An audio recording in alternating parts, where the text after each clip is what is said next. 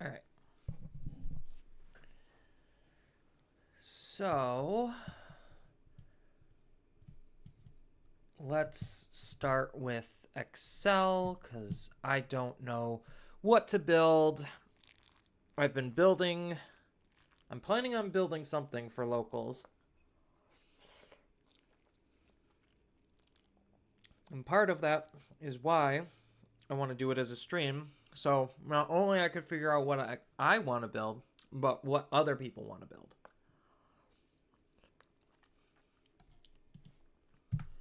So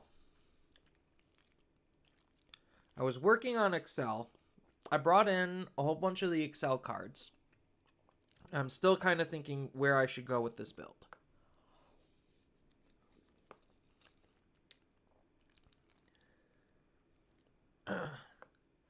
Sorry, I'm also eating dinner. I want to eat dinner, build this so that way I can actually put it together in paper tonight for locals. So this isn't necessarily going to be the longest stream. Um, hey Posa, uh, Bispo. I'll just label it for Bispo. Feeling calmer today? Yeah.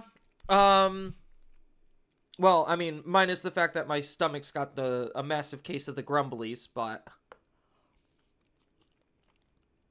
I'm fixing that right now. But yeah. So I'm currently working on. This was my first pick, Excel. I don't know if it's going to be the best for regulation battle, but it like at least is playable to a decent degree. So this is currently where I was at with Excel. So I gotta figure out like what I want for locals and if this is even good enough. So I figured I would bring it to stream and build maybe a couple of decks and see which one I kind of vibe with in a sense. So that's where we currently are. Oh man. So I know I need a tamer.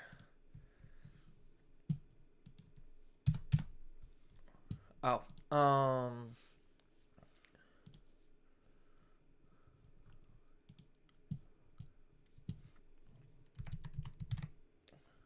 There we go. So I know there's Battle NPC. Battle NPC just seems like it's probably going to be the go-to tamer for a lot of decks. Cause like, what does the actual tamer pool look like? Here we go. So this is the actual common and uncommon tamer pool, and I don't necessarily think Excel has anything that really benefits it. Um, I think my regulation battle is before BT21, so we can't necessarily use the adventure stuff, even though I think the adventure stuff looks really good for regulation battle. Actually, hold on. Let me bring up the Digimon website real quick and see when does this event actually take place. I know I made a video on it, but I just want to see when this is supposed to take place. April 1st through May. Okay, so there's going to be a couple of events where it's not going to be BT21, and then there's going to be a couple events that are BT21. So, unfortunately for me, my event is not going to be BT21. Mine's going to be BT20. So, I guess I just have to build and prepare for that.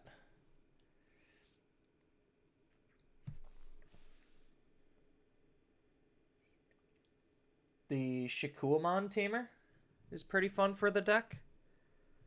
Um, which one's the Shikuamon Tamer?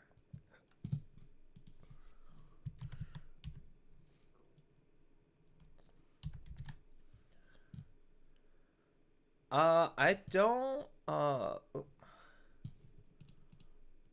Oh, yeah, we can't use that because this is regulation battle. So we're just limited to commons and uncommons only. So it's basically like the Digipopper event. So ordinarily for a real Excel build, I probably would consider using the Duo Tamer, the DNA Duo Tamer. And the only DNA that I think the deck has is Metal Edamon. And I don't even know if he's that needed. Like, he's good. Just because his abilities can be really disruptive. And if I get 2 level 5s, I could use them. The only issue is I don't think there's any good end of turn DNAs that I have access to. Like, I have a couple of green ones, and I could swap my egg to yellow, but I think I'm making my deck worse overall if I do that. Because, if I go just DNA, I do get access to stuff like Wormmon, where it has the end of turn DNA in green, and then if I swap to yellow eggs, I do have Salamon for end of turn DNA as well. It's just, unfortunately, the byproduct of doing that is making everything else less efficient just to make this card a little bit better. So I think I kind of just live in a world where I just don't end of turn DNA. I don't think I have access to that anywhere else. Because technically these are supposed to do the end of turn DNA, but obviously it's for Chaos and I can't run Chaos. If I did have BT21, I would consider running Griffamon. I think this card's a really fantastic card because it's still in the colors in which I'm able to DNA with my level 5s. So you do have good DNAs that you have access to.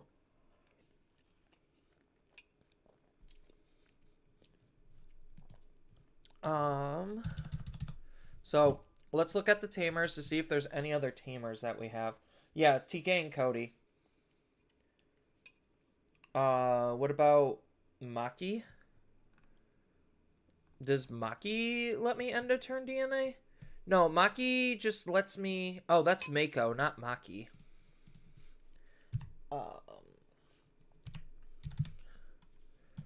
Does Maki let me end of turn DNA? When I Digivolve into a 2-color Digimon that involves black. So Maki only works with half my deck. And I'm not running Tapermon either. So, like, I think she's okay. She's not my favorite card in the world.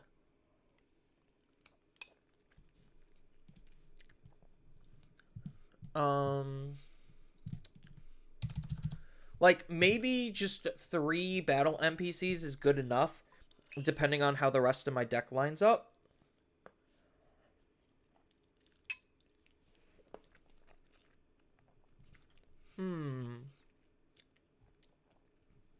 Because there was... I would consider this, but I'm only grabbing the yellow Digimon. And then I wouldn't get access to the all turns effect. There's Spencer. When one of my yellow Digimon becomes suspended, all of my opponent's Digimon gets minus... Yeah, when one of your yellow Digimon becomes suspended, all of your opponent's Digimon gets minus 1000 DP until the end of your opponent's turn. That seems pretty good, if I'm reading this correctly. And then he just could also become a blocker.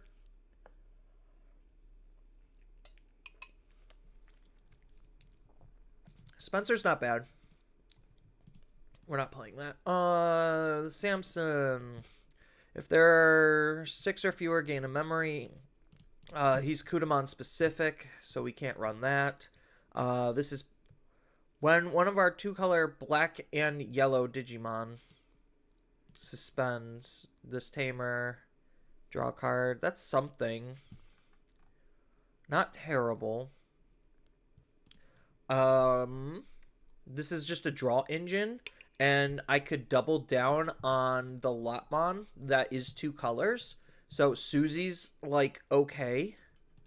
What is this for? This is Cherubi and Beastkin. Oops.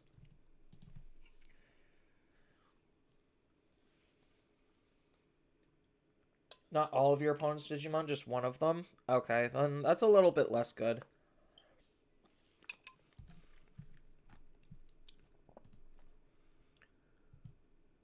Yeah, one of the opponent's Digimon. Okay.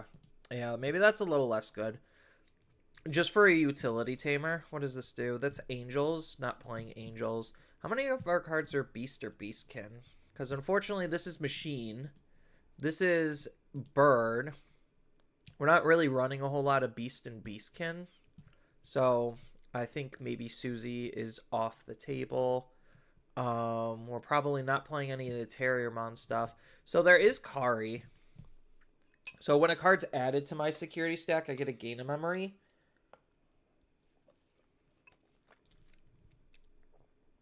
I don't think that's bad. I just don't think it's better than Battle NPC. Because, like, so Kari kind of becomes a little bit cute with the Leomon that searches for my security. And, like, the direction that I decided to take the deck is I'm going to be using Leol and Liamon. So that way Leol can hit the Loader Leo, the Liaya, and the Bancho. So I think those... Is it in text or in name? In name. Yeah, so it doesn't hit this. But it does hit this, this, and this.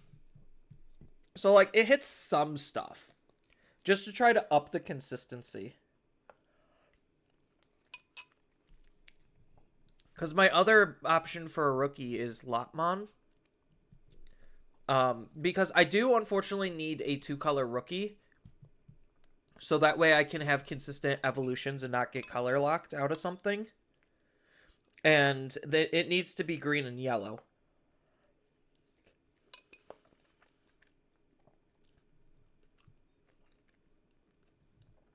I could get away probably with running a mono yellow card here.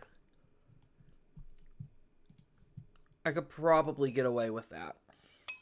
Just because if everything's evolving off of yellow, my transition points on all of my others also share yellow, and both of these evolve off of yellow. So that lets me potentially use yellow level 4s. I don't really think there's going to be any other tamers that's like super worthwhile me running for this deck outside of like Battle NPC. Because what does Willis do? Willis is Terrier Lop support. Yeah, there's not really many great options. There's Owen. Like, I could run Owen.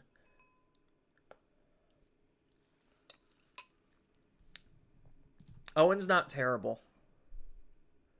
So it's like between Battle NPC and Owen. What about Jerry? Jerry doesn't work. Yeah, so this Jerry doesn't work because my cards aren't Leomons. They are Leomon in name. And she's specifically looking for just Leomons. So that's the only unfortunate thing about Jerry, is she just doesn't work.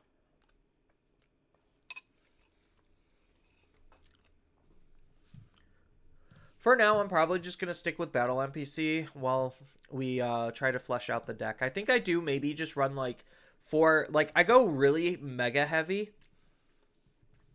And I run like 4 Banchos, 3 Varaduru, because I'm going to be hard playing. Like, the idea is I'm going to want to Evo into these, and then this is what I'm going to be hard playing. I mean, I do have the flexibility on swapping it around and hard playing this over this, but I think, like, this card's the one I want to hard play more often.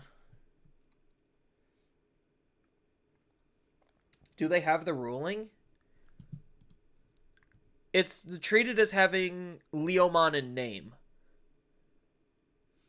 Yeah, so, like, the ruling for Leomon is, it's counted, so it's like, imagine its name is Laia Leomon. That's essentially what this card is saying. So it's not actually a Leomon. And Jerry only works with specifically Leomon. Play one Leomon. And then this, unfortunately, doesn't even have that rule text, which I think is a big miss, because this would have been absolutely massive if it had the Leomon in name text. Because this already has the Leomon here, so it's fine.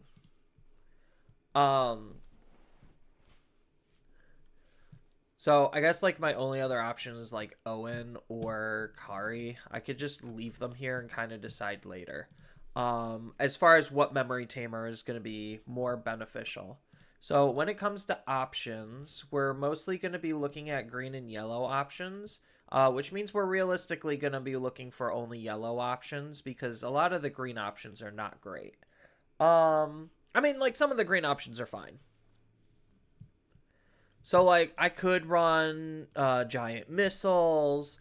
I could run Heaven's Judgment. I think Heaven's Judgment's a little bit more beneficial for this deck because everything is pretty much 2 colors. So that means I get 3 activations on Heaven's Judgment.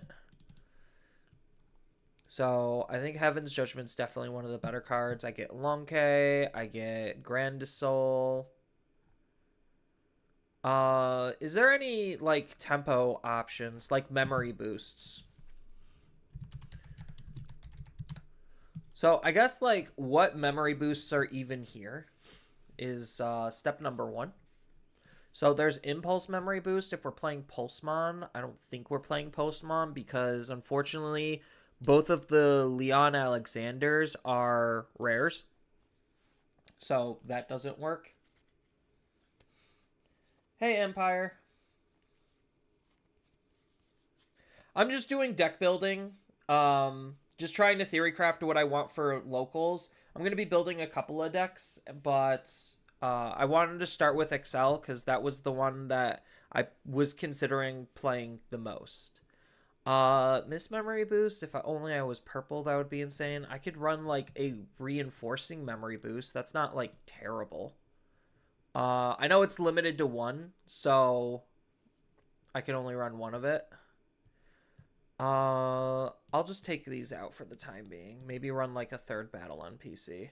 So there's more of an argument for Kari. So if I go down on the Lotmons, I could go up on the Leols just to try to help search a little bit better. But I think like consistency is going to be like a really big factor. And my egg doesn't draw me cards. So I need a way to draw cards. So I need a way to draw cards in yellow and green. Ooh, Digivolution plugin. That's not terrible. But unfortunately, a lot of my cards have a 4-cost Evo. And I do have the 3-cost special Evo, but I don't think that's gonna... I mean, it could help with my level...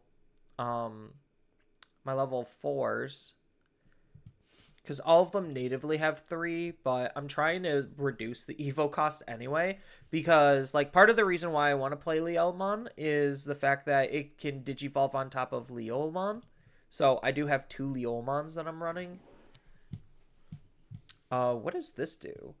That plays puppets. So I get to draw a card, then play a puppet. There's no way I'm running Heaven's Javelin, or Eden's Javelin. This isn't terrible. Blade of the True, like, most of the time it's a draw 2 for 2, which isn't awful. What other draw options are there? See, what we really need is something like this. Yeah, there's not really a lot of draw options. Like, draw options, memory options, those are all going to be, like, super important.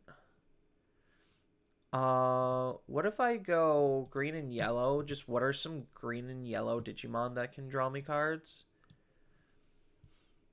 Or, maybe Tamers. Green, yellow, Tamer, draw. So there's Susie. So maybe I could consider playing Susie just for the draw, but I'm not going to be drawing until like mid to late game anyway, so maybe that actually is not good.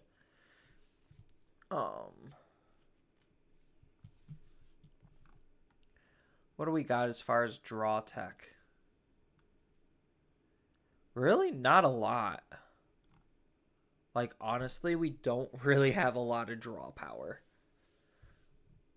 So maybe I do just have to run like Blade of the True just to try to draw cards. Because, I mean, I could run this Pinamon to try to draw more cards, but by the, like, the logical fallacy of by the time I'm using this Pinamon to draw me cards, because I do have, like, Varodurumon and I do have Chromon to trigger it pretty consistently. I already have the card, like, I already have a good portion of the cards that I need and I'm looking for to use the effect. So it's kind of like a moot point if I were to, like, swap Pinamons. And I would rather just play my Digimon out for cheaper. Like, honestly, this is probably still just one of the better cards. You get to add one Digimon card into your hand. So, like, maybe I do have to play, like, 2 Digivolution plug-in S's.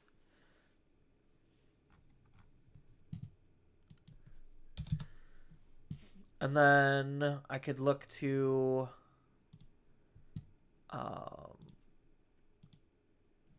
EX5 for maybe like another Leomon or something with Fortitude.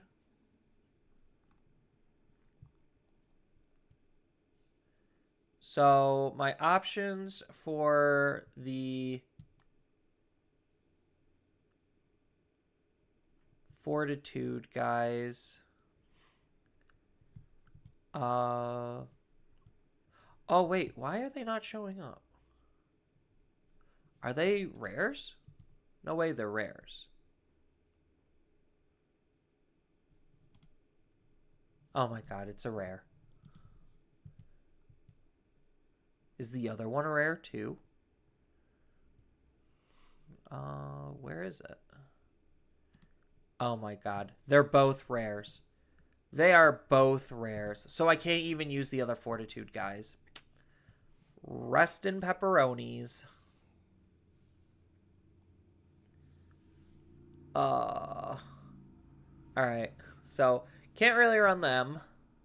So, I think there's no... The only other level 5, which I'm not playing any aces, is Edamon. Because it needs to be a yellow. So, like, maybe a yellow level 5.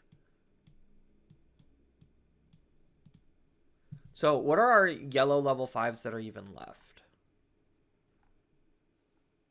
We got some okay options, I think. That's even if I want a yellow level 5. Because I don't need one. Because there's Intelamon, where it has Alliance, and then if I have 3 or more at the end of the attack, I get a recover, and then if I have another suspended Digimon play, one of the opponent's Digimon gets... But this relies on me having multiple bodies, which, I guess it's not terrible. Like, the only sucky part is... Actually, I could still get the Digivolution cost. So, like, maybe a Tech 1 of Intelamon's not terrible. Because I still can Evo for 3, because it's a 2-color with green. Oh, but this is... So, yeah, it only works with Diatri and Leomon. It doesn't work with the BT20 Leomon. Is Myotismon... Oh, is Mistymon uncommon? Maybe. Mist. So we have 2 uncommon Mists. So there is the BT18 Mist, which isn't terrible, because when a security stack is removed, I get to unsuspend this Digimon. It's my security stack, so I have to keep that in mind. I don't really have blocker.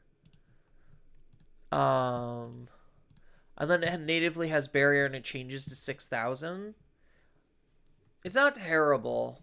Not my favorite card, but not terrible. There's this one that just has double barrier. Again, not super great, but it does have Leomon in its name.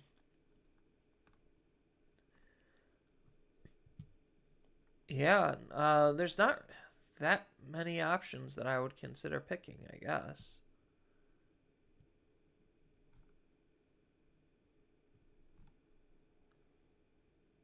Because do I even need the barrier? That's the real question.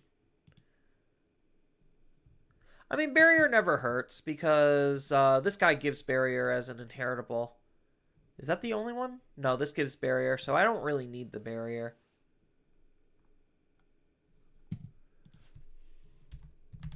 Leo?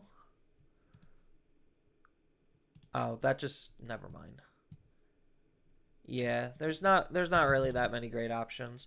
I mean, I could always cut a like I could always go down a metal Edamon if I really don't feel like he's gonna be super useful.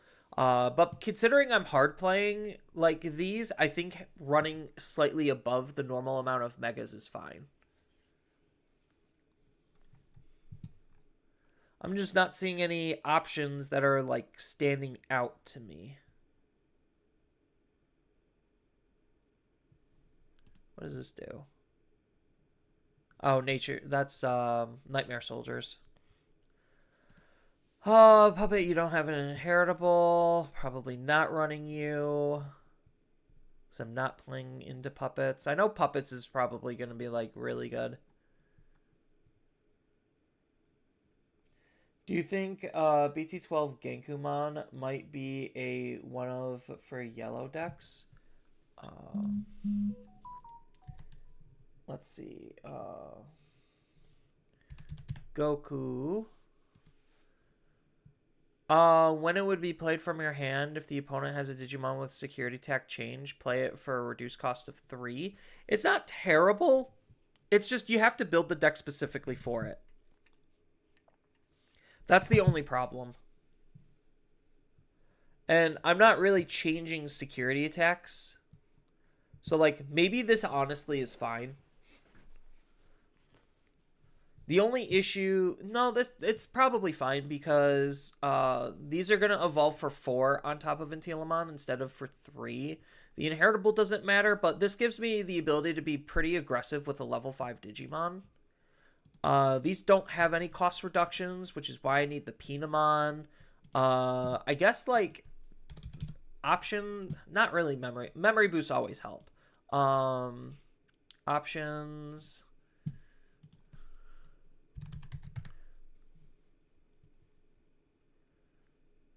So I could run Tropical Venom. Yeah, we're totally going to be running Tropical Venom. Poison Ivy. That could help gain some memory. I'm just trying to like shore up memory weaknesses. Suspend one of the opponent's Digimon, but that's for 3. That's not what I want. Grandassault could make itself cheaper. Yeah, there's like no good options for me to gain memory. I mean, I could run a one of Blinding Ray. Oh wait, no, I can't. Blinding Rays are rare. Oops. Can't even run Blinding Ray. Alright. We're gonna scratch that idea. No, I think like this is probably okay.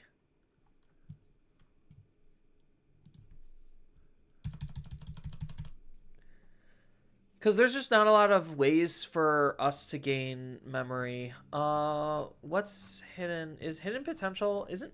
Yeah, I could run like maybe a one of hidden potential. But again, I need to have an extra body out. And that's most likely not going to be happening. So there is, like, if I'm running Intilamon, then there is an argument to run Kari. But the Alliance is still pretty nice. I'm not going to lie. The Alliance seems really good. What other Alliance cards do we have?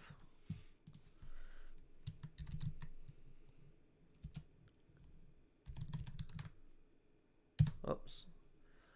Not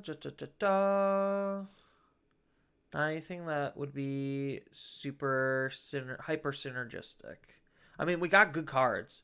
Like, I do think, like, a Terry Lop Alliance deck is going to be really good. But the whole point is not to necessarily build off of some of the decks that Japan used and try to see what some of the newer stuff I can do. I know Ghosts is a really good build, but it's also really boring because it builds itself for the most part. So I think for Excel, this is probably the best it's gonna get. At least like with borderline no testing. So for a theory craft, this is probably a pretty okay testing like test build. Blade of the True could very easily just be literally something else. Maybe I am better off running Digivolution plugin, so that way I can make these cost 2 consistently in case I'm ever off. But the fact that I have like I have like 2 searchers, one pseudo searcher, one normal searcher is pretty nice. Maybe I don't need the Antila, and that could just be something else. Because Antila will only... So maybe I do just cut an Antila and just run like maybe another removal option. I think that's probably fine. Or like run an additional battle NPC or an Owen or just literally something else.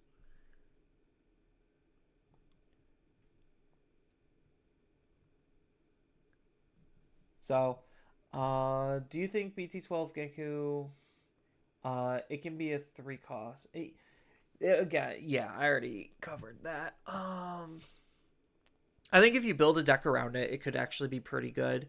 Considering you do have a DNA that you could use it with. So, like, maybe a yellow DNA deck might be fun. Or... So, like...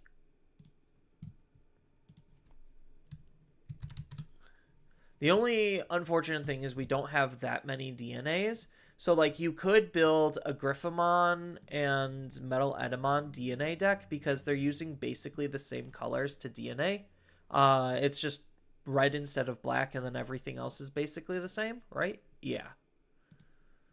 So, like, you could build a yellow DNA deck that uses Genkumon and tries to apply Security Tech minus. I think that could be pretty spicy. Machine Cyborgs, Raidenmon. Yeah, that's like here. So if anyone's actually curious, the regulation battle is from April 1st to May 31st. Commons and uncommons only. And then CG guide. There we go. Winning recipes. So when Japan had this event, they were doing BT18 format.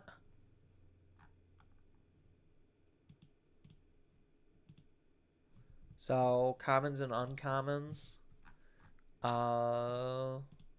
Image.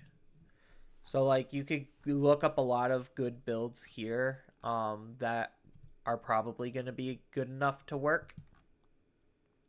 So Excel is not going to be on here just because of the fact that Japan didn't have Excel. But as far as like for ghosts, you're probably just going to be using Skull Mammothmon. Like you're going to be using Reapermon or not Reapermon, the Metal Reapermon. The level 6.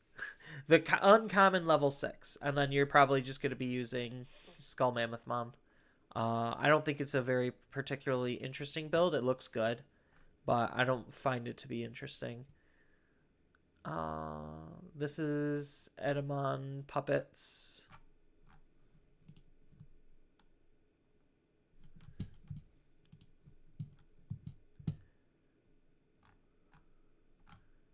This is kind of spicy.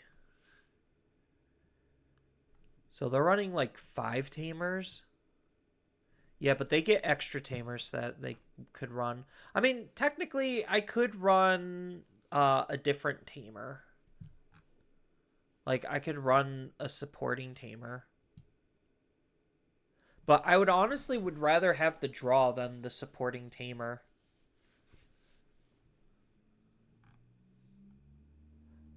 Does green have any card draw? Now that I think about it. Green options. Is it literally just that? Okay. So not a whole lot of card draw ability. No, I think for Excel this is probably fine. Is it going to be hyper optimal? No, but it looks fine. So let's go ahead and export this so I can save this. This is yellow. And download. Alright. So if anyone's in my Discord, I'm probably just going to be throwing them up on my Discord. Under Digimon Decks.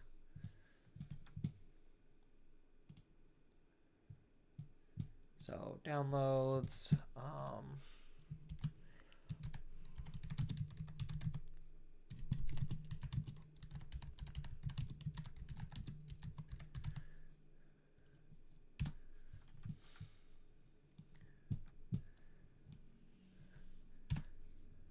All right. So we got this deck. Is there a clear deck button? Create new deck. Yes. All right. So we can move on to another deck. So let's look at what came out in BT19 and BT20. BT19, BT20.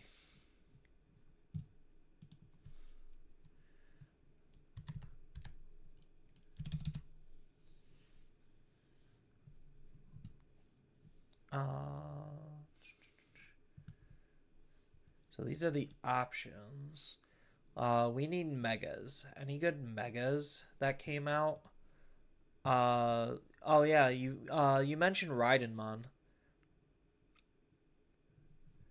And we do have another Raidenmon. I kind of still just want to try to make blue work in some way. Cause like I think blue's incredibly spicy. Yeah, it's no, it was Reapermon. I was right. Then who else was I thinking of? Whatever. Yeah, so as far as new boss monsters, we get Zhang Pen. What does Zhang Pen actually do? I don't even know. Unsuspend one of your Digimon, then place one of your other Digimon with aquatic or sea animal in its traits as the bottom Digivolution source and gain 3 memory. That's not terrible. The only problem is we don't have the Honkuns to spit out. Do we... Hold on. Do we have Metal Seadramon? No, we have Invisimon. But we don't have Metal Seadramon. The old Raidenmons are rare. Wild. That card does not feel like a rare.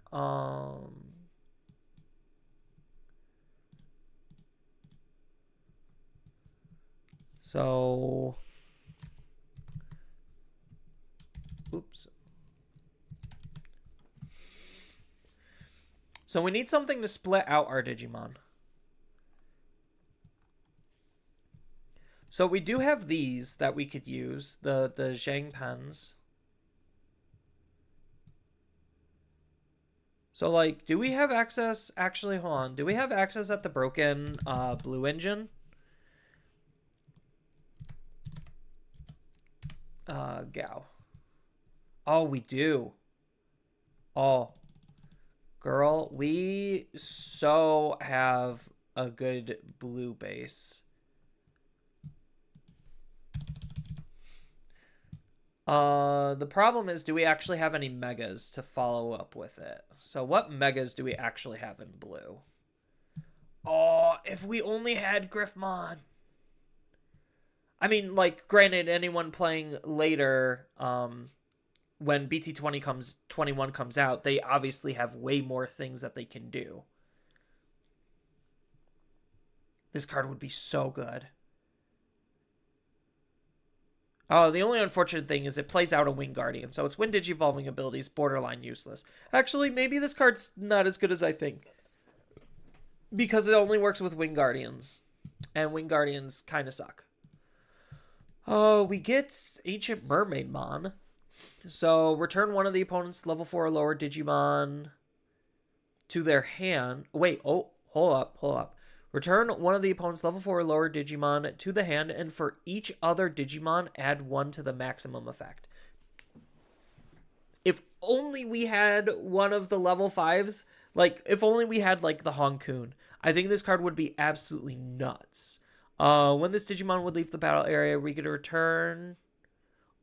we get a return to the hand or play a level 4 or lower blue Digimon from its Digivolution sources. This card's, like, kind of good.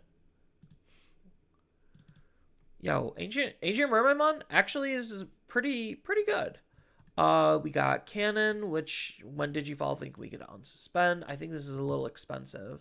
When this Digimon deletes an opponent's Digimon, unsuspend, so it's just a good blocker. Regulus, we get a trash. When attacking, if your opponent has a Digimon with no Digivolution sources in play, we get to play a level 3. And a level 4 from this Digimon's Digivolution source. I wish this was on a level 5. And on a when Digivolving. Blocker that can spit out Digimon. We got okay options. I think, like, Zhang Pen's just a hyper-aggressive card. It does force us to build into aquatics and, what, sea animals? Yeah, what sea animals are there?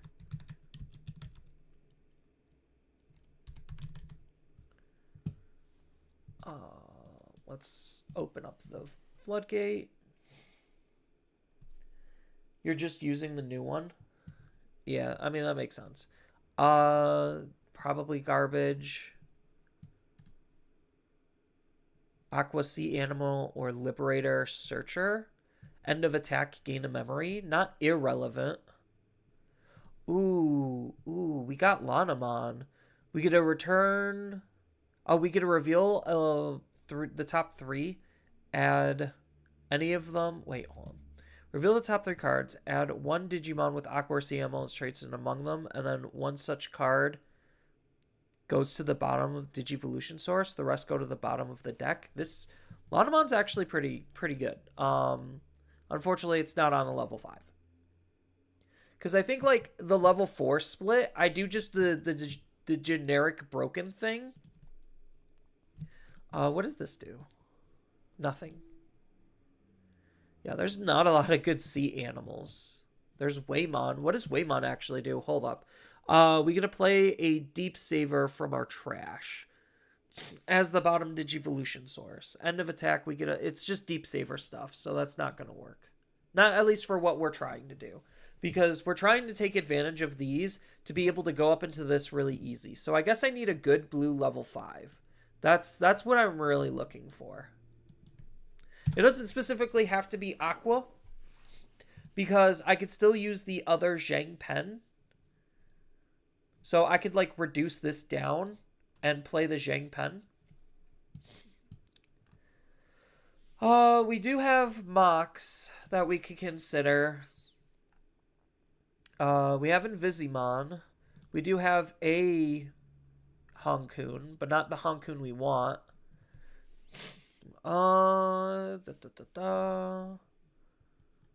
Garurumon's just draw. Zudo would be good. If only we could use it. What else do we have? Level 5 wise. We have mermaids. So we do this. Oh, do we have, I guess, hold on. We should probably look at some of the options.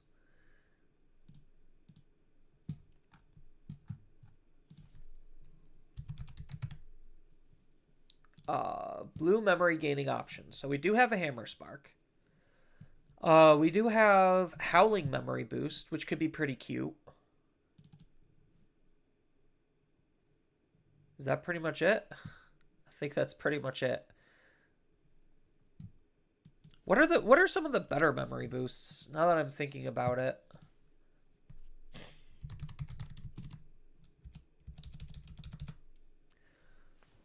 Like, what are some of the better tempo cards? X Antibodies and Uncommon. Wild. Yeah, this is what makes Adventures kind of cracked for this event. Because they get Believe in Our Friendship and then they have the other one.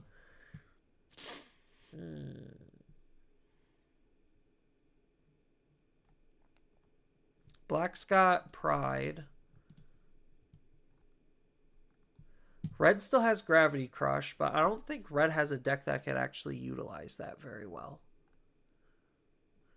Purple's got Mist, which is insane, the fact that Purple has Mist.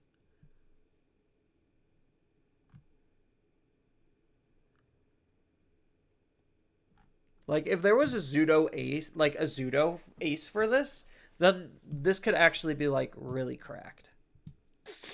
So, alright, let's stop worrying about the memory.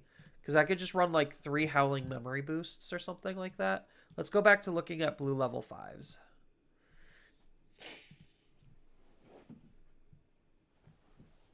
Oh, give me a second.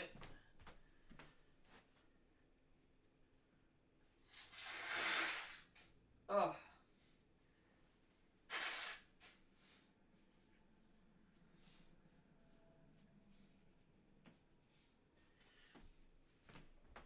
Oh, now I can breathe. Are there any uncommon level 7s? I don't think there are. No. Okay. That's what I figured.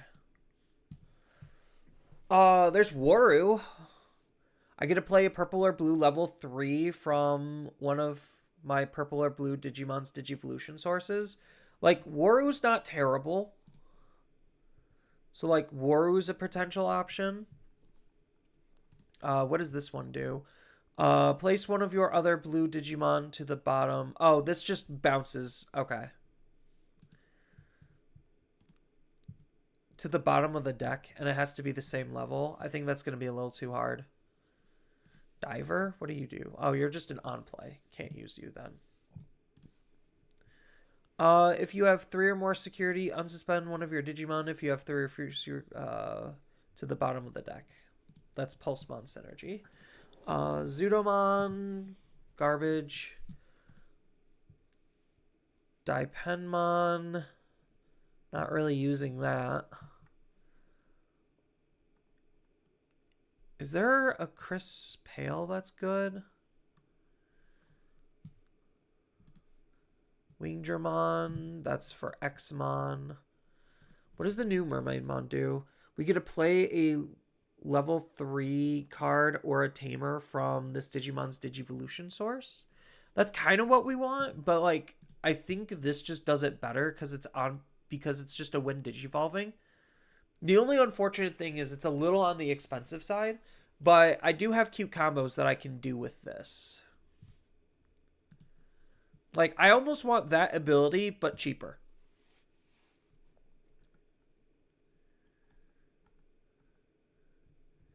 Yeah, like, I almost need it like, the Beowulfmon would be kind of insane if I was able to use it. Here's Chris Pale from BT5. When Digivolving trash the opponent's bottom Digivolution source and then gain security attack. It's not terrible because just trying to use these. When Digivolving, one of your Digimon unsuspends. So I could reasonably use what's her face, the Mermaidmon. Split out a Digimon, go into this Digimon, unsuspend, and then throw the Digimon I just played underneath the Zhang Pen, and then unsuspend. And then gain 3 memory. And then hit for 2 more. Not terrible. These are all options.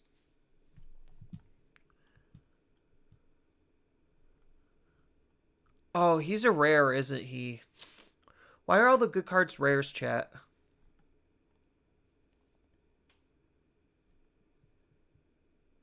I'm just looking at what my options are. There's not that many good ones. No. know.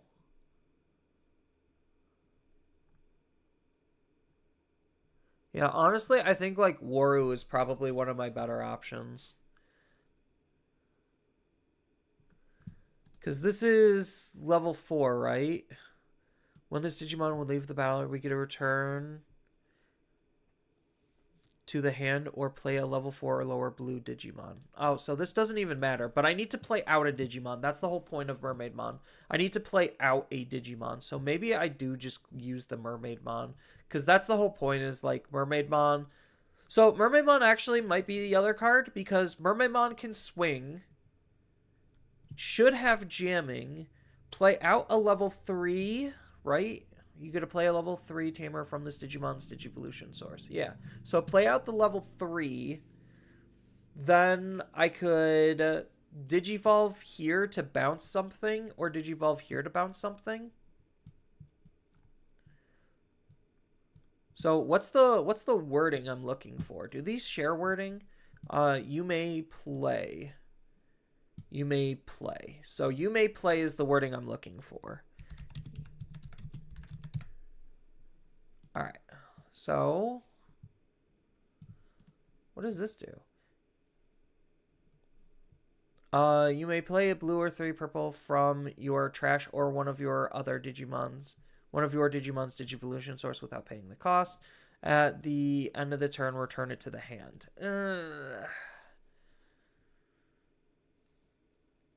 When an effect plays one of your Digimon, return one of the opponent's level 3 to the hand. It's not terrible. It's just, I think Mermaidmon might be a tiny bit better. It does have an inheritable. Because I do plan on eating it up. During the opponent's turn, when they attack, we get to play a level 4 or lower Digimon from our Digivolution source. Yeah, there's not really... That's 4 sovereigns. 4 sovereigns, so that's not going to work.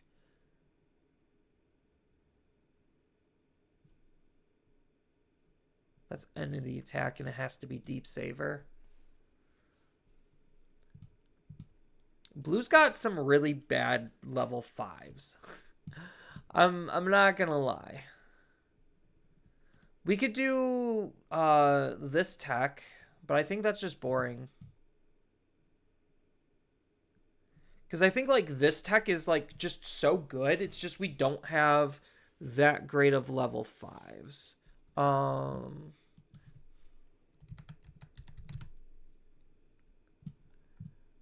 So let's look at the level 5s again. That return cards to hand. What does this card actually do? For one of your opponent's Digimon, trash any one Digivolution source for every 2-color tamer that we have. Then we get to return 1. See, this is what we need. Like, honestly, this would be what we really need. When one of your other plays or Digivolves its adventure trait, then it gains Alliance. And then it just natively has Alliance.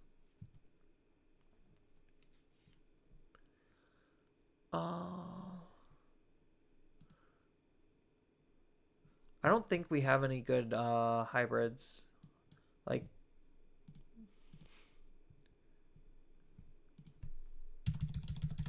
do we have any hybrids with inheritables outside of purple? Now that I think about it, we really don't. Maybe there's a world where purple hybrids can work. But we didn't get any new purple level 6s that are really good. What did we actually get in BT20? Or BT21?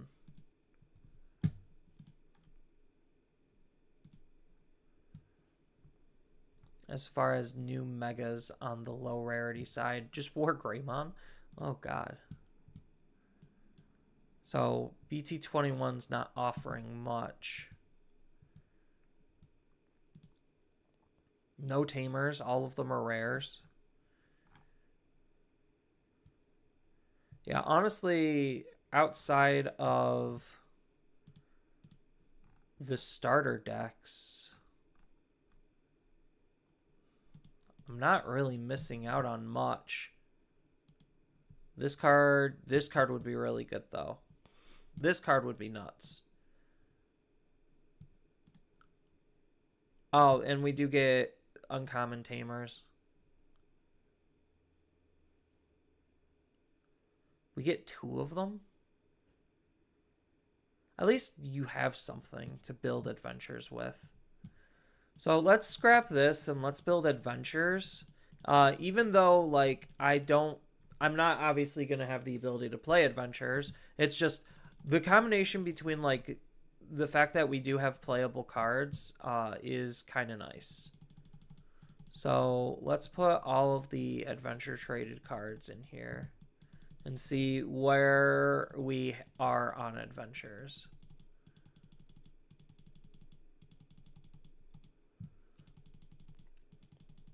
Yeah, it's mostly the fact that, like, adventures gets 2 consistency cards. That's going to give them, like, a huge boost. Because I think the only, like, new thing in BT21 that's going to be, like, super playable is adventures.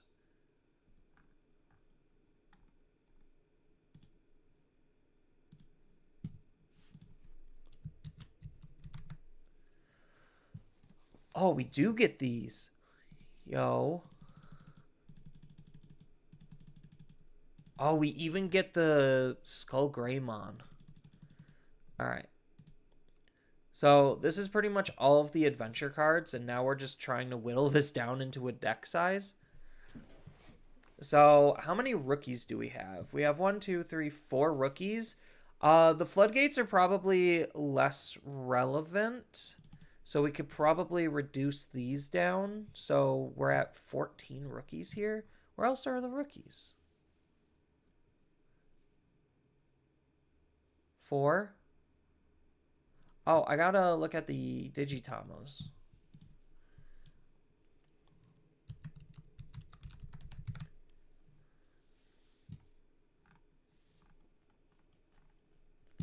Yeah, I forgot this Digitama. There we go.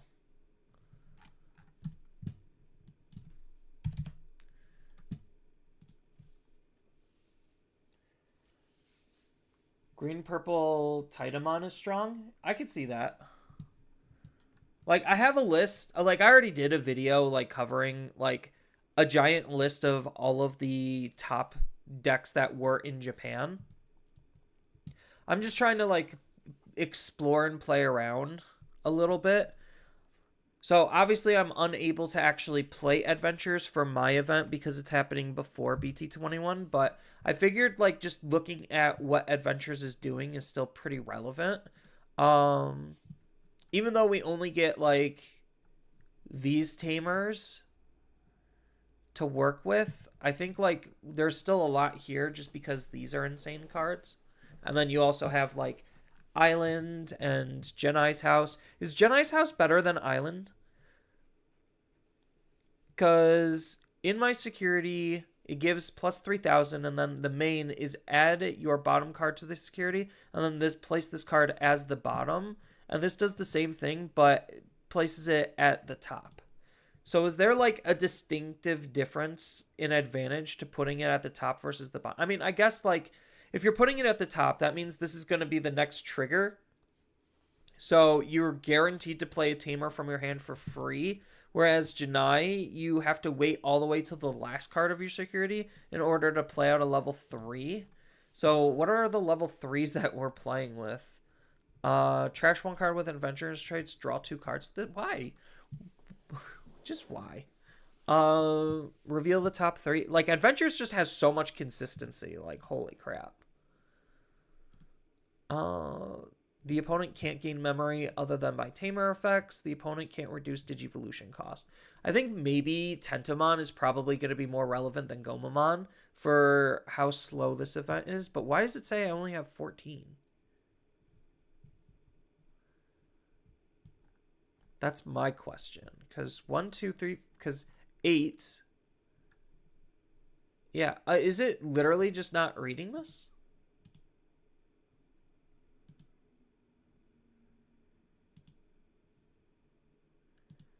Oh, it's reading it as a blue card. Weird. This tracker is not being reliable right now. Let's hide it.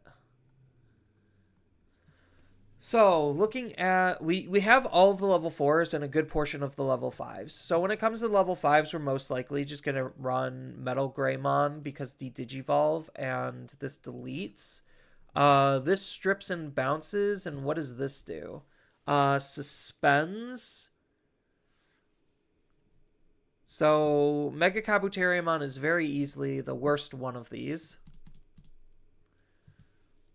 Very easily the worst. We could probably go like 2 and 2 just to diversify a little bit, because we're probably going to use one. Ideally, we're going to have one Genai's house and one island. This is still just insane. This allows us to just spam a level 5 out for free. What does this do? Digivolves on a Greymon or Adventure for 3. Then gains Russian Retail, and when it dies, we get to play out a level 4 from our trash for free. That's really good.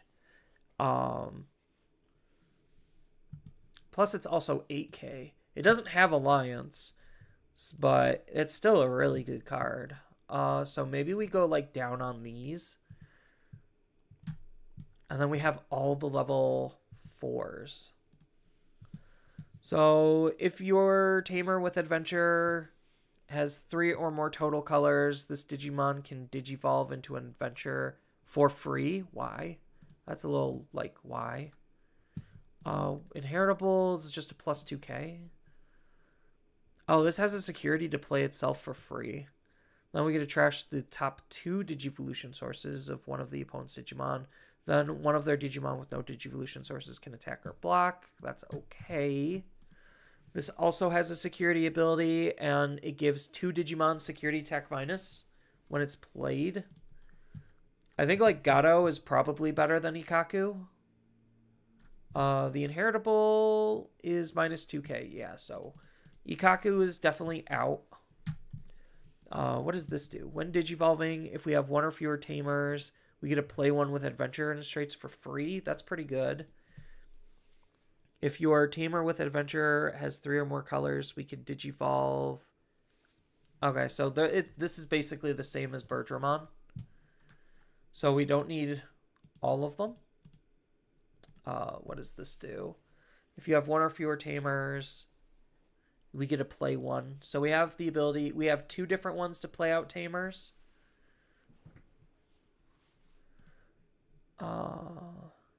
If you have a tie or Tamer with Adventure, give... Oh, this just goads, and it has Reboot.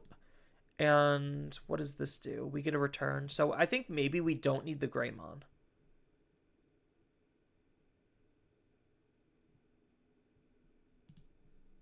The goading isn't terrible, but we don't have any aces. So I think out of these, we don't play the Greymon.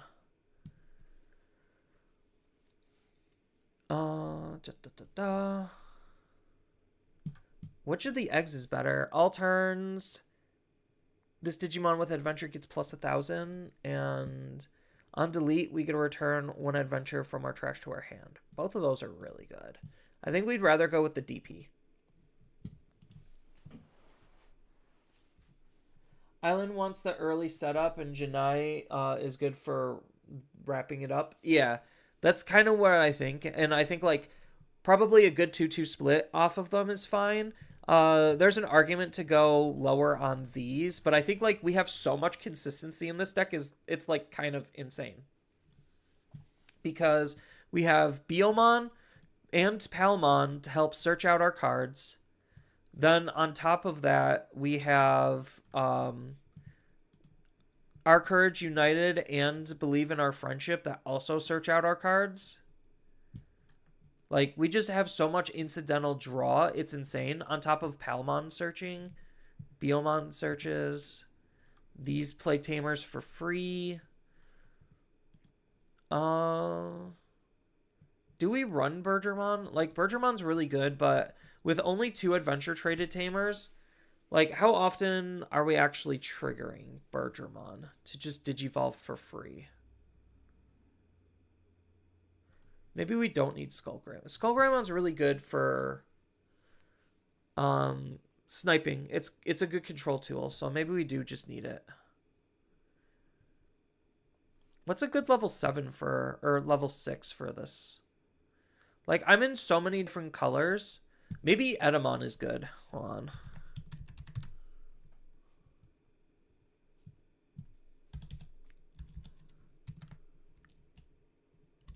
Like, I think maybe one of the DNAs would be really good. So this works with blue and green colors we're not playing with. The Edamon. Edamon works with blue and yellow, green and black. We have the black. We have a blue. I think it's a little too specific, though.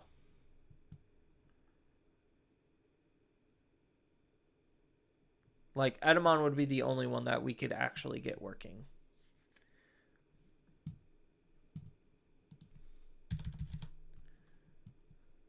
So I think, like, the deck would probably need some removal, and it still needs more refinement. Like, just toning ratios down. Oh, what does this do? When any of your Digimon would suspend... Wait, hold on. While we have an adventure trait on our field at the start of our main phase, gain a memory. When any of our Digimon with adventure and trait would be played from our hand, we could suspend this tamer to reduce the cost by 1. So she makes things cheaper, and this does the same thing. Which, I mean, the consistency, the colors, it's kind of just needed.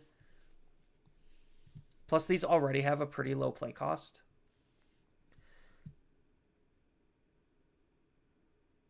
So maybe we do keep the Birdramon. Maybe we do only one set of Tamer Setters.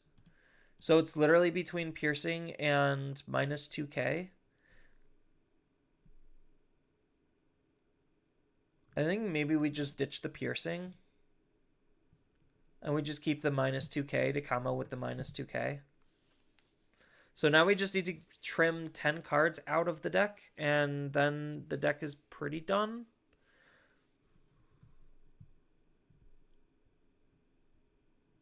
So what are the 10 cards? Like, maybe I could just ditch one of these and one of these. Then we're at 8 cards that we need to get rid of. We're still running a lot of level 4s, so probably something on the level 4s. So we're running 4, 8, 16 level 4s. So that's still a lot.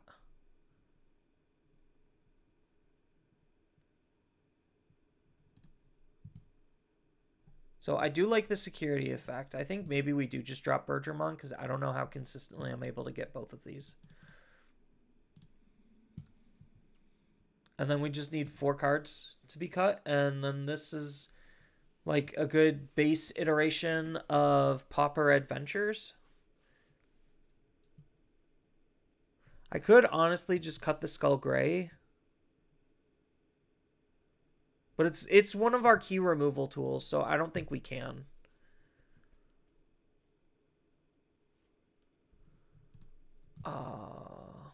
This sets up our level 5s. This gains us memory, but this is the better search tool. Yeah, we're at the part where it's just really hard to want to cut anything.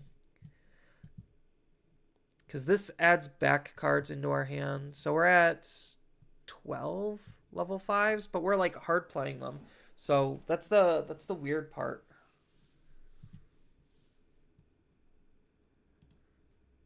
Maybe I only run 2 Gatos. And then cut something else out. Maybe Janai's. Well, Janai's really good because it's at the bottom.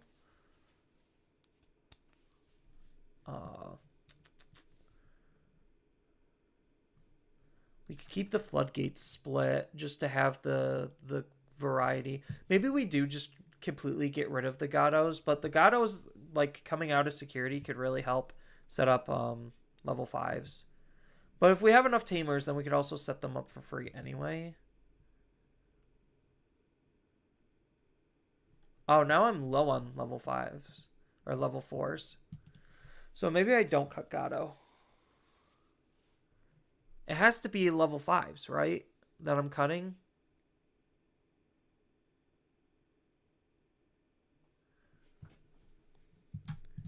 Either that or... Yeah, it has to be level 5s. Because ratio-wise, I'm really good on level 4s, and so I could still reasonably cut 2 Gatos, run 10 level 4s, because I have, like, Garurumon to be able to recycle stuff. So I could cut the Gato, and then I have to cut 2 more cards. Is it the Zudo? Honestly, is it the Zudo? For each of your opponent's Digimon, trash any one Digivolution source. I think maybe it is the Zudo. I think like these just do way more. So, boom. A base iteration of Pauper Adventures is done.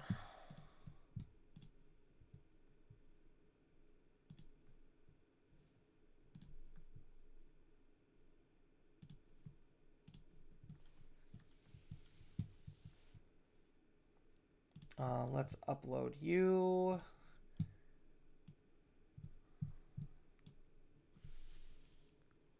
Oh, oops.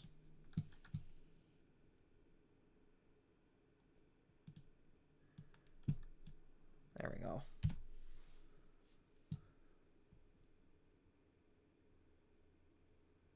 Oh.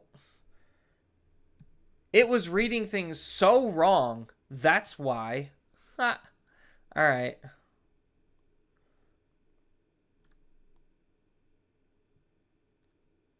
Well, I mean, it's always video archived, so um that's a little embarrassing.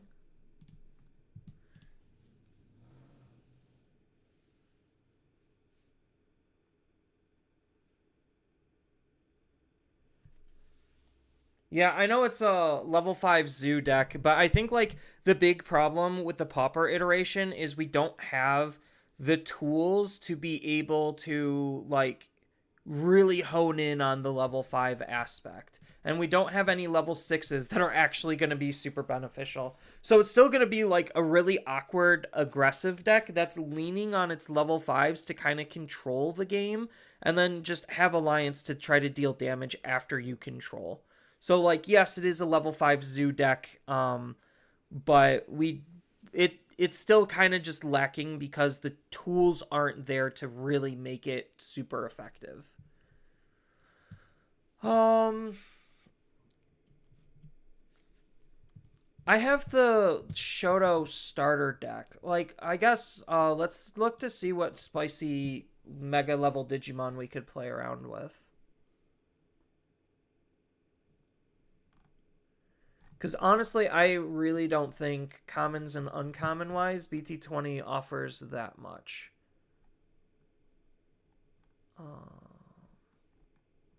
Because let's double look. So it's mostly just like app stuff, but I think because we don't have good apps like to finish things off because it's all on the higher rarity side, we just can't play apps. I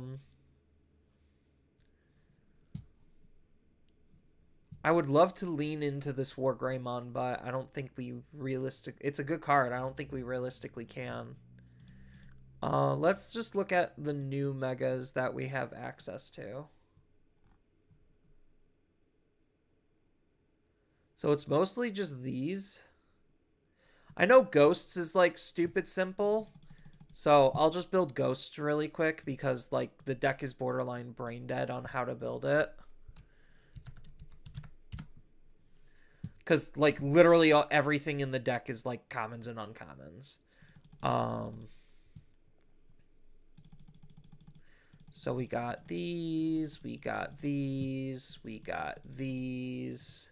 I think the only thing we actually lose is like one Violet. So maybe we don't go super hard on the Violet. We probably just run 3 so we could see 1 per game. Probably just play 2 Legions. It's probably fine.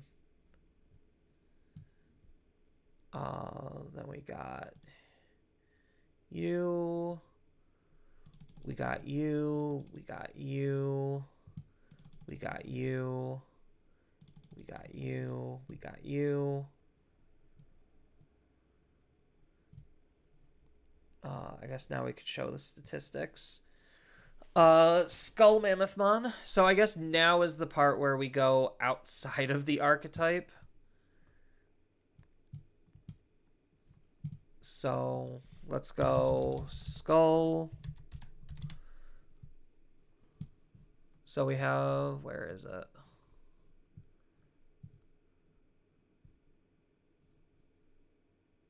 There we go. So we have this card. When one of our effects trashes a card from our hand, we get to play a level 4 or lower purple Digimon from our trash. So the cool thing is we have Violet to trash cards from our hand to trigger it. So between these two, like, Ghosts is looking pretty good. And then a lot of our Ghosts also happen to have, like, this has an on-play effect to give us retail. Or we just discard something just to get it out for free. This could easily be like Tsukaimon. Doesn't really matter. Oh, and then we have Mist Memory Boost. Probably would play at least 2 Mist Memory Boosts. At least 2. Probably more. Just because filling up our trash is still never a bad thing. And it's still card draw and consistency. So we would probably play like 3 to 4. Then what other tamers do we have? So we already have a memory setter, so we need like a different utility tamer. Honestly, Alice isn't terrible. Because we have so many ways to just spawn out our Digimon, Alice is kind of like acting similarly to, what's its face? The other Violet. Probably not this.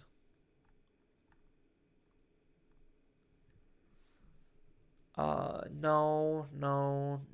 Maybe like 2 Alices wouldn't be terrible.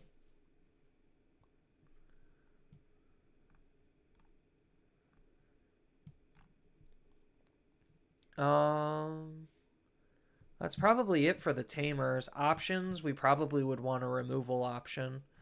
Oh, we have Fly Bullet. And we have a Calling. Oh, purple is so goated. Purple options. Yeah, we even have like Deathclaw, Megiddo Flame, just to try to remove things. Pandemonium Flame. We don't really have the damage output. What does this Violet even do? By trashing 1 option card or a card with Ghost or 3 Musketeers. So we want to go a little bit. I mean, she basically allows us to trash any card in our deck. Who are we kidding? We're not playing Impmons. We could honestly do like a Pummel Whack just as a discard fodder card for Violet. Like, we probably don't even need the Alice. So when one of our Digimon would Digivolve into a level 5, we had to delete it to reduce the... I mean, it's not bad. It's probably the card we need the least. Delete a level 3, a level 4, and a level 5.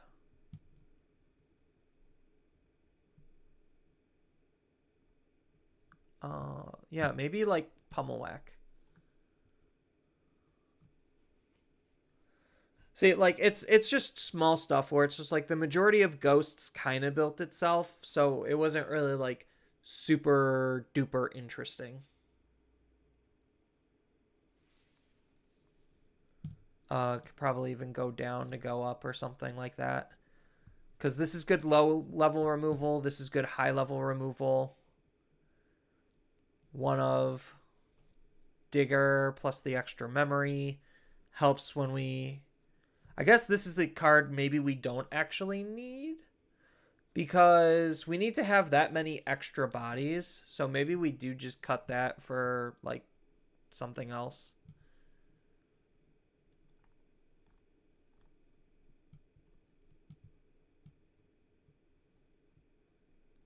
Probably, like, maybe a 1 of Jackraid. I don't necessarily think we need that. Maybe just more removal, to be honest. Or Demonic Disaster? No. Oh, what does this card do? When we discard. So maybe we do just cap out on the violets then. I think maybe we cap out on the violets because we need the discard. Because I don't think any other tamer is letting us discard. Oh, Karada. Draw one, discard one. Is that burning through our deck too fast? Probably not. Maybe Karada is just the better answer than the other one, just for some cycling.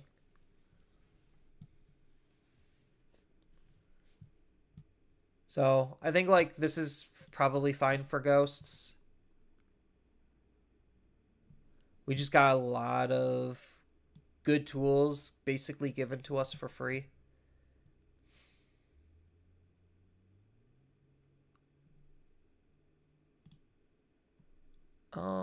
Yeah.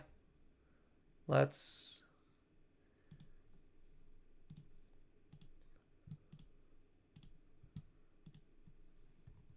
save you to the Discord so I know what I'm doing.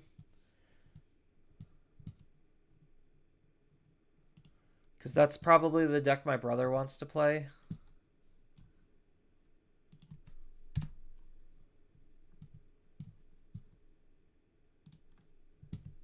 It's a really good deck.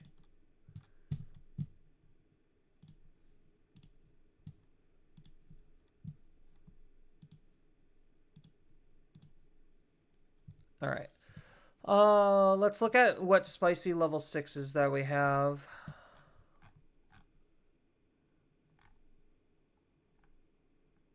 Like, I know there's trains and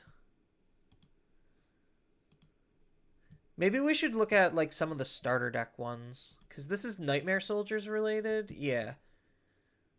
I don't think there's enough Nightmare Soldiers cards, to be honest. Let's NSO. I mean, there's stuff. I don't think it's going to be a good deck, but there's stuff. Because we have 2 level 4s, 2 level 5s. Our level... Oh, God. We need... Oh, wait, hold on. We could use the DNA for this. Like, because we could DNA yellow and red. Oh, but it's just... I don't think it's good enough, though.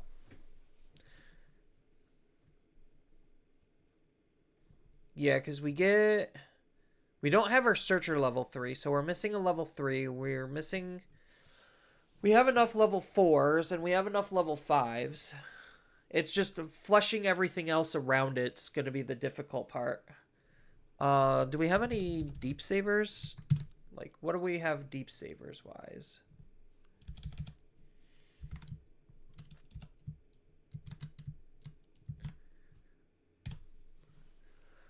Deep Savers, we have 2 level 3s, 2 level 4s, or 3 level 4s. It's just the same stuff. We have a Mega, but it's arguably way worse than the Nightmare Soldiers Mega.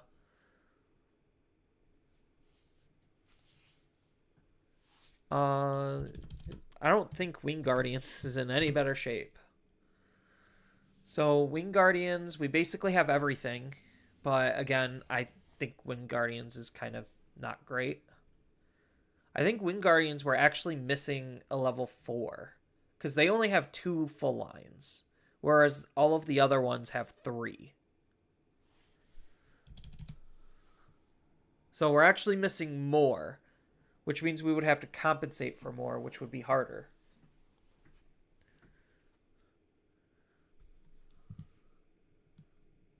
So when it comes to level 6s, we need a level 6 that can digivolve off of yellow and red in order for it to fit into Nightmare Soldiers. That's pretty difficult. Yellow and red.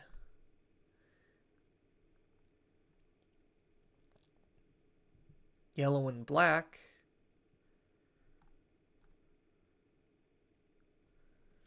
Yellow and red. Yellow and... I know there's yellow and purple.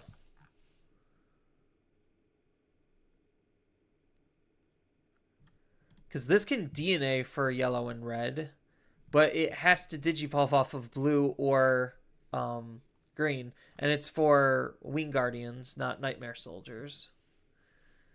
Yeah, that's not going to work. Yellow and red. Yellow and red. I mean, we could just strictly run the one Digimon. This just lets us play a level 5 from... Oh, with a play cost of 5 or less from our hand or trash. Maybe that is just way worse than I thought. Maybe we should just go back to the Zhang Pen idea. Like, I think this card's still kind of fun. There's also Raidenmon we can mess around with. I don't necessarily know if it's that great. We do have all of his pieces. What set was Raidenmon came out of? BT20? So what does this card actually do? We get to delete one of the opponent's Digimon with a play cost 7 or less when we Digivolve or play him. His Digicross is -6, so he's a Mega that we could hard play for 6 with the full Digicross. When this Digimon would leave the battle area, we may play a 11 cost Cyborg or Machine from its Digivolution sources. Maybe that is good enough. Because Machines has like a metric butt ton of support.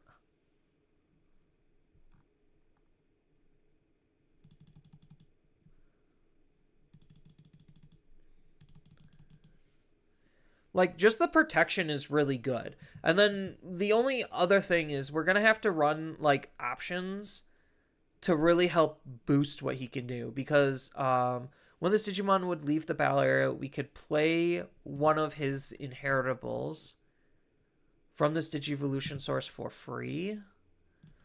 So we get to play out... None of these have on-plays, do they? That's kind of disappointing. I mean, it's a Mega that replaces itself with a Mega, so I don't know if I'm complaining too much about that. Like, we have lots of good machine cards to be able to get into them pretty effectively. I just think, like, Machines probably has better stuff to do. Like, I honestly would probably prefer to play the train guy, Grand Locomon. Like, I think Grand Locomon might just be a little bit better of a deck. Or, like, just other level 6 machines and cyborgs probably are just better. I don't know. I feel like just because he's asking specifically for these cards to be in the deck, it's just going to make it a little extra clunky. I don't think it's a bad deck. I just think it might be a little on the clunky side. Obviously, you wouldn't play a full 4 of all of these. Because that's not the point. Because the idea is we could at least use the hand ability to throw him underneath. We do have... Does this Justimon in name or Justimon? It has to be specifically Justimon. So I don't think we have just a Justimon. Because we have Excelarm. But that's not gonna work.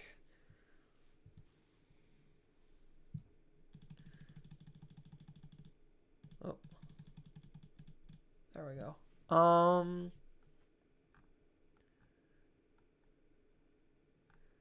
Yeah, maybe we do just try going back to Mermaid and Zhang Pen.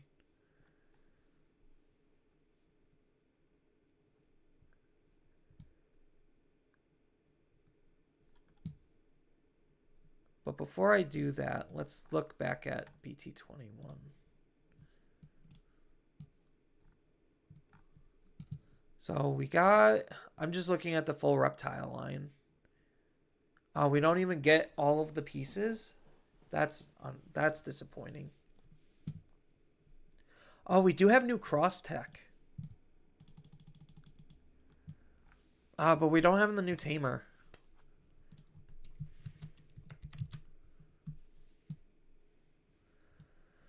So as far as cross tech, we do have Can't Turn My Back. Place all Digimon cards from one of your crossheart traded Digimon underneath one of your tamers. Then we get to play a Digimon with crosshearts from our hand.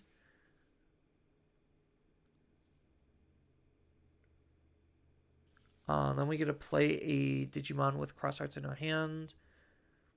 With paying the cost and reduce it by 1 for every card placed by this effect. So this just gives us like instant free crossing. That seems pretty good. This just gives us rush. When this Digimon digivolves into a Digimon with crosshearts or hero trait, reduce the Digivolution by 1. Not terrible. Because it's meant for King Shout, which I think we do have the old King Shout. Let's get out of BT21 and let's look at all of the crosshearts cards. So does this have a cross? It does. Just one Digimon with crosshearts in its trait. So we have Shoutmon, which is a good consistency tool. We do have a Starmon. Do we have the other Starmon? We probably would play like more traditional old school, leveraging on like cross 4 and cross 5.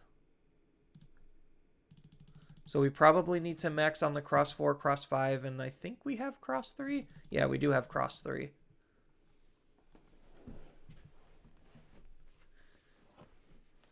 We do have a Taiki that we can use. Gato armor is insane. Yeah. I'm trying not to like lean too heavily on the Japanese side of things because like I could very easily find Gato armor in the midst of this. That's not Gato armor. That's just yellow vaccine good stuff. Because like the data is out here for like what Japan has done. I think Gato armor was in the first page, the more recent stuff. Yeah, so there's your Gato armor essentially. Like boom. There, I'm done. I built the deck. Like I think it's good, but the purpose of the stream isn't to build what was already done off of Japan and try to explore some of the newer tools that we have access to because we have more cards than Japan does, and BT21 really doesn't offer anything new towards this deck more specifically. So there's no real reason for me to not just take this list as an example and then just run with it. But yeah, Gato armor looks pretty good. Just low to the ground hyper aggro is absolutely insane. This was the mermaid list I was like thinking about, but we have like Zhang Pen, so maybe I would have to use something like a base of this in order to get what I want. But I also think like we do have the absolutely insane blue package that is not even being touched to be able to go easily and efficiently up into a level 5 for like borderline 0 effort.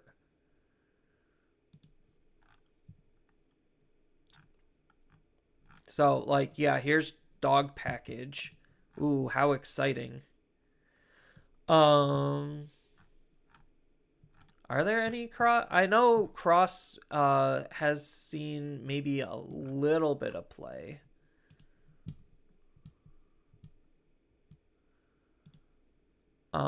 So there's the Dino deck. Like, if you just want red good stuff, this is just red good stuff. Plant Engine. Again, very exciting, hard to build deck. This is Puppets. Yellow Puppets.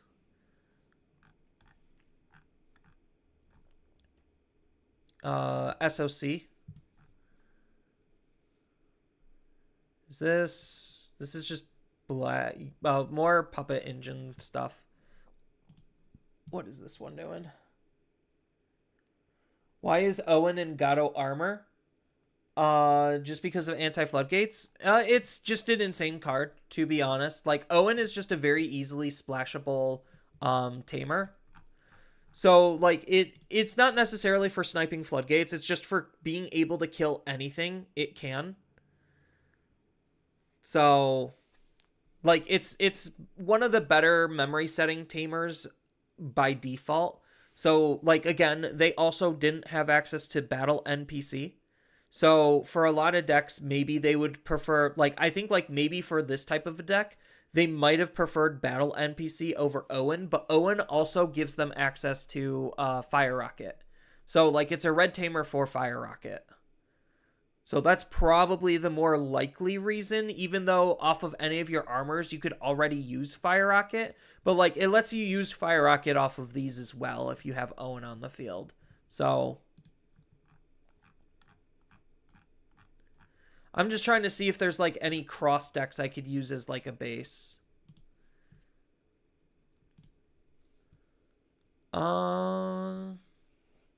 This is a deck. There's Hunters. So, like, Hunters, you could run Hunters because Hunters got a new tool. So, like, Hunters is probably worth exploring a little bit deeper. We were looking for cross. Yeah, so here's trains, just as an example. Like, you got trains. Here's Beastkin, like Terry Lop. Because you do have Achilles Mon as a Beastkin card. That's in green, that's low rarity. Here's another Gato armor. So, similar concepts. They're just using Hawkmon also. I don't know why, but I guess they just felt the need to use Hawkmon. So, here's another Gato armor list. Is this running Owen? This one's not running Owen. So, they're just leveraging the fact that Fire Rocket's only ever going to be used for Aquilamon and the armors. And they're just using Kari instead.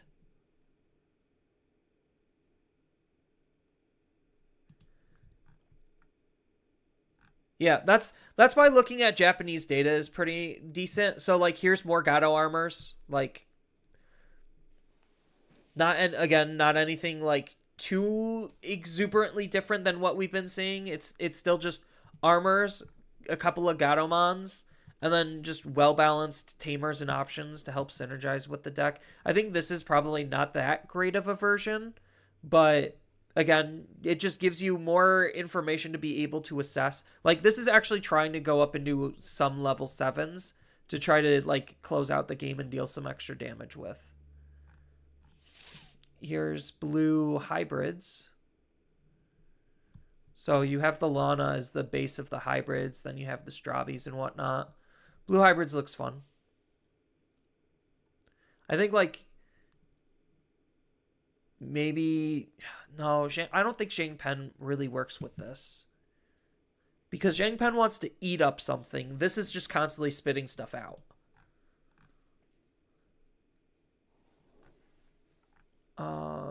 I'm not seeing a cross. So, out of Japan, they really didn't play Cross Hearts for this type of event. So, okay. If they didn't play Cross Hearts, let's make a Cross Hearts. Hawkmon's Gato's DNA partner? Yes, but at the same time, like, running two separate lines that kind of fight with each other means that you can run them. It's just going to be a little bit more expensive than if you were to go, like, pure yellow Gato and then Gato's armors.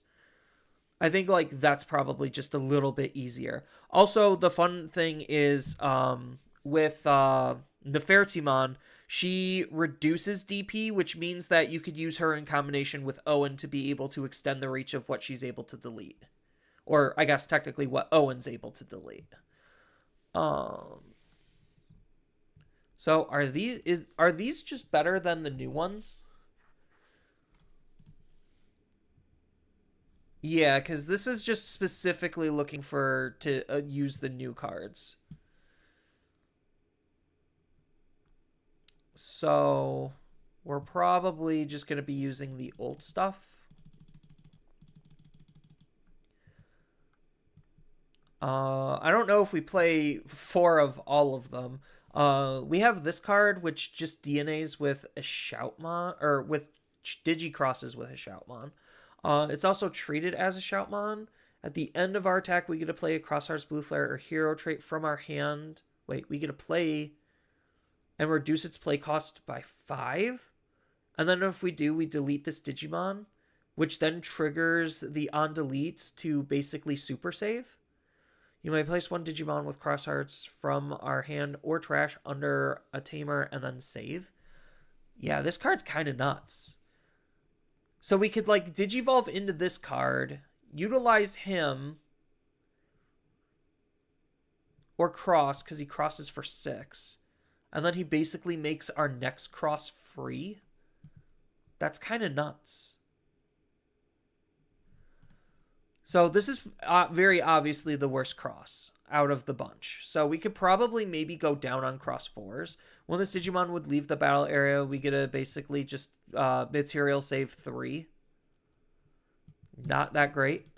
So we could probably maybe reduce this one by 2. We do have this King Shoutmon, which allows us to do some more interesting stuff. So maybe we play him at 2. What does this one actually do? So this one has Raid Piercing. On delete, we get to play a card with Crossheart's Blue Flare or Hero from our hand or trash underneath any of our tamers and then save. Oh, so super save. So Raid Piercing, super save, and then just plus 2,000. I think this card's still just better, because this at least allows us to be able to play out our tamer for free. And then we do have U to be able to do stuff also. So maybe we splash in like 2 U's. Even though he's not great, he's fine. He helps us Digivolve. So I think maybe we do like maybe a 2-2 split. I think this card's just not great. The plus 2,000's okay. Do we get that anywhere else? That's the big question. Do we get the plus 2,000 from anywhere else? I wish it was in all turns instead of your turn. Oh, and we do have to run a Sparrowmon. So I think we run... Oh, we don't have the old Sparrow. That's a little unfortunate. So like maybe a 2 of the new Sparrow. Like, it does give our inheritable collision, but it's very easily one of the worst cards in the deck. And we're just using it to try to get into cross 5 because it needs a Sparrowmon. Yeah, right there. Sparrow. I wish there was like a low rarity cross 6 or something. That would be nice. Eggwise. When attacking, by placing 1 Digimon with Crosshearts or Blue Flare traits from our hand underneath one of our tamers, we get to draw 1. Is that better than this? When attacking, we just get to draw 1? Well, if we're drawing 1 regardless, then it probably is better. It's allowing us to, like, turbo out our sources. What does this Starmon do? It has Decoy. We get to place a Shooting Starmon. Oh, this is looking for Shooting Starmon, which we're not playing. So I think the old one's still better. This is doing Shooting Star and Cross 6 shenanigans. We get to play... Well, we get to use its main to basically cheese out a Crosshearts traded card from underneath our tamer.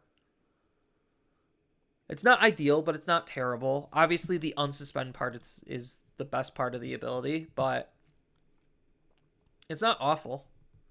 I don't think we need it, but it's not awful. Yellow Pikmons is better. I was just thinking that. Like, I think it's just easier to use. Um, because it's giving us more opportunities, and if we're crossing anyway, then shoving them underneath our tamer really only matters for you. So I think like just the way the deck seems like it wants to flow, the old Pikmin probably is more beneficial. Yeah, because I think like the big thing that was really holding Japan from using this was the fact that they didn't have in BT19 Cross 5. So like this at least allows the deck to be like aggressive and playable. Do we need another Shoutmon? So we have I don't think we need this Shoutmon. I don't think we need the Cutemon either.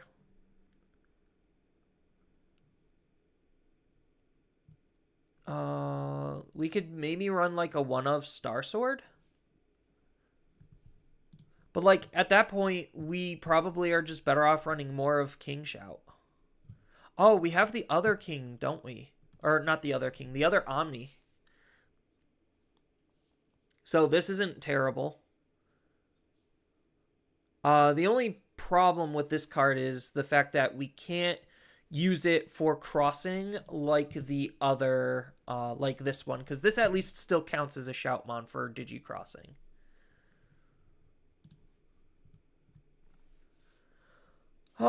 So do we just run removal options at this point then? Or do we just try to double down on some of the aggro plays and like just add and flesh out some of the ratios? Because we could still run like 4x4s just to try to see as many crosses as possible.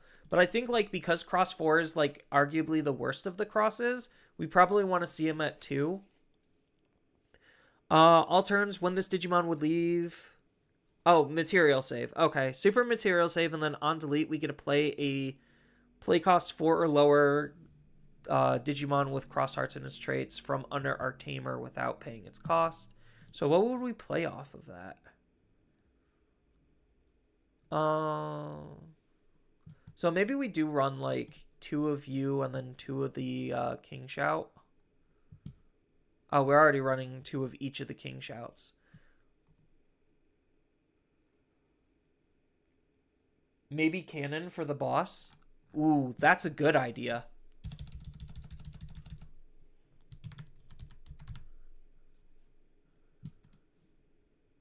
Cannon. Cannon's pretty spicy. There's also this cannon, which digivolves off of black. The other one could digivolve off of either of ours. This could digivolve just specifically off of cross 5. Oh, no, that's not what I'm thinking of. I mean, there's this for removal.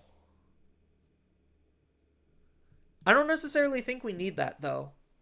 Like, I would probably just run a removal option because the deck really just wants to be hyper-focused on crossing and setting up our crosses.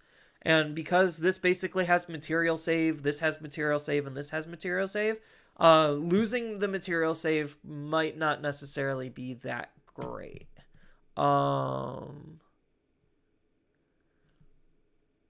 Yeah.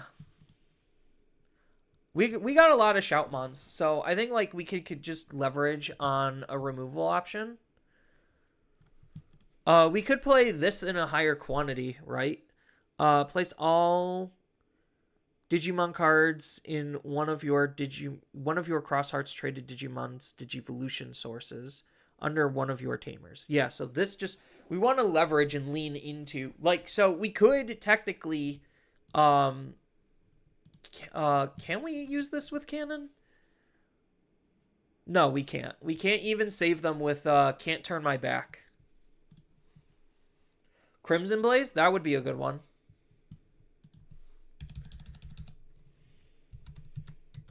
Probably like 2 Crimson Blaze and then 2 like Gaia Forces or something. Ba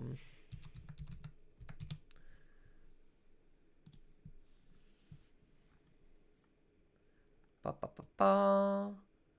Ba ba ba ba.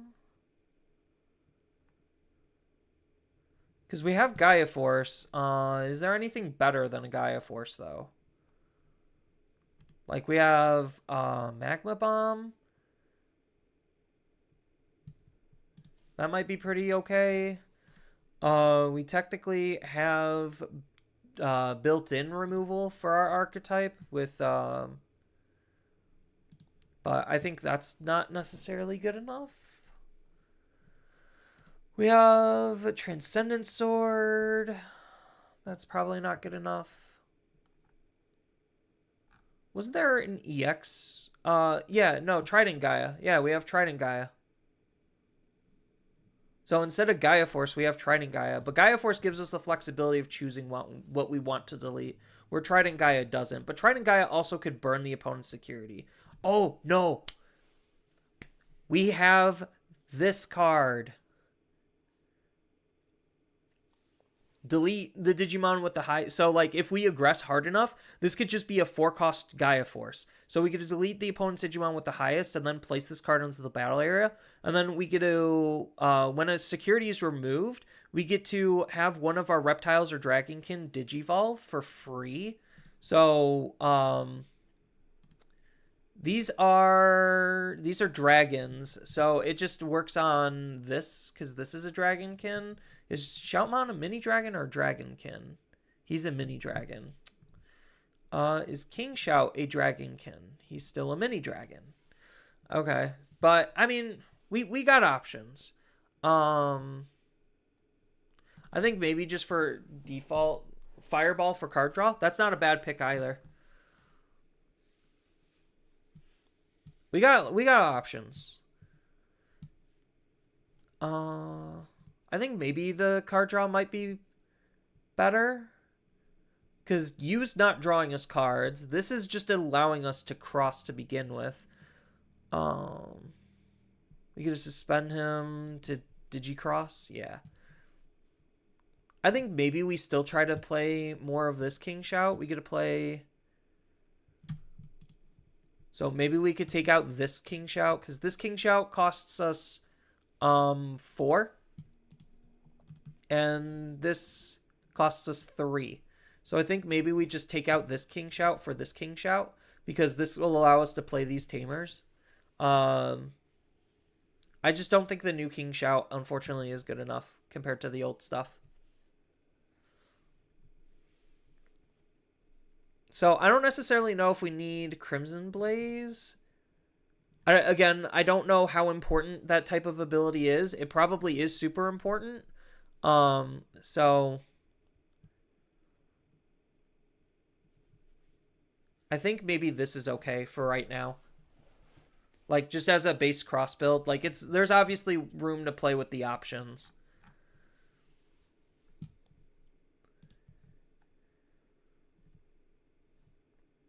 So I think this is pretty spicy, to be honest. Gives us lots of recursiveness off of some of our cards. We do have Yu to make our evolutions a little bit cheaper if we are actually trying to evolve. Because what? This can Digivolve on top of a level 3, but that doesn't matter. It's just the fact that we can use this for crossing. Maybe we do take out Star Sword. Because Star Sword, the only reason for this is this is just cheap removal, but I probably would rather just run the fireballs instead, so maybe that is actually the play. Where's Fireball? Fireball. And then boom. Alright, I think this is a pretty good cross deck if you were to play Pauper Cross.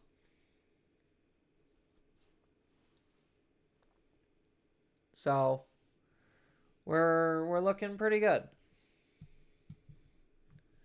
I guess I should probably boom. Go back to full screening you. So there we go. We have a Pauper Cross deck. I don't necessarily... Again, these are all untested. Don't know how good they're actually going to be. But it just goes to show that these decks are possible. Which is fine. It just sucks that the Sparrowmon... we don't have the old Sparrowmon, because I think the old Sparrowmon would be really good for this deck, just to be that much more aggressive. But this is still pretty good. So let's go ahead and save this.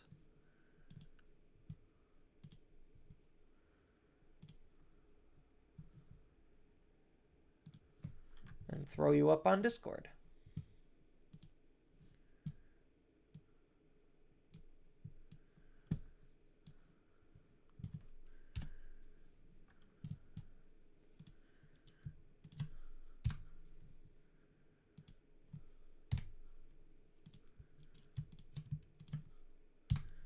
Just clearing some space. There we go.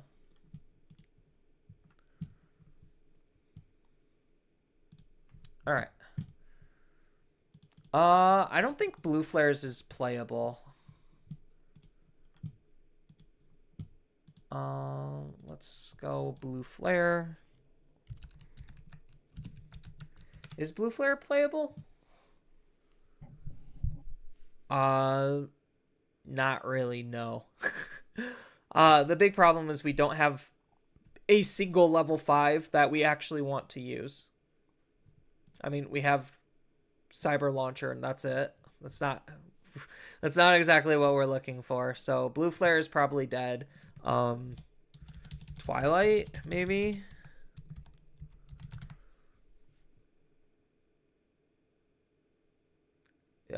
Same thing. We don't really have a level 5 that we really want to use. Like, are we really gonna use Musou Nightmon? Probably not.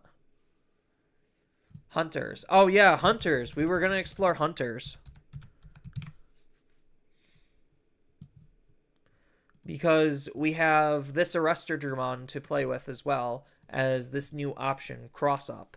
So, we get to place one Digimon with save from our text, from our hand or trash underneath any of our tamers. Then one of our Digimon can Digivolve into a card with save from its text in the trash. That's really good. Cross Up is really good. Then this card lets us be really aggressive. Then we do have the suite of Hunters.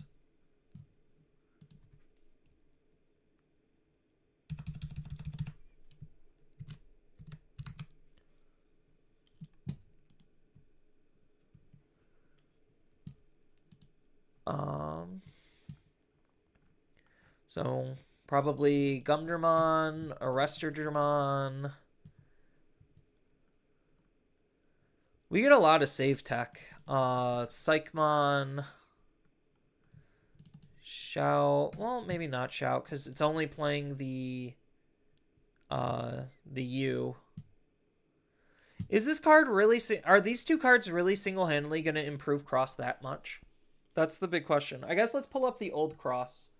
Hunter is playable? Yeah. No, I saw Hunters in the Japanese stuff. So, where is Hunters here? Because we could use this as a base and then kind of just add the two new cards to it, I guess. Yeah, so here's Hunters. Like, here's a Hunters deck. They're leveraging on the Villain Hunter stuff, which is probably correct. Isn't there another Hunter base that maybe might look better?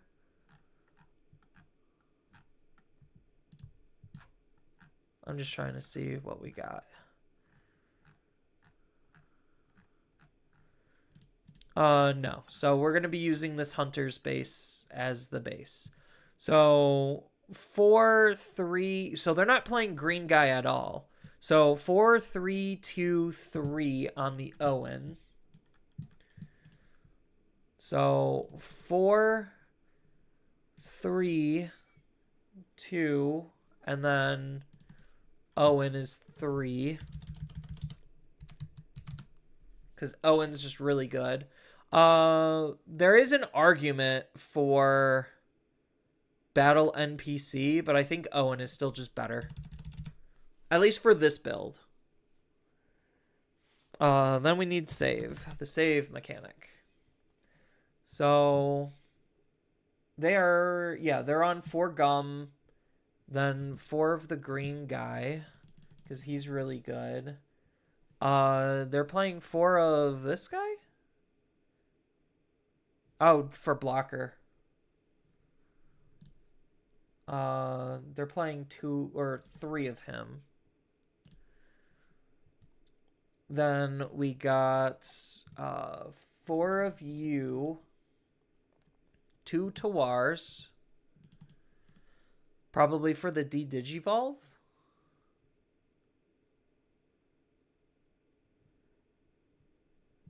Because it could Digivolve on top of any level 3 for 3, or a black for 1, which we're not doing the black for 1. So it's going to be used just for that, and then just for the colors, and then he's got blocker. Oh, we do have... Wouldn't I just use this card then? Oh, no, because the other one could D-Digivolve. Never mind. What does this do?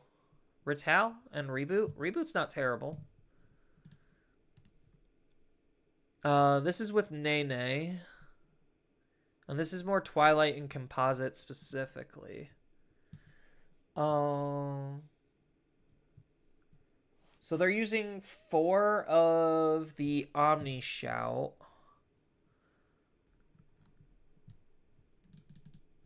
So 4 of the Omni Shout, just for the aggressiveness, which I think is correct.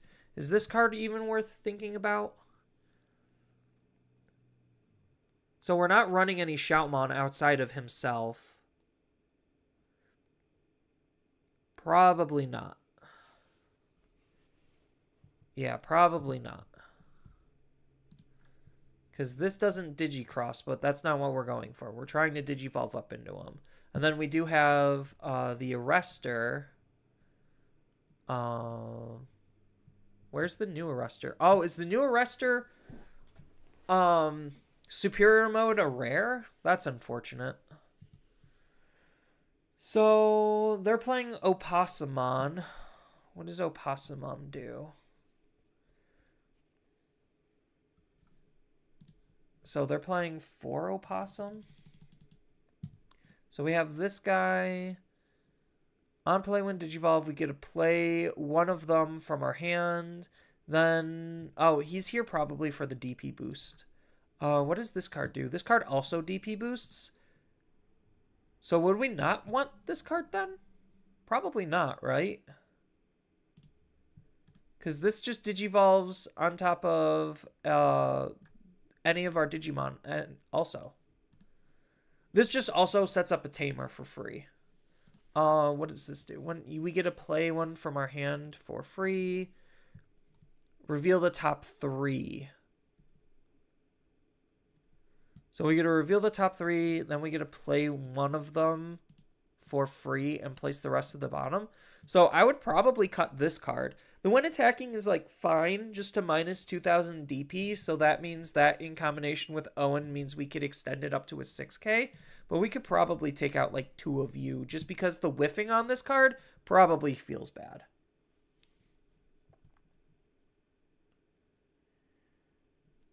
Yeah, Green Dracomon's pretty good.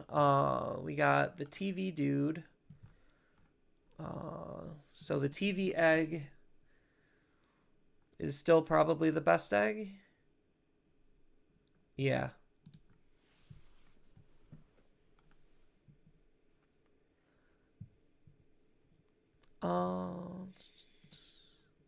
So we got Green Dracomon. What other new tech did we get? This is Cross Hearts specifically. So that's probably not going to work. There is an argument for King Shout, but I don't think that's going to work either.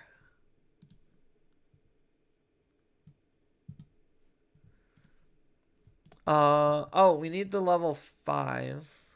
So they're choosing to run, not,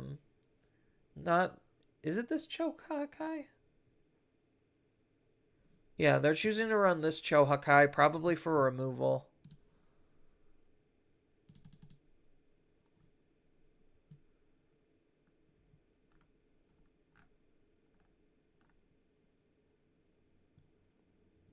What does he even do? Oh, he's just DP booster. Got it. Yeah, we don't need the DP booster. Oh, the new Gumdramon.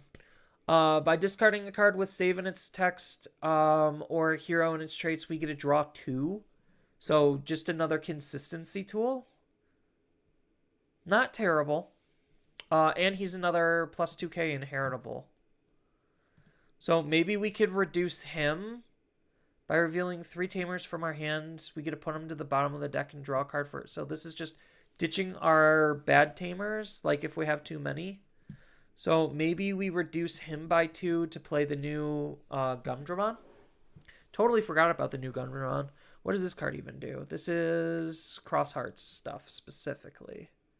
So probably not.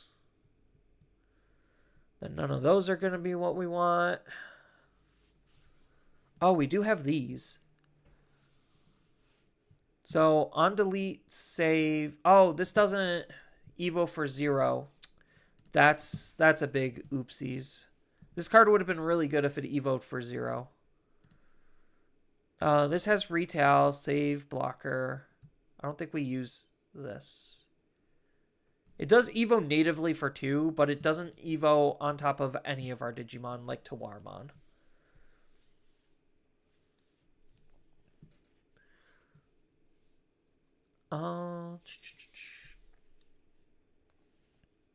Yeah, so this looks to be pretty okay so far. I wish we had the new superior mode. Because what does this card do? We get to play a Tamer with Hunter or Hero and its traits from our hand for free. So this is just more Tamer setting. And then just plus 2k. So it's probably just more consistency. Like it's probably just more consistent than this. But we do want the different colors. So that way we could actually try to do different stuff. But at least it counts as red. So as far as options, they're running 1 Odin's Breath and 1 a Delicate Plan. A Delicate Plan's not terrible. Because I think like Digimon-wise, we're probably okay. We're pretty comparable in numbers, right? I think we're 1 rookie higher. How are we 1 rookie higher? I don't think it matters that much. Oh, no, they're running 15, 14, 7. So 15, 14, 7, 0, 12, and 2. Oh, we're basically at max capacity with what the deck has. Okay. In terms of ratios, comparing it to the old version that JP ran. So I think this is pretty decent. Doesn't seem bad. I think like the new cards just give it a little bit extra oomph. So like this makes the deck more consistent. This makes the deck more consistent at being able to set up its Tamers. Then this allows us to use the trash a little bit more effectively. And we're just trying to leverage on this card, just punching hard. So this will just be able to remove a decent amount of targets, and then we just try to hit hard. Yeah. This lets us reuse cards from our trash. This minuses DP, so that way Owen can remove stuff. So it's just a hyper-aggressive deck. Has some decent removal on low-level bodies, and that's kind of why Owen is in the deck. Okay, now I'm piecing it all together. So I think New Age Hunters looks pretty good.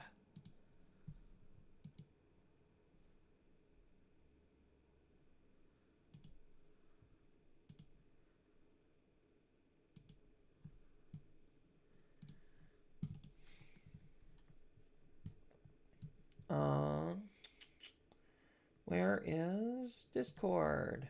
Let's throw you up on Discord.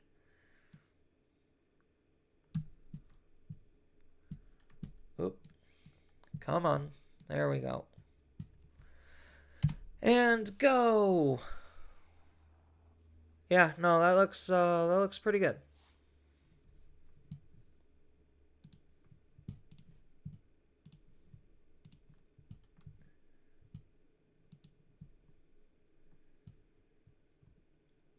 All right, so what should we look at next?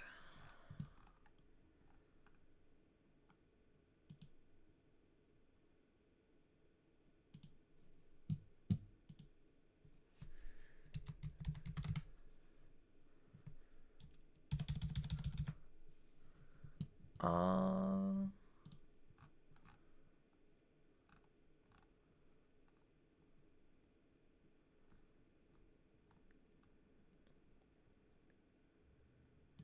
so EX8, BT20, BT21, BT19. So Japan didn't have these. Let's look at megas just to see what new megas we have to play around with. What does this do? All turns when an opponent's Digimon is deleted, this Digimon can unsuspend. This is still a pretty good card.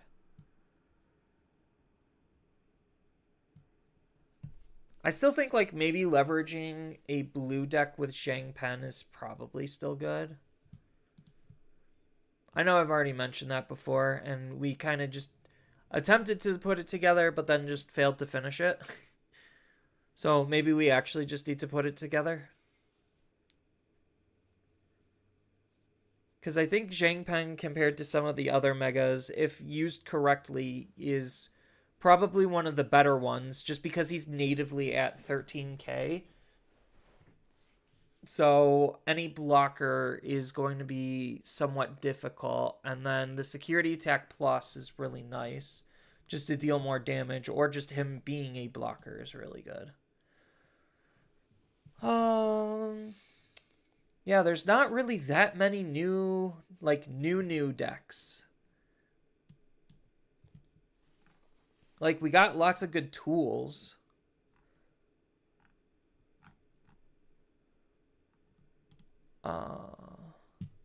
We do have a Beelzemon that we could use.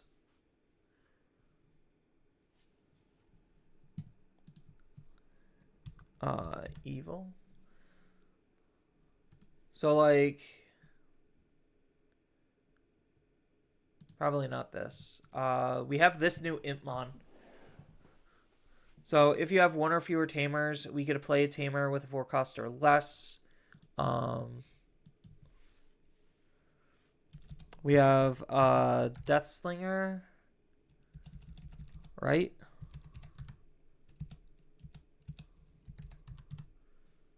I guess we don't. I thought we had Death Stinger. Yeah, we get this. This allows us to warp.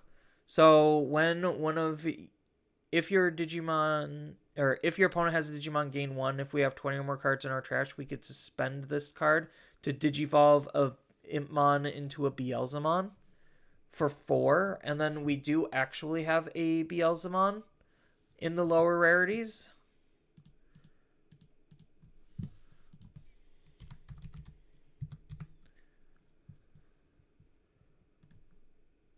No, we do get Deathslinger.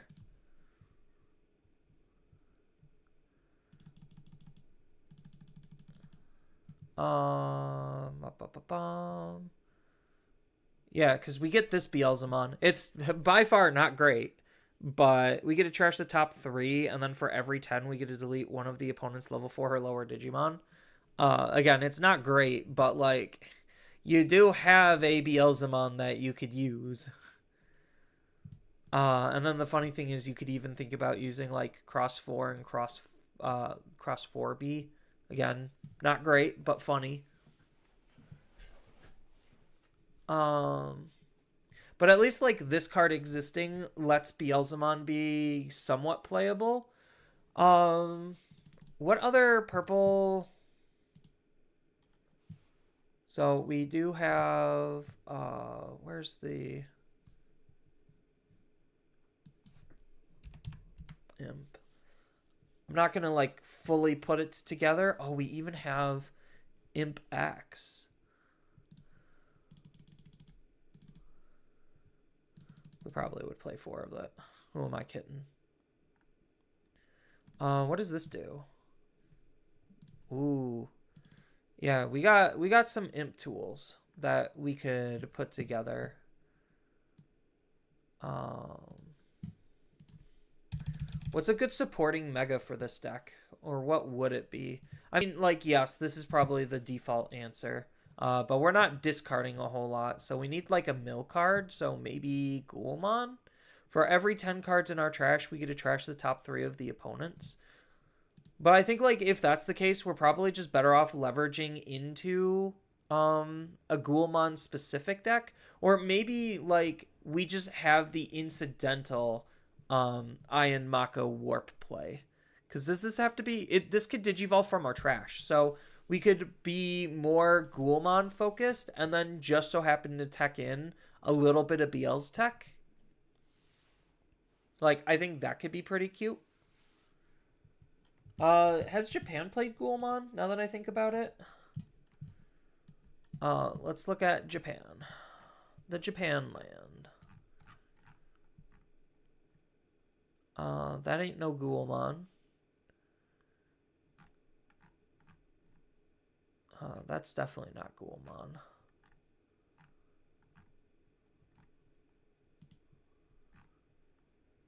This is Ghoulmon. Okay. So they did do a Ghoulmon deck. So a Ghoulmon deck utilizing Imp Tech is probably possible. I just don't know if it's actually better than just doubling down on Ghoulmon. Granted, there were a couple of changes, like we can't run 2 of this. We have to run something else. But the fact that we have like 2 memory boosts that we could use, we have Deathslinger, we have Hurricane Shot. All those seem pretty good. What is this card even doing? Like, I get this just to mill 3. So, like, we're just trying to turbo mill both of our decks, and then Ghoulmon will turbo mill the opponents. Is this literally just for retail and blocker? I guess we could try to put something together. So Gazimon, they're using Gazis just because Gazi can turbo mill because you have this. But if we attack, we could turbo mill too. So maybe we leverage this as a base and try to run Ghoulmon as a good support. So they're only playing 3 Ghoulmons. So we're probably going to play 3 and then 2 of this. They're running 2 Violets. Actually, what are the other level 6s that are even played? So what does this do? Nothing for us. I know the majority of these aren't going to be doing anything for us. What's the level 5 that they're running doing? So he looks like a samurai with lightning. So they're using this Growlmon to do stuff. So we could run, 3 of this. And then we do have the Wizardmon. But what else are they doing? That's discard synergy. Don't want to do that.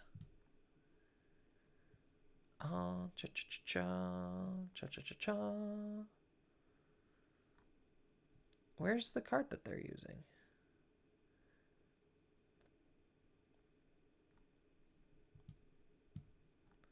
I can't find it, chat. It's a 7k DP, so maybe I'll just DP search by 7k. There, this card. Trash the top 2 of both, and then when a card in your opponent's is trash, gain 1 memory. So it's effectively a 2-cost Evo. That's pretty good. For tempo, at least. What does this card do? Actually, we get to trash the top 2, and then this Digimon gains Raid in Retail, and then we get to Digivolve into a Megidramon or Chaos Gallant from our hand, and for every 10, we get to reduce the Digivolution. So maybe this card might be better. Maybe. We also have Wizardmon that could just on attack mill 3, and then when he deletes himself, or like if he were to be deleted, because he doesn't delete himself at the end of the attack. Yeah, it's just if he were to be deleted, if we have 10 or more, we could play Beelzemon out for free. So that's pretty cool. Oh, that's just an alt art version. That's dope art. Then there's also this Skull Satamon, which I don't think we need.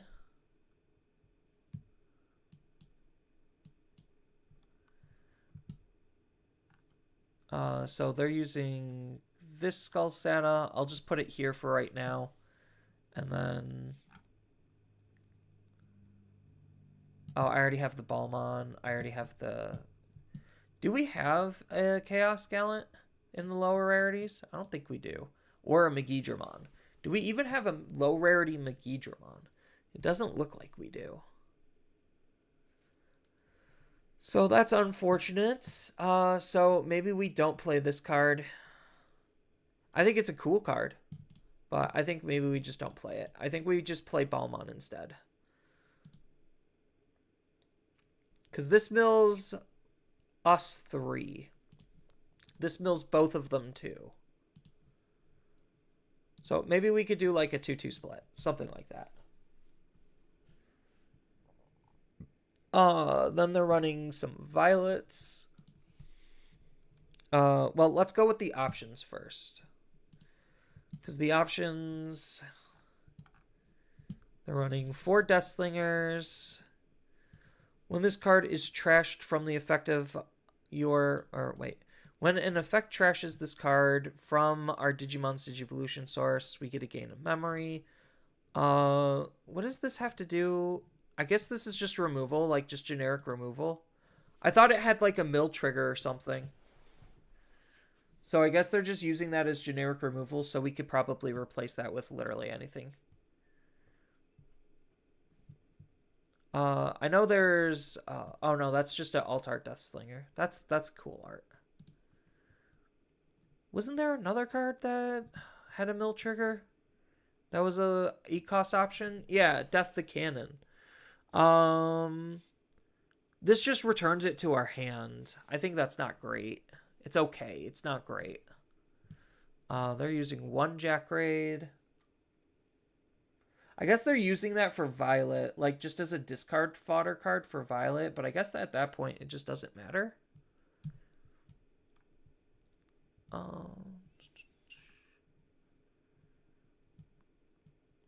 Where is... There we go. So they're running 3 Mist, 2 Glaive. The fact that we have this many memory boosts is kind of nuts for purple. 1 Death Stinger. Then we got... What else do we got? Oh, one of the broken option. 1 of this. The fact that purple has like a lot of limited cards is kind of interesting. They're using Demimera as the egg. So that's this one. So when a card is trashed from our deck, we get a draw card. Wouldn't we just want to leverage Yaman to trash more cards to be able to get our trash in the state it needs to have these be the game finishers? I think we would. So we could probably go 3 of this and then 2... 2 Violet. I'm not necessarily a huge fan of Violet in this build. What are the Gazis doing? That's the big ultimate question. So what do the Gazis do? So this gives our Digimon retail. This mills us 3. And then this is on delete gain 1. So they're running just a pure Gazi lineup. So I might as well just run a pure Imp lineup instead. Imp. because we do have this Impmon to use to mill 3 also. So it's pretty comparable in a lot of stages in terms of what we're doing, because we do have an X, we do have this. What are the level 4s?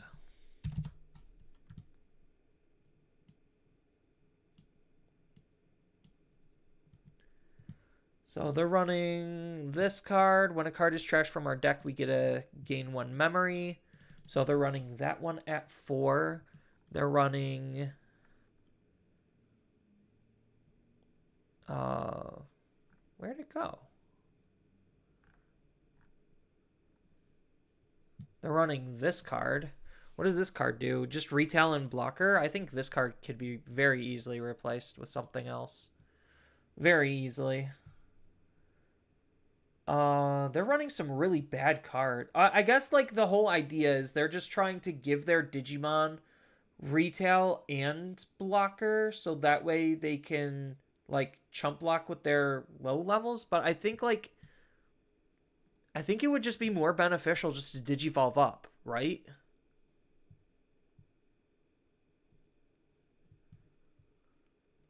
I think it would be.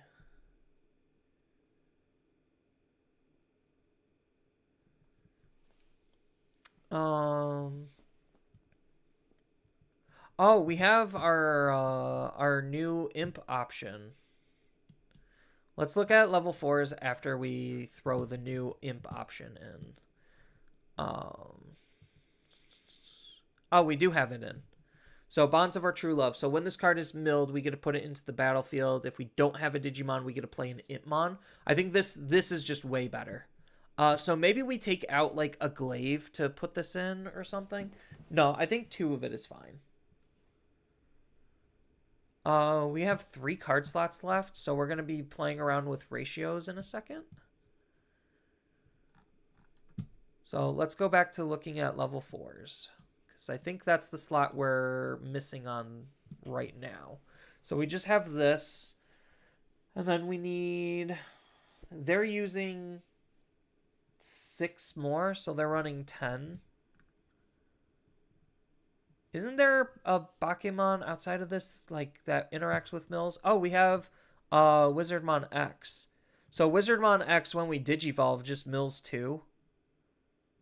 Because we're not using the blocker. So I think, like, Wizard X is going to be a good card in here. And then we get 2 more level 4s. So they're using this card to just give one of our Digimon blockers. So they're really leaning heavier on the blocker retail strat. And I think we could just lean heavier into what our deck wants. What does this card do? Delete one of your opponent's Digimon with 4,000 DP or less, and then if it didn't delete, we get a mill 2. So maybe we leverage some of the Geel tech, even though this is a little bit more expensive.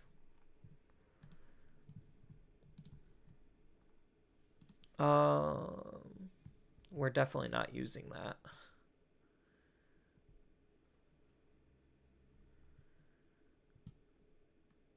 I mean, we do have Wizardmons we can use. I just don't think we need to. What is this card? We're not using Guilmons at all. That is an interesting prospect, but we're not using Guilmons. So, what is the other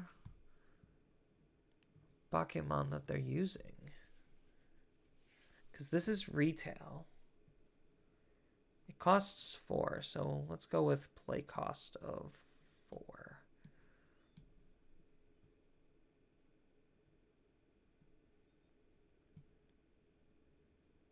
Is it this card?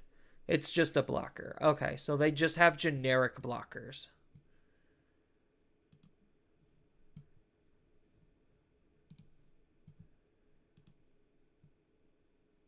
By trashing a card in our hand, one of our Digimon gains. When an opponent's Digimon attacks by deleting one of your other Digimon, end the attack. Like, we could just play the Gatomon instead then. I think there's, like, better cards that we could be doing if we're trying to lean into the whole blocker retail thing.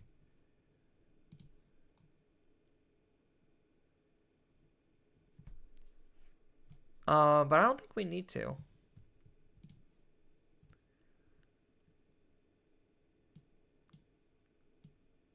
Oh, we still need to look at level 4s. We just need to expand the play cost. There we go. Alright, so what are we actually doing? Retail, on delete, draw 1, discard 1. Not what we want. We want mills. We want the mills. Draw 1, trash 1. Guess so? No. Trash any 3 cards under one of the opponent's Digimon.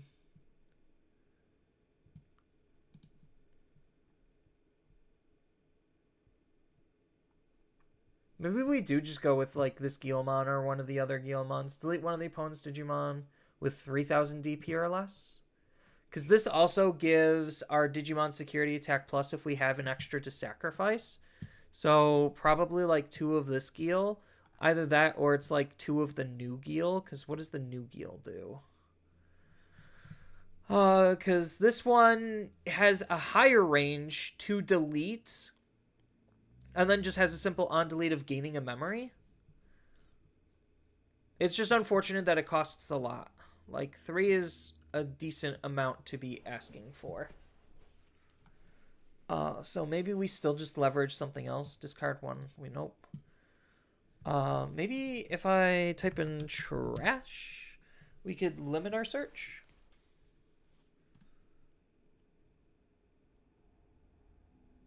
Nope. This is for adventures. Definitely not. Yeah, it seems like they stopped doing like mill support for a hot minute. So maybe we do just keep this one.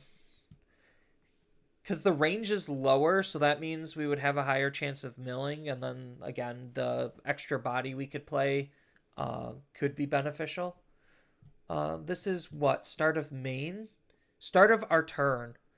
So we could have this card sitting in our raising area, move or use this to play out an Impmon, raise out our Digimon, and then potentially use this ability off of this card. So I think maybe this is definitely the play. Because nothing else really seems like it's fit in the bill.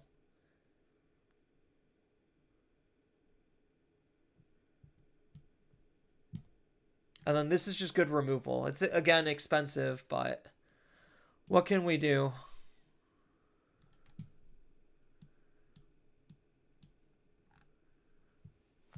Because maybe, do we even need this? Yeah, we probably do. Who am I kidding? We both mill 3, and then any number of the opponent's Digimon whose total DP adds up to 3000. Then for every 10 cards in our trash, increase the max by 2000. So this is usually going to be hitting a 5k. But it's a mill 3, and the new one mills 2. Yeah, mills 2, and then gains raid and retail.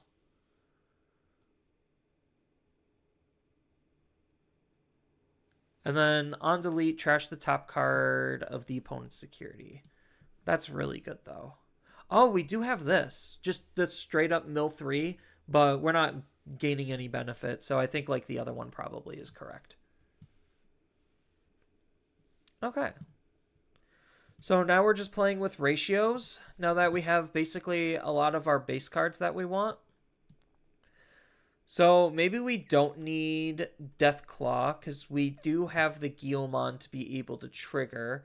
And we do have lots of ways to be able to delete the opponent's Digimon between Deathslinger and some of our other effects. So we probably don't need the Deathclaw. We realistically don't need the Jack Raid. I think like the one of is fine, but between the memory boosts and the Deathslingers, we should be fine on memory. So we just need to get rid of one more card and we're probably okay. So what would be the card to cut? What are they running?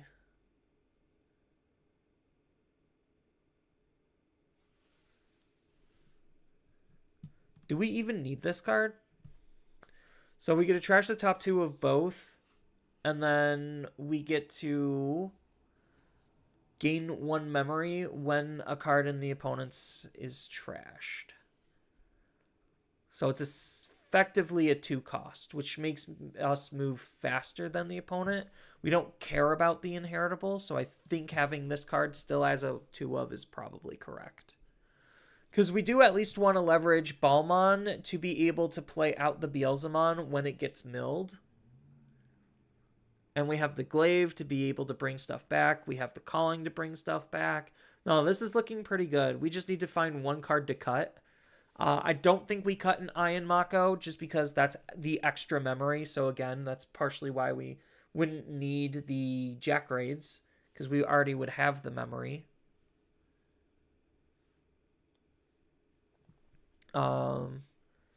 Maybe it's getting rid of Violet. Like, what other tamers do we have in purple?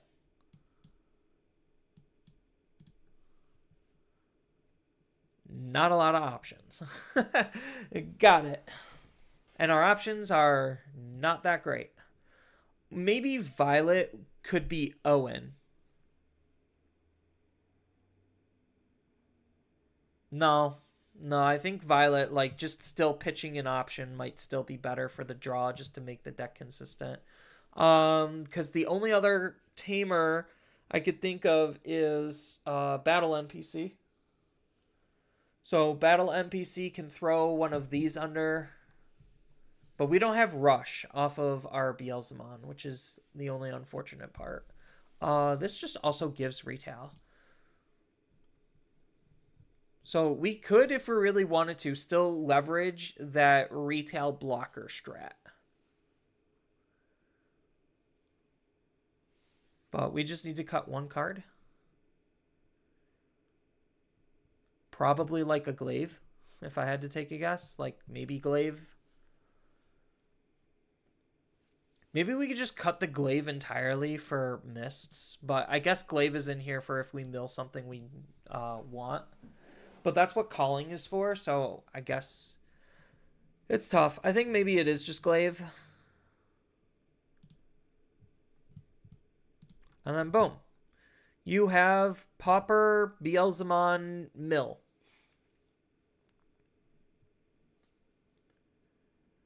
So I think this is a pretty spicy build.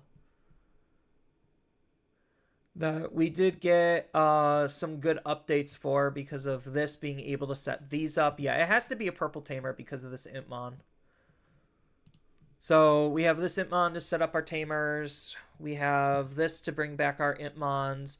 We have Iron Mako to warp our Impmons into Beelzemon. We have Balmon to do Beelzemon. We're going to be constantly milling our deck, so we just need to get up into a Ghoulmon, and that should be able to do some decent damage. I think the only place the deck lacks is in the DP department. That's probably the only fault of the deck currently, is we just don't have enough ways to have good DP. But I guess we don't care if this dies because it's an on Digivolve and on attack we mill. And then it just so happens to have security tech to try to punch hard when it happens.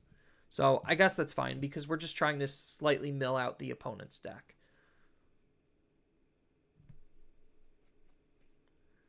So yeah, good stuff. Let's go ahead and save this one.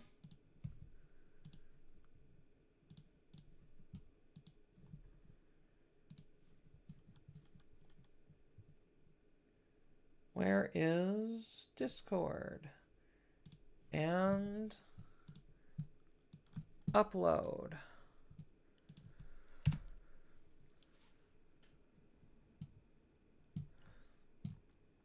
I still got to put together the pieces for this, though, because I think this is probably just what I'm going to end up playing. Like, I have the majority of the cards sitting in front of me, and it'll give me an excuse to try to finish the Excel deck.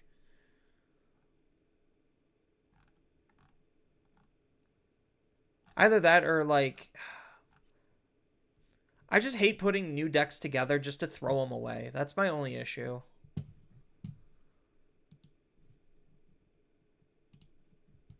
All right, so what other fun tools are we going to be playing with?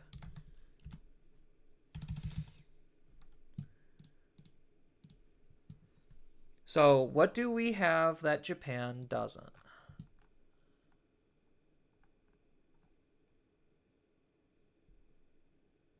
Gamamon? Do we have the ability to play Gamamon? The answer is probably no. Because we do have the Gamamon, but the Gamamon needs the hero. That's the only problem, is we need to have our tamer in order for Gamamon to really function, right? I mean, hero, we technically don't need it. It just ties the deck together better.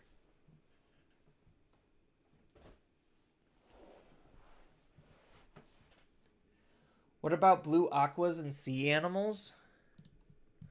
I was looking at that. I was having a hard time putting it together, not necessarily because... it's mostly because I wanted to try to leverage the Zhang Pen. So I guess I'm just putting it off. I'm just seeing, like, what other spicy stuff that we have that we could use. Like, to try to flesh out stuff. I think the big problem here is we don't have a level 7, or a level 6. So maybe we do just go with the aqua stuff. So let's go with the Zhang Pen. Because honestly, I think that Zhang Pen and Mermaidmon are a really good pairing of cards. Did we get anything in the new stuff that actually helps the deck? What does this do? This could stunlock stuff, so that's not irrelevant. What does this do? Oh, this is just another X antibody. One of the opponent's Digimon can't, or one of your Digimon can't be deleted until the end of... Oh, that's just by battle. Lame. I wish we could actually use, like, more of that stuff. What do we get in BT 18? Not starter deck 18. No, we needed EX 8. I think, like, all of these cards are just... Because this wants to be played in a very particular way, and I don't think the deck can support it because we're not playing some of the better cards for it.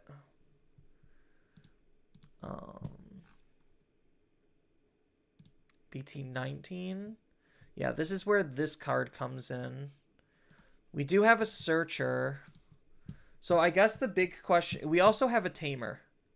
So maybe that's the relevant part, is the fact that we have a Tamer.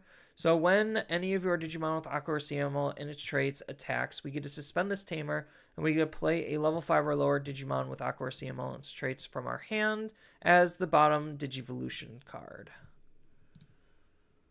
So, like, is this actually what we need?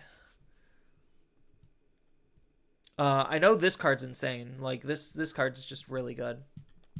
So, I guess let's go to Japanland and see what they were running. So, I could probably just filter by blue, and then we could see what some of the stuff they ran were. Blue... Oh, that's not a real thing.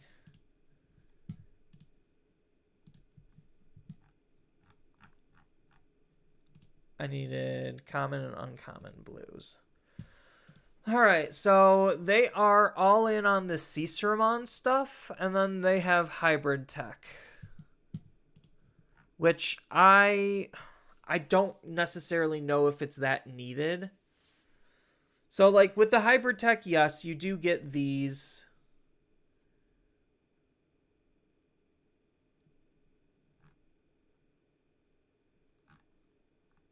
I'm just trying to think if there's anything better than the Ciceramon cards. Because what is... Because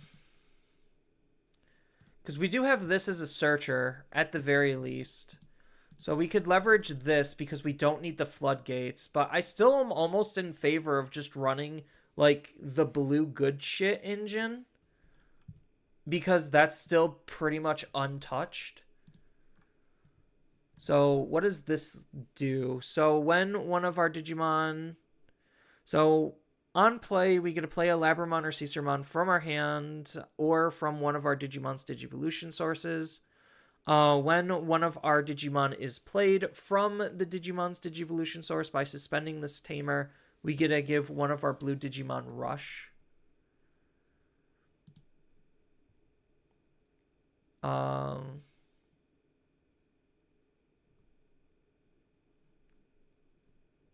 So, like, I get where it's coming from here. Because, like, my big problem is I think the package is good. It's just not, I don't think it's efficient enough in terms of being able to gain memory. So, like, let me,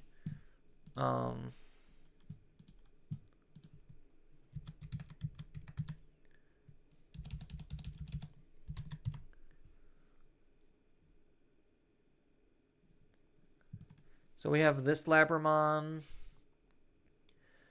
By placing one Caesarmon or a blue level 3 Digimon from our hand to the bottom, we get to draw a card. If this Digimon has, when attacking, if this Digimon has jamming, gain a memory.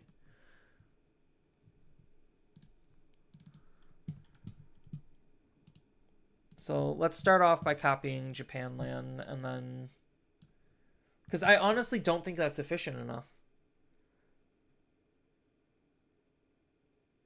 Because you have the Lanas. Like, it's going Caesarmon, Lanamon, and then sometimes going into these.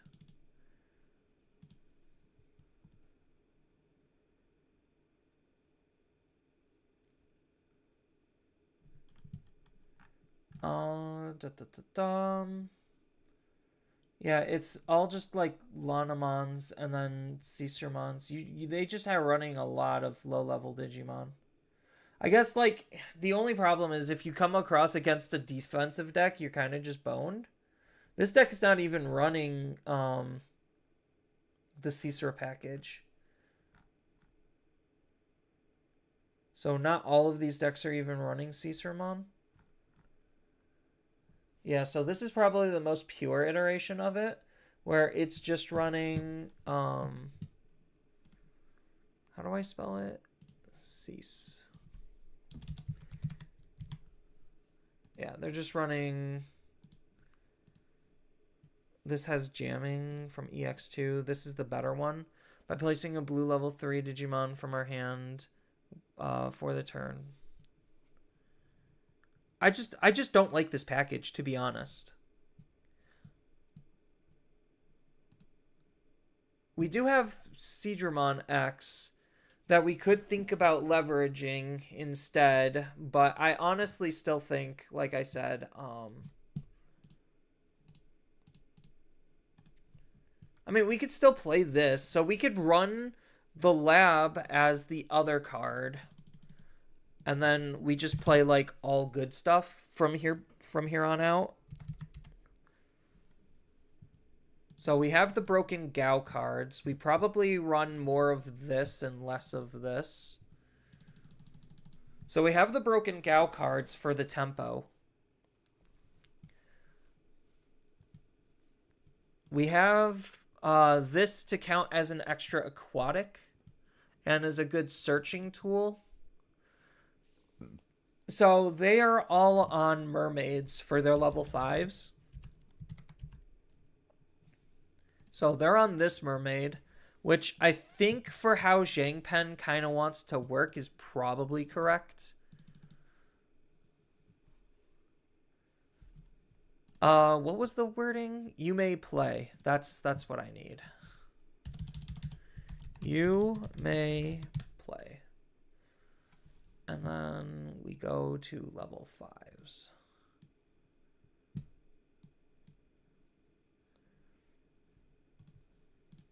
That's when we're being attacked. This is for Leomon more specifically. Is this on? That's on play. Gross. That's on play too. Also gross. Like, I think this card still might be the play. When we play a Digimon by an effect, or yeah, we get to gain a memory. So I think maybe just lower on him.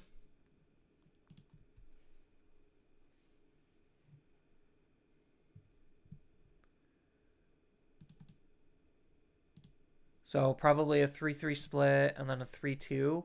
Even though like we're losing tempo here, we still have like plenty of ways to gain it back.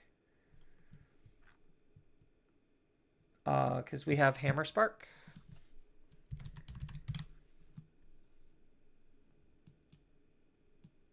So we're definitely going to be running the one of Hammer Spark.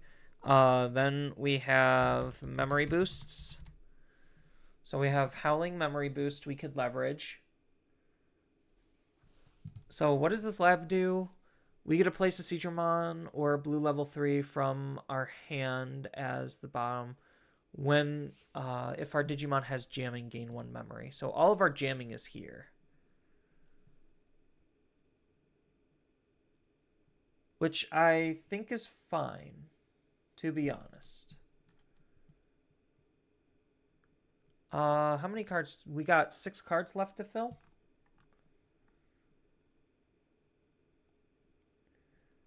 So what do we do with these 6 slots?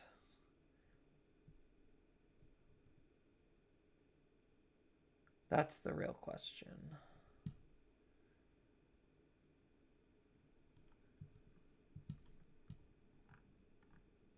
I mean, I could run an extra level 5.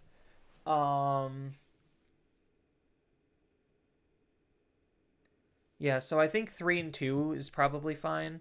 Because we probably need more Digimon, to be honest. So, like, what does this card actually do? We get to place a level 5 or lower Aqua or Sea animal. So this works because it's an Aqua. And then we have ways to throw jamming underneath. This end of attack gains us a memory. So now we just probably need removal. Like maybe squeeze in 1 more Digimon and then run some removal. How many level 4s are... A lot of these decks are super heavy on the level 4s. A lot of these decks are super heavy on the level 3s and 4s. I think maybe we have to be because... No, I'm already running 12, which is more than the 10 that the Gao base deck uses. I wish a lot of these were playing more traditional lines. So this deck is running... They're running no options, almost no tamers. It's just all hybrids and level 4s. So 1, 2, 3, 4, 5, 6, 7, 8, 9, 10, 11, 12, 13, 14, 15, 16. That's insane. 16 level 4s. 1, 2, 3, 4, 5, 6, 7, 8, 9, 10, 11, 12, 13, 14, 15, 16, 17, 18 level 3s. These guys are cracked. Like, I mean, we have decent consistency. I think we do need a better draw engine.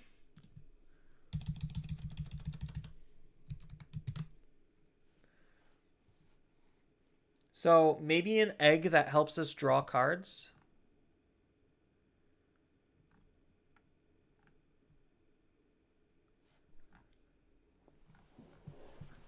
So what's a good draw engine egg? We do have, if we have jamming, draw a card. What does this do? When a Digimon is played from our Digivolution source, draw a card. No, that's probably too late.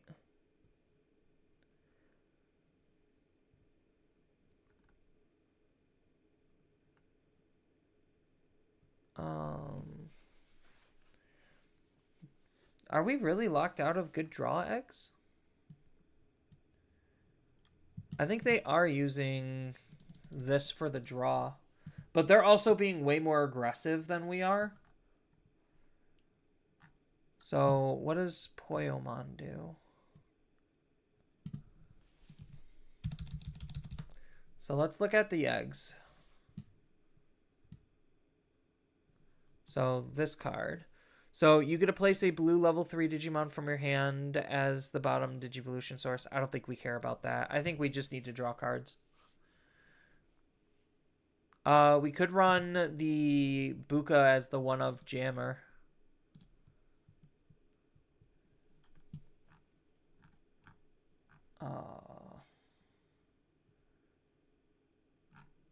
Yeah, I think this is just the play in terms of eggs.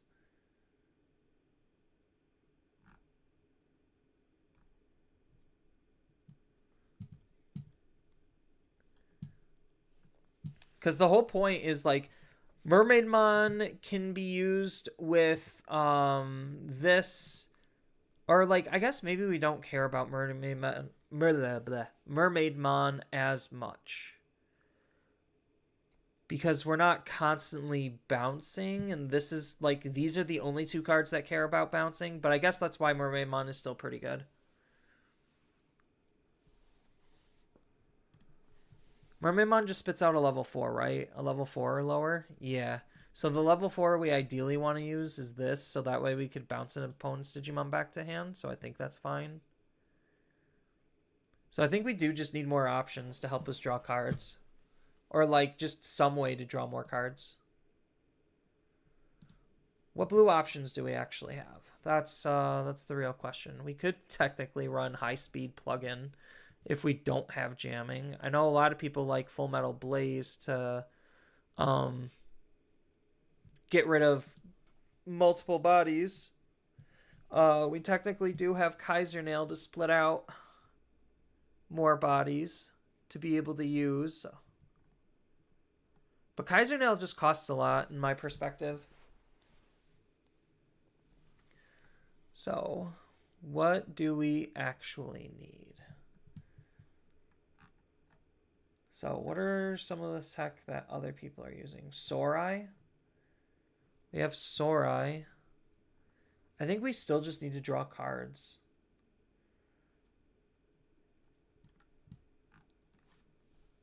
Fist of the Beast King? No. Any options that actually help us draw? Just Boring Storm. We're not playing Boring Storm. I would rather sooner play High Speed Plugin than Boring Storm. We technically do have the green plugin. We could look outside of a color. So we could technically play the green plugin. It's unfortunate that green plugin doesn't really work well here, but it works fantastic here, to be honest. So we could like green plugin, Digivolve for 2, then be able to attack, play out a body, Digivolve for essentially 2 again into Zhangpen.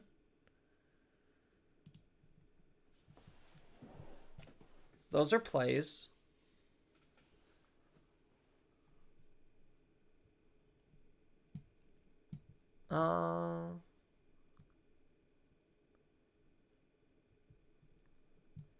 Do we have any blue Digimon that helps us draw cards? Because technically we have the Goma that when split we draw.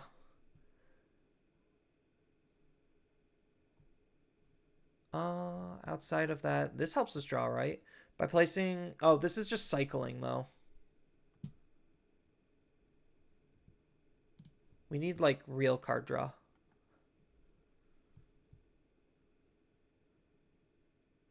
I would say maybe, like, a Cordramon. Like, split out Cordramon, draw 2 after throwing it in. That's not, like, terrible. Like, maybe as a tech 1 of.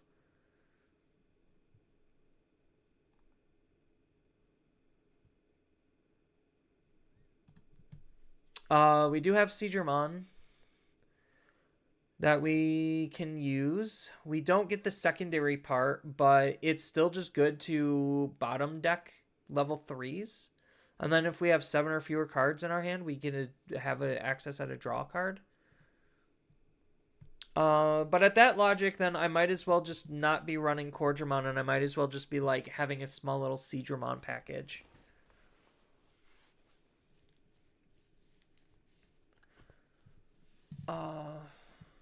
Because I'm realistically only playing Labramon because I'm playing the Tamer.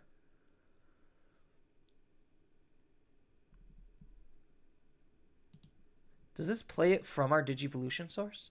When this Digimon would leave, we get a play. We get a return from our hand. or play from this Digimon's Digivolution source. So yeah, it does work there. So this does work here.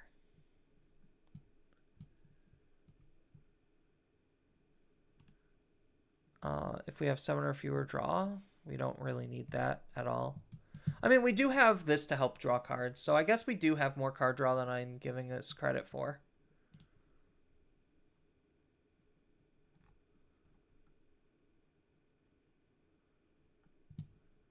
Because that's just more card draw. No, I think like maybe the Tech 1 of Quadramon is probably fine. Bump us up to 11 because that way we could use it to throw underneath and split it out. Or if it's in our security, it just draws us a card, gives us an extra body. So I think that's fine.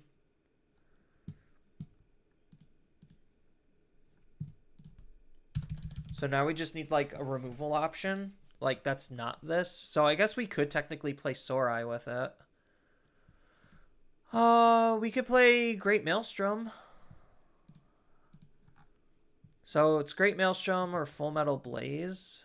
I think like maybe Full Metal Blaze would be a little bit better for specific metas.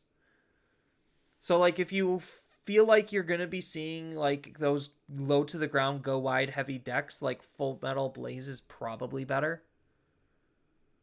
What does the new option do? By placing one Digimon card with Sea, Animal, or Aqua in its traits from our hand to the bottom Digivolution source, to one of our blue Digimon, return all of the blue Digimon with the same level as the one that we placed from our hand. Not terrible. It's placing a level 6 underneath is gonna always feel really awkward, but I guess like that's where maybe the Tech Kaiser Nail can come in.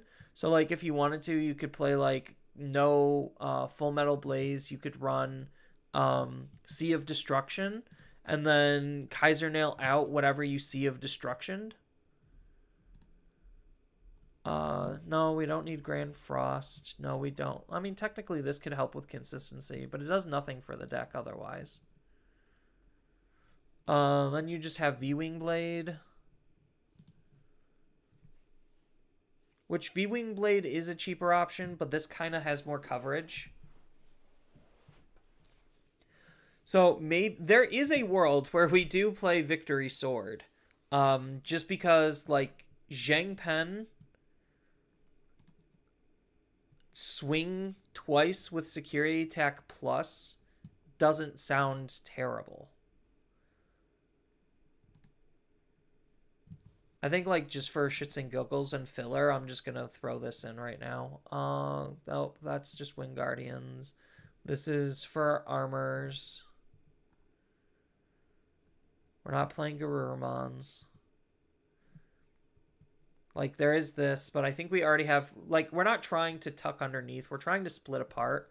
So maybe it is the Kaiser Nail play. So let's go Sea of Destruction, Kaiser Nail. I think this is probably good. Because even, like, at worst... Because, like, this does have an on-play effect. So, ideally, we would tuck Mermaidmon underneath Zhang Pen using... oh, no, not Goodnight Moon. Sea of Destruction. Using Sea of Destruction. And then, next turn, we try to Kaiser Nail out the Mermaidmon. Like, that doesn't sound terrible. So, I'm still iffy on the Quadramon, but, like, this allows us to still use Kaiser Nail to get some card draw off of Quadramon. So, again, not explicitly terrible.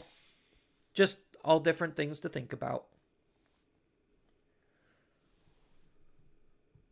So, I think this is okay. Not the greatest, but not the worst. Like, just the fact that Sea of Destruction gives us lots of coverage is nice. Because it's all Digimon of equal or lower with the same level. So if it has to be the same level. So that's... I was hoping it was a complete board wipe for losing out on a level 6. So we do have to leverage what level we're going to be throwing underneath.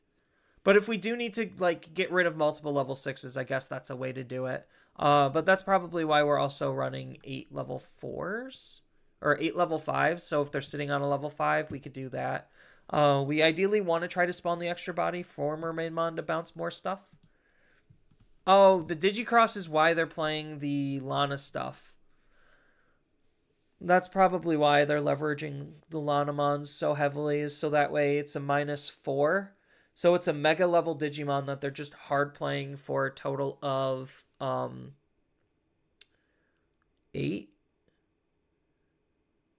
I think that's still just worse than what Excel is doing then.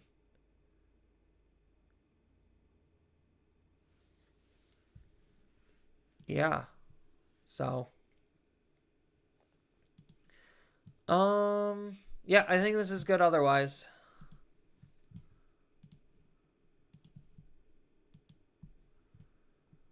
So the fact that we do have the Zhang Pen and some other stuff we could do just seems pretty spicy. That Japan didn't have.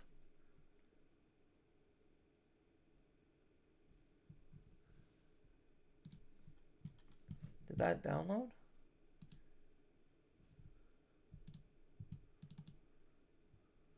It did, okay. Throw it up on the Discord. Woo!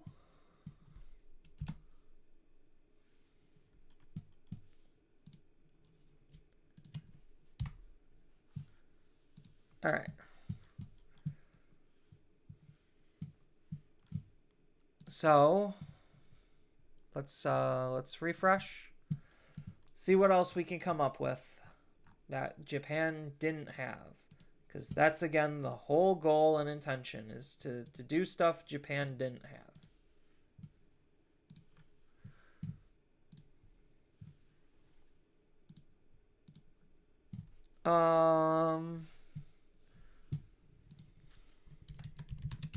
So I know there was Gamma stuff that I was thinking about. Can we just leverage the level 5 as the win con? We do have lots of different level 5s. We have at least 1, 2, 3 level 5s. We do have an egg that we could use. We have plenty of level 4s. We just are missing a level 6. Is that basically it? But I think, like, the way Gamma works, we don't care about the level 6. I mean, like, we do and we don't. So, like, what do we got with Gamamon?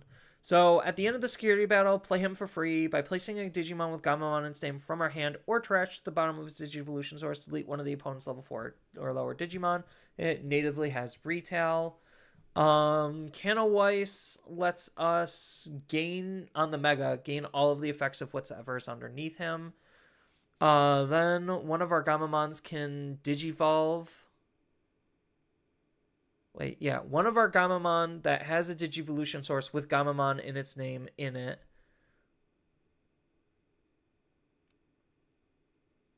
can Digivolve from our hand for a Digivolution cost of 3 and ignore it. So basically a warp. If it has a source, so it needs to be a level 3. So the big question is, do we have ways to put level 3s under our Gamamon? Or like Digimon under our Gamamon without our Tamer. So while we have 2 or fewer cards in our security or 3 or more hero traded Tamers, this Digimon can Digivolve into a Seriousmon. So that's unfortunate that we don't have a Seriousmon that we could play.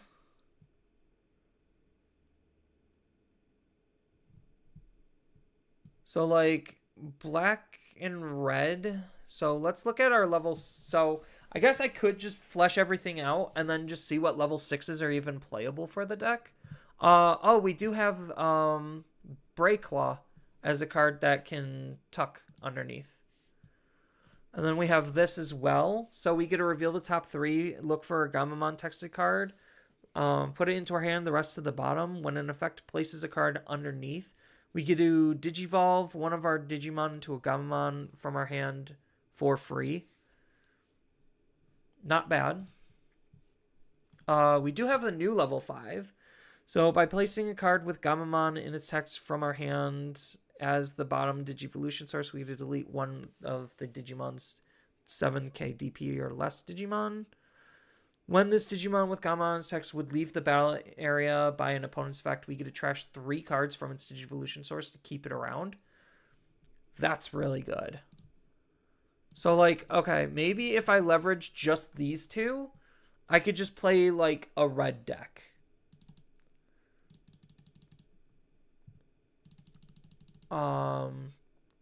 It just sucks we don't have a hero. This just, if we have one or fewer, we could play a hero. So we're just going to have to skip out on playing the hero cards. Or, like, the cards that play the hero. It just sucks that we don't have, we can't exactly play that one. We're really limited on our level 3s. I think that's the big problem. Like, we have a good level 4, and we have some good level 4s. We're just really limited on the level 3s, and that's the issue. Okay, so that's probably going to be an experiment that's futile.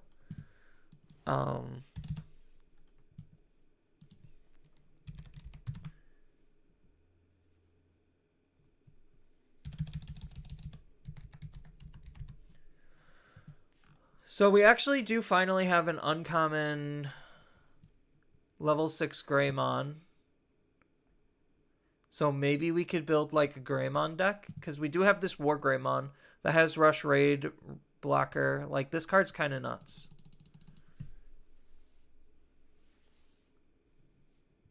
So we're going to be leveraging a red deck. So what do we actually do here with him? Because we could use a lot of the Greymon synergy cards now.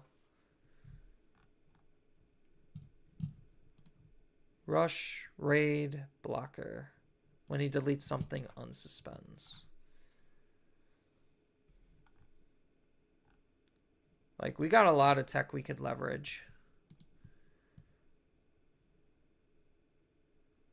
Just to make this... I think maybe this is just good in, like, basic red stuff.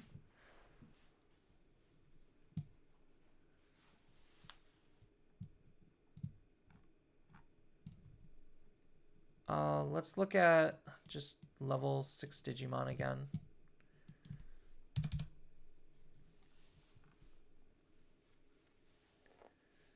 So what other fun things do we have?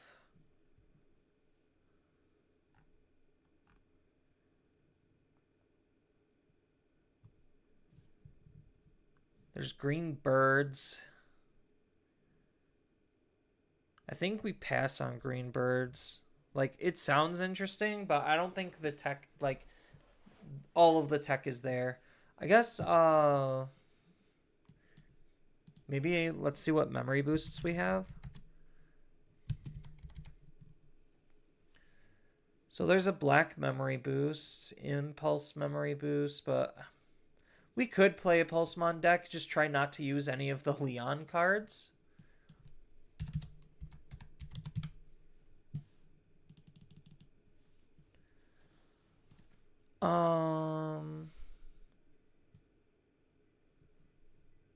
This could still search out our Pulsemons. Oh, do we even have a BBmon? Oh, we do have a BBmon. We have 2 BBmons. That one we can't use. Can we use this one? Oh, that's the same one, just alt art. Do we have a BBmon? BB. Okay, we do have BBmons that we could use.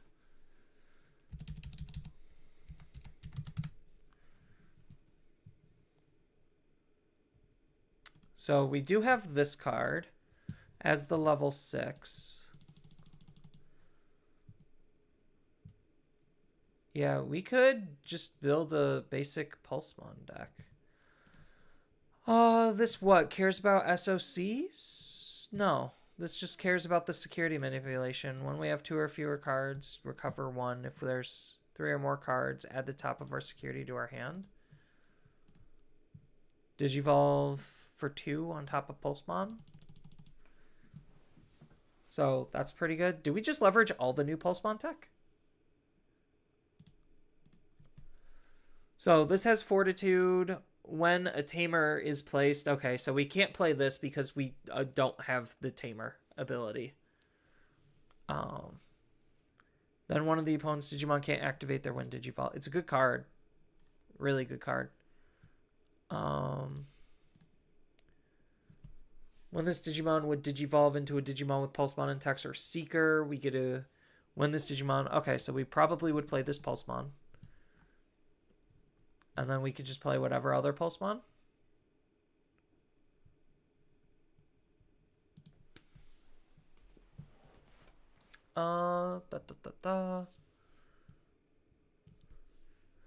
So maybe Kari would be a really good tamer for this because we're going to potentially be adding stuff into our security eventually, maybe. I know this card can recover us, so that could do it. Suspend one of the opponent's Digimon, then one of their Digimon can't unsuspend. When this Digimon deletes an opponent's Digimon battle, if there's 3 or more cards in our security, trash the top card of the opponent's security. If there's 2 or fewer, we get to gain 1. Really good card. I think we play Pistmon, just because Pistmon's really good on tempo. Like, these 2 cards are really good. We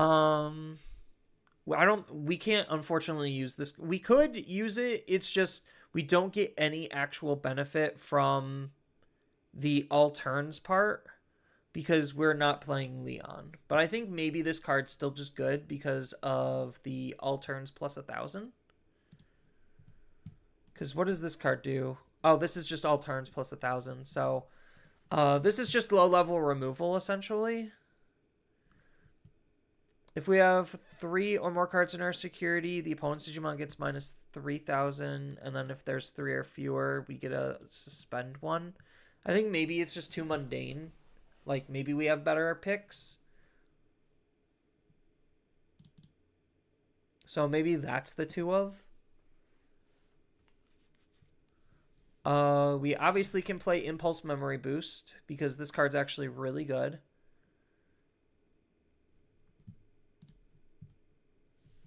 I think the only other... Like, this isn't terrible. Just as a basic Pulsemon. But this also isn't bad either. If we have 3 security exact, we get to gain 2 memory. It's not the best. What does Hacker's Pride do? Reveal the top 3 cards. We get to add a card with Pulsemon and text from them into our hand. Return the rest to the bottom. Then put this card in the battle area. We get to place the top card of one of our level 4 or higher Digimon with Pulsemon and text to security. Gain 2 memory. Yeah, no, Hacker's Pride seems pretty good. Maybe lower on the Impulse, up on the Hackers. And then as far as the other level 5, like, we got some good options. I think the D-Digivolve is probably still just better. And then delete a play cost of 6. So, like, playing and removing. D-Digivolution protection, blocker, and reboot. This isn't bad. If you have 3 or more cards, one of the opponent's Digimon can't have its DP be reduced and isn't affected by D-Digivolve. You have 3 or fewer, one of our Digimon gains blocker and reboot. So maybe we play that over this.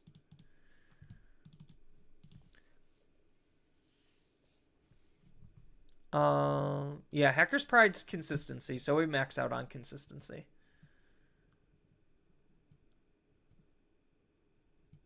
So maybe we just stick to Pulsemon and Shootmon as the primary level 5s. What does this do? Because does this need Leon? Yeah, this needs Leon. All turns, when this Digimon would leave the battle area by an opponent's effect, we get to trash the top card to prevent it from leaving. Not irrelevant. When a card is trashed... So maybe we run 2 of this. Yeah. I think maybe we run 2 of this just for the protection. So we could probably go down 1-1 and then run 2 of this. I haven't seen what a current Pulsemon deck looks like, but we have to go like slightly old school because of the fact that we don't have Leon. So it would be nice to have the Leon, but unfortunately we don't. While we have a Digimon or Tamer with Pulsemon text, we can ignore the color requirements.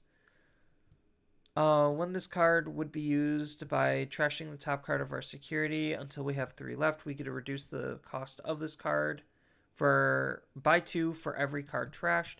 We get to delete one of the opponent's level 5 or higher. If we have 2 or fewer cards in our security, we get to put this card at the bottom. Maybe this card's good enough to run as a 2 of. Maybe. We still got Tamers to figure out. And then I don't know which of the other Pulsemons are good. So probably I'll just stick with the one with an inheritable ability. Like, the blocker is cute and all, but I think there's going to be enough removal where it might not just be relevant. And plus, we get blocker off of Namekamon anyway. Or Namekamon anyway. What else do we got going on here? When this Digimon would... Oh, yeah, we're using this card. I think our SOC got better, too, because of the new Lugamon stuff. So maybe that's worth exploring next. So, we need BBmons. So we have 3 BBmons. This just gives us 1,000 DP. This gives us a memory. This gives us a memory if we're using the Tamer. So I think the green BBmon has... No, it has to... I think we have to play this card then. Like, just for our BB consistency, so we could run the green BBmon. Because I think out of the 3 BBmons we have, the green one's probably the best one. Then we go with Tamers. See, funny enough, we could just consider playing Spencer just for a good, like, a Tamer that also can block. Because we're going to be reducing our own security, so the blocker part might not be irrelevant. But I think Kari is going to be a really good one for this build. I just wish we had a hacker. This is 3 Great Angels.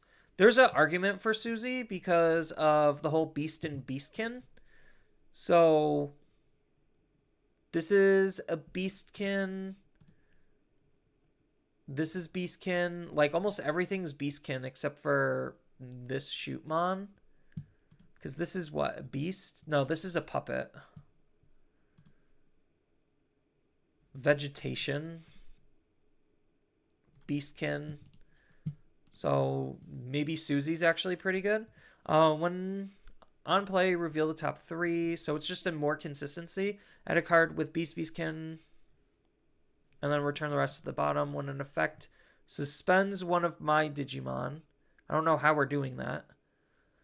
By suspending this Tamer, we can Digivolve for a reduced cost of 2. I don't know how we're suspending our own Digimon. If we're able to. Like, Susie's okay for consistency. But I don't know if the deck actually needs the consistency, considering we have, we have this Pulsemon to help search. We have Hacker's Pride to help search. So, like, we're good on consistency. So maybe we don't need Susie. Because this doesn't suspend... Yeah, this just suspends the opponent's Digimon. Oh, Rhyme's pretty useless. We could just play the Owen. We're not really DP reducing, so maybe it is just the Spencer. But Spencer's not giving us any memory. That's my only problem with Spencer. I wish he just gave us memory.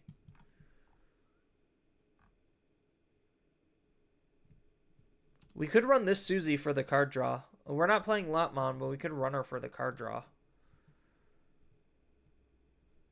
I think, like, again, that goes to the argument on if we're not running this Susie, why would we run the other Susie? So maybe we just max out on Kari and call it good on the Tamers and then just kind of fix the rest.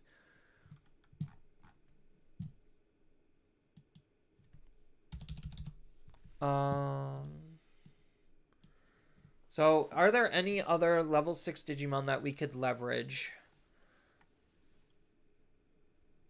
So green, or wait, is this suspending one of ours?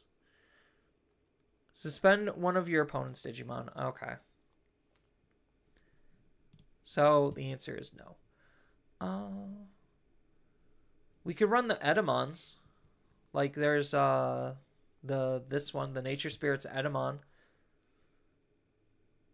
Because if we take out Pistmon, we could leverage this card a little bit more. But Pistmon's just so good for the tempo. But we also could consider DNAing with this as well. But I don't think we're really caring about the DNA. I think like just literally using Shootmon is probably still just better.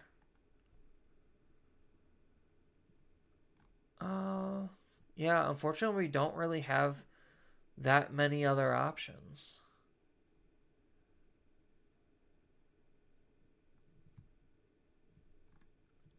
I'm just taking a look here.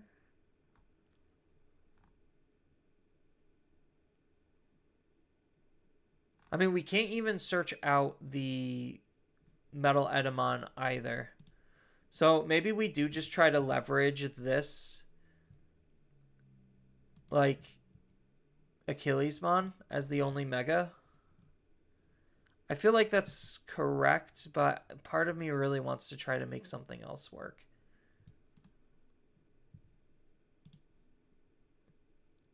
Because I do have deck space.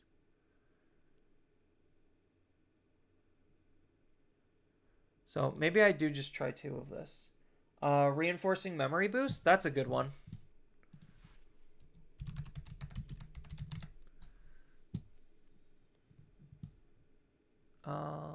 Oh, right. So Reinforcing Memory Boost, that pairs nicely with Kari. That helps buffer our security when we need it. So maybe I do just run like another removal option. So maybe I do run like a Lone K Ariscado.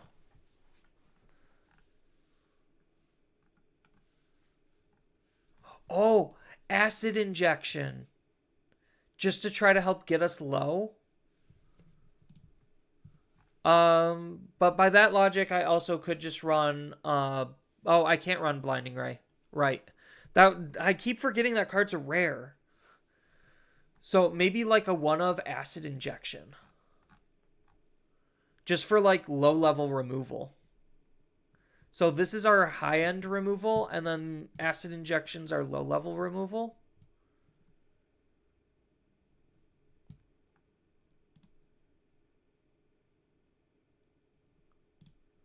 Yeah, that could work.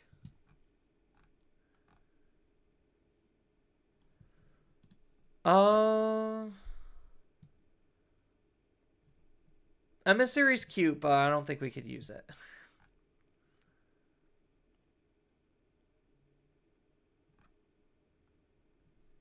Oh, I'm not on options. There we go. Is that... There's Queen Device. Queen Device is always a really good card.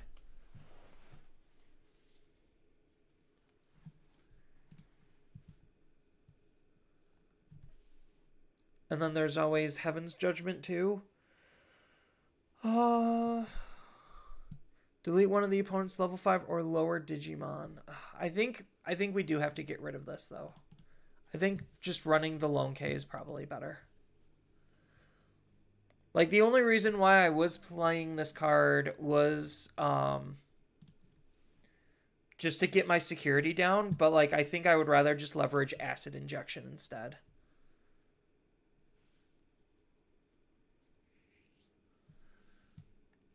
Yeah, so I think this is probably okay.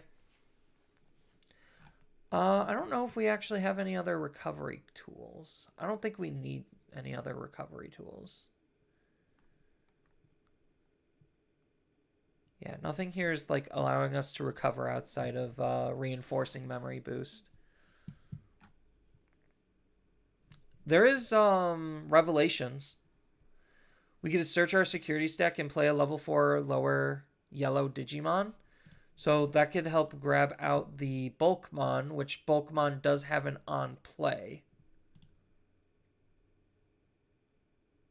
So if I was using the other Bulkmon, then I think like Revelation of Light would actually be pretty cute. And then we are also playing the Kari as well.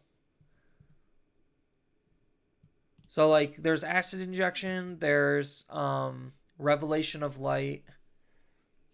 There's even by that logic Odin's Breath. But that's if we're running like more trash security type effects, which I really don't think this deck has a whole lot of.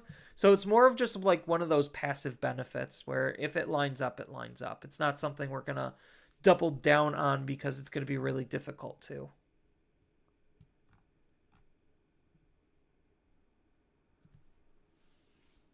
No, but I think this is a good start.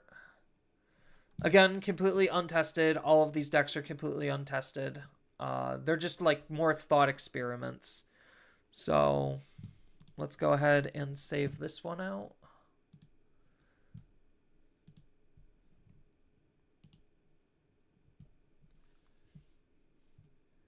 Download.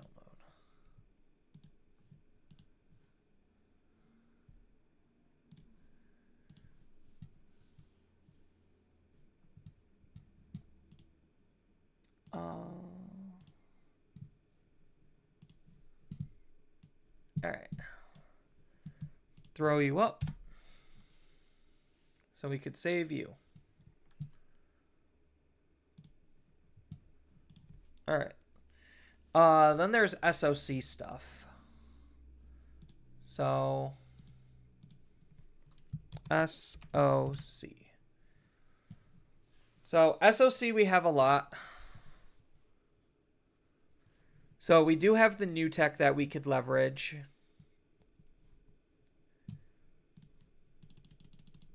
We do have an AG we actually can use, thank God. We do have a boss monster. Unfortunately, we're not running any Machine Dramons. Level 5 with Cyborg in trait. Yeah, we're just using this. So while we have a Black Tamer, this card... Wait, while you have a Black Tamer, cards from your trash can be placed as the Digicross. Oh, Digicross from trash if we have a Black Tamer. We don't have. By placing a Cyborg or SOC traded card from our trash as the bottom Digivolution source, delete up to a play cost of 7 worth of card... play cost worth of 7 of the opponent's Digimon. When this Digimon would leave the battle area by trashing 2 Machine, Cyborg, or SOC traded cards, prevent it from leaving. Oh, protection. Are these Cyborgs? No, they're Dark Animals. So let's bring up a JP Dark Animals. And we could kind of go from there to see... or not Dark Animals, SOC. And we could kind of see what to update. So here's a Japanese SOC. So they are like more Dark Animal than SOC. Oh, but they are leveraging this to probably act as a new inheritable for this. Do we have any other SOCs? Let's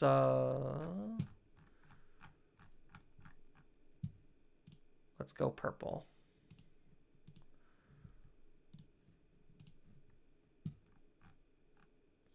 So there's that one.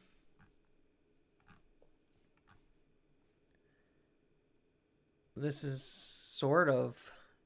No, this is one. So there's that one, there's this one. So we got at least two that we could reference. Yeah, this is like the Guilmon mill. Oh, where was this? I could have referenced this. Yeah, but they're using Guilmon and I'm using Itmon, so comparable tools, different different outcomes. Oh, oops.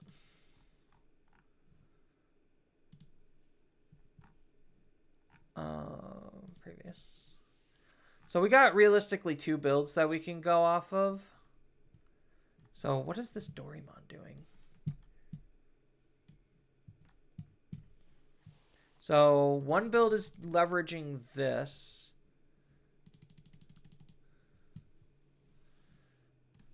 What does this do? If a Kosuke is in this Digimon's Digivolution, sorry. Oh, this is just mostly for the inheritable reboot, isn't it?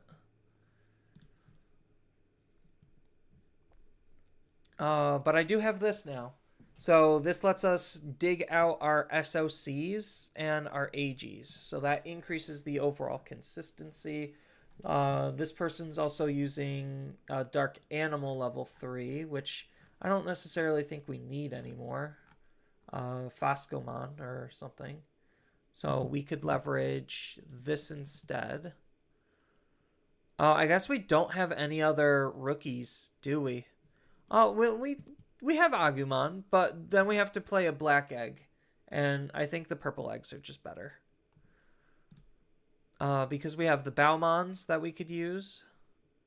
So they're running this Baumon. What's the other deck using? The same Baumon. Okay. So they are going harder into this card. So that way we can get in evolution into this card. Because we actually do have a tamer.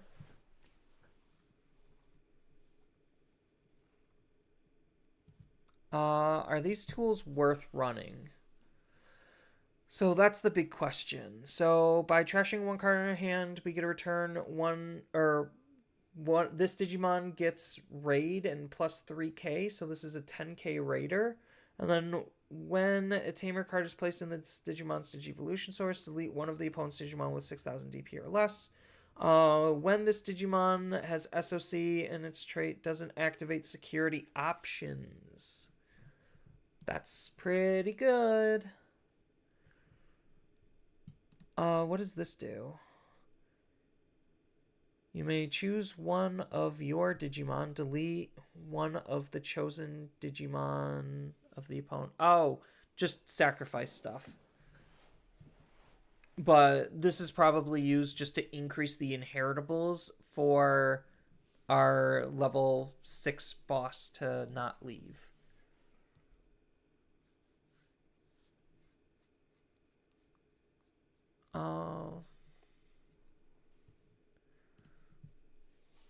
We get a trash one card from our hand to return an SOC. Oh, I think we have to play this card.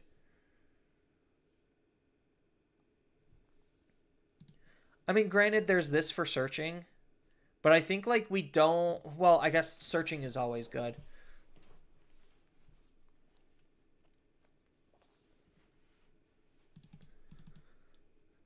So we'll run the 3 Tyrannomons, and then we can figure out if we want to go the Doru stuff or if we want the Luga stuff. I think Doru is still probably better in the long run. Like, just lean heavier into purple black.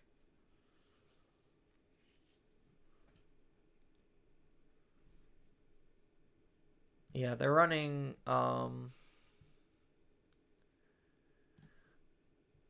that's for Marvin.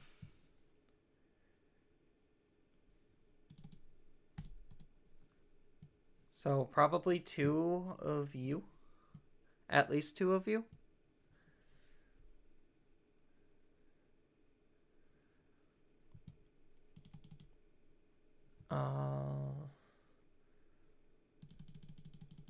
4 and 4.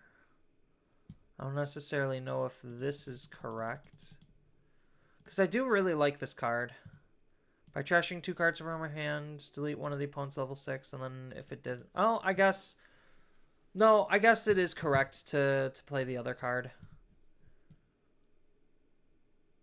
Because we're not using much of the effects on this card, actually. Are we...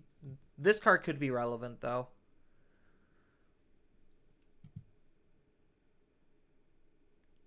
Delete one of the opponent's Digimon with 6 hit. It's just... I think for this build, this could be potentially useful.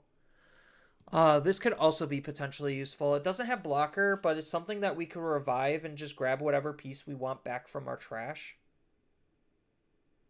It's not bad. So maybe we could go like down a Tyrannomon and up one of this.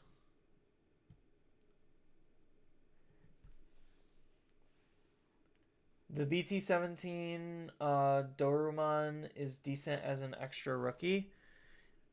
Yeah. I mean, the reboot inheritable isn't irrelevant. It really isn't. Because this gives us blocker. So we have blocker and reboot. So, like, just to flesh out our rookies, it's probably fine. The only issue I have with this card personally is the fact that it's going to Evo for 1. So that's my only personal gripe. So maybe I would want to leverage a Dark Animal rookie. So I know a lot of people are using like Foscomon.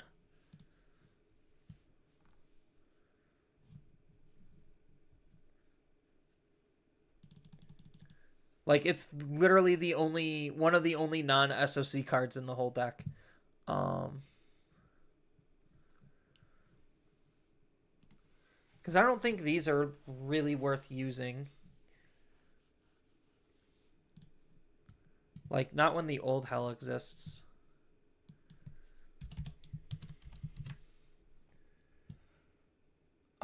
Then we do have lots of really fun things that we could use in terms of options. Only bad thing is the 1-cost Evo? Yeah, exactly.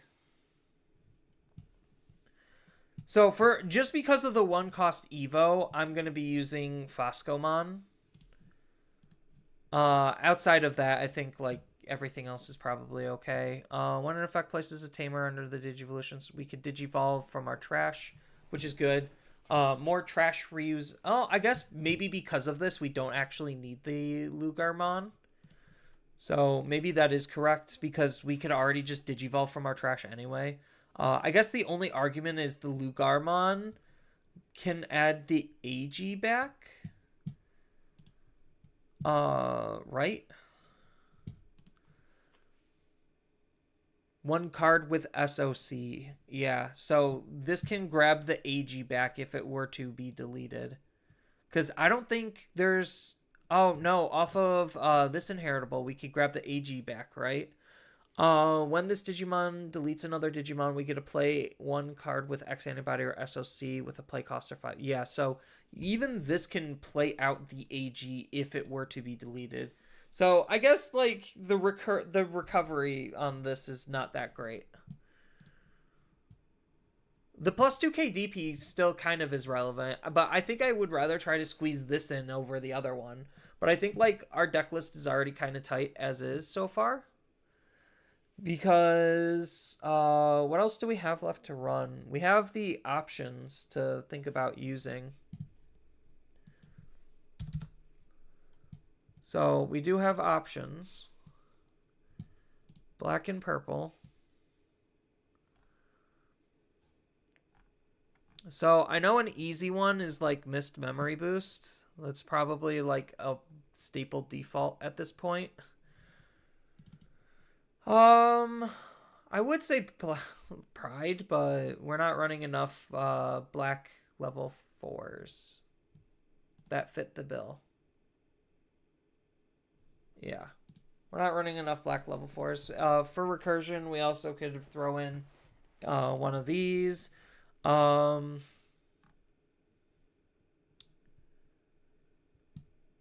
We could do Trident Arm for de-digivolving, and then that could goad the opponent's Digimon into attacking. So that way we could use this card in a different way. It's not terrible. I think we no, maybe the removal on this is good enough.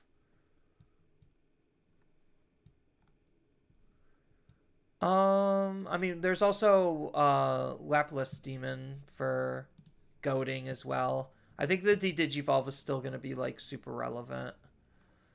There is Final Zubagon Punch just seems super spicy to me. I think we don't need it though because we're going to have Alliance off of this. So maybe we got the Mist. Maybe like Congo or something. Like the JP build uses Congo. Where is Congo?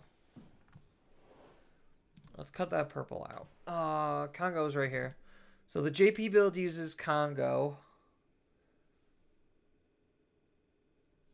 They have an extra one of these.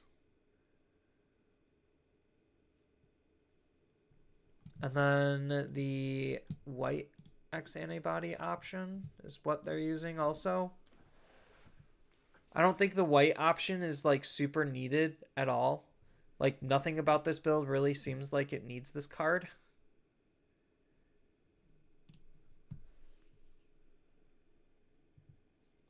I'm trying to see what else they're leveraging.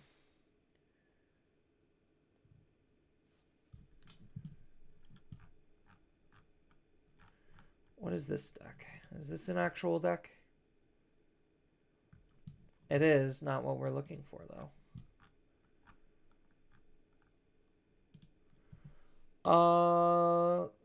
This build's using a Pummel Whack.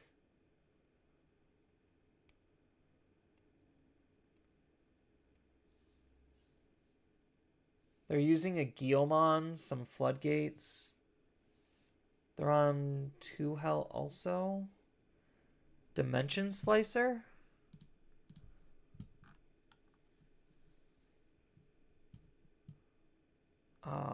It's this one. Or Ultimate Slicer. By trashing a card with Machine, Cyborg, or SOC, delete one of the opponent's Digimon or Tamers with the lowest play cost. Not terrible. Not irrelevant. Would I rather have Trident Arm or Ultimate Slicer? That's the big question. Because they're using Pummel Whack for low-level removal, which I don't necessarily think this deck cares too much about low-level removal, but Pummel Whack has the added upside for when we discard it, we get to draw a card. So, Pummel Whack seems pretty spicy. Oh.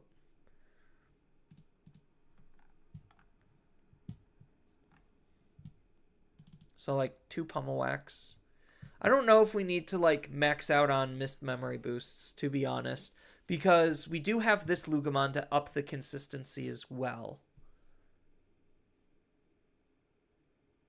Maybe EX5 Lab? Lab is not a dark animal, which is the only downside to it. Fly Bullet? Yeah, like some sort of removal. Because one JP build is using Ultimate Slicer, Pummel Whack, Crimson Blaze, Final Zubagon Punch. Then the other JP build is using the Trident Arm and Congo. I think Congo is probably good. What other tamers can I leverage? I guess that's the next big question. So probably not this. Unfortunately, there's not really a lot of tamers that I could actually utilize. What does this do? No. I don't think that's going to be that useful. No Zenith. By placing level 4 black Digimon with... No, we're not playing enough of those.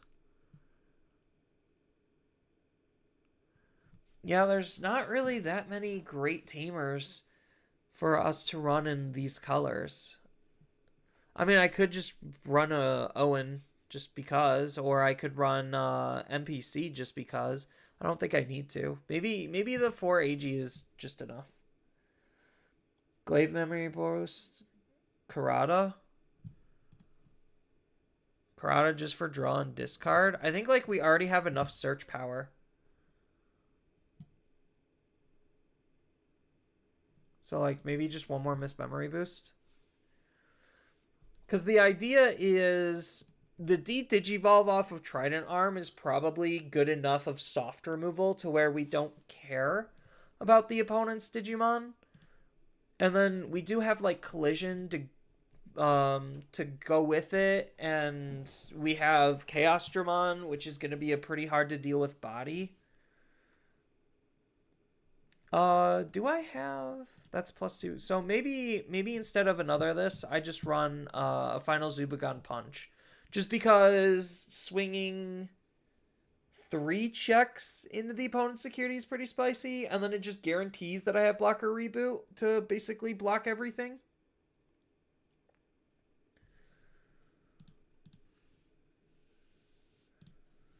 I don't know, hard to say. We have so many options. Like that's the fun part, I guess, is we do just have lots of different options. Cuz Ultimate Slicer I think is pretty spicy as well.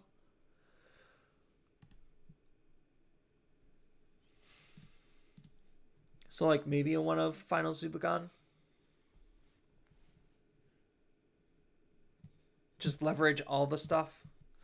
Because of the egg, we don't really need the recursion of like Glaive Memory Boost and some other spicy cards. Like I'm almost debating about just cutting the Calling, to be honest. Just because we do have the egg that's acting as our recursion. Because as long as our tamer is able to go underneath our Digimon, we're always going to be able to Digivolve from basically our trash, which is fine because if we're not digivolving from our trash, we're digivolving from our hand. So that's why I feel like we don't necessarily need the recursion. And then if we use Doru Greymon, the ability will allow us to just basically bring back whatever level 4s we want anyway. Sure, we won't be able to use the egg to digivolve them into level 5s from the trash, but that's why we're at least playing like one calling. So that way we could still have access at the level 5s. Skull Mammothmon for a secondary boss. Not a bad pick.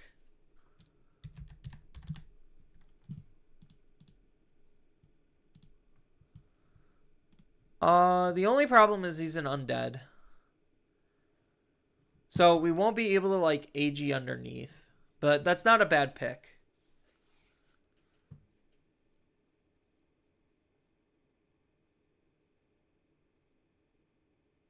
Draw 1, discard 1. Because we discard, we get to play a level 4. Yeah, there's a lot of fun things we can do. Maybe like the only other unfortunate thing about Skull Mammothon, which is why I was like struggling with Pulsemon also, is the fact that it doesn't really like we do have options for secondary level 7 or level 7s, level 6s. It's just because we want our deck to be as consistent as possible, it doesn't... Sometimes it doesn't benefit us for, like, missing a trigger. So, like, if I use Lugamon to search and I find the Skull Mammoth, it goes away. That sometimes feels pretty bad. So just staying in line sometimes is better. Because it feels less bad when, like, a Trident Arm goes to the bottom than a Skull Mammoth, where it's just like, oh, I could have used the Skull Mammoth, where sometimes the options are a little bit useless.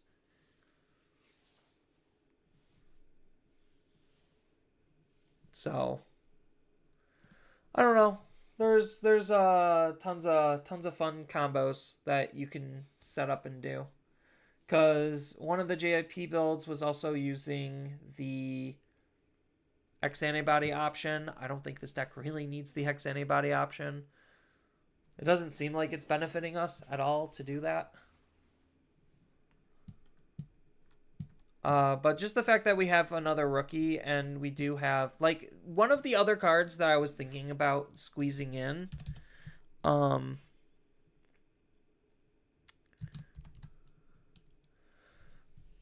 is the Sol Ugerman, because the raid seems pretty good. Is this an X antibody? It is not. It is just a SOC. Yeah, so the raid is really good, and then not triggering options out of security also seems pretty spicy. I don't know how relevant that's gonna be. So like maybe I could cut the decks down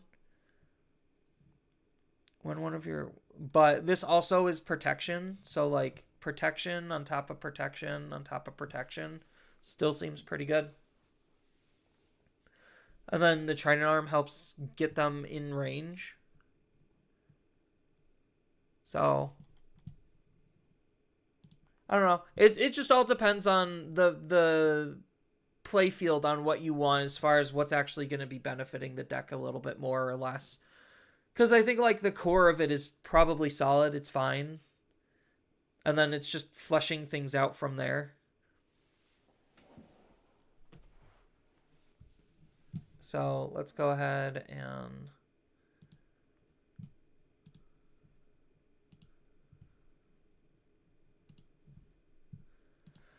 throw you up on the Discord.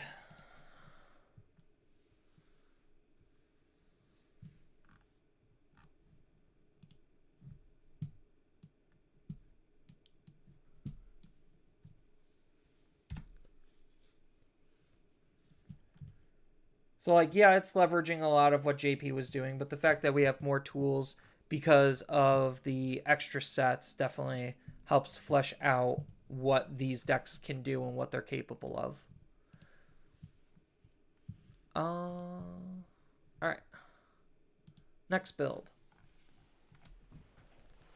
I'm just busting out builds. I probably should be doing like playtesting some of them.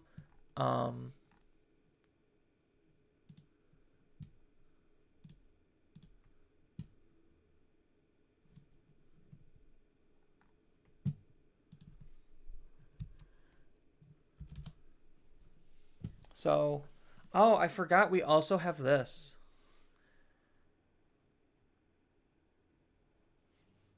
Oh well. Not that it's going to matter that much. We're not trying to digivolve into Aquatics Alt that often anyway. We could do Veemon Armors.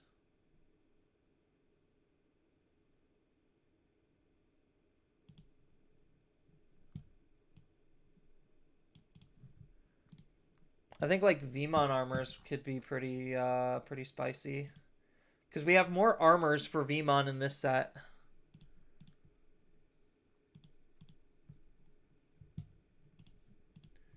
Is there already a base for Veemon armors? There's not. I could have swore there was. This kind of is.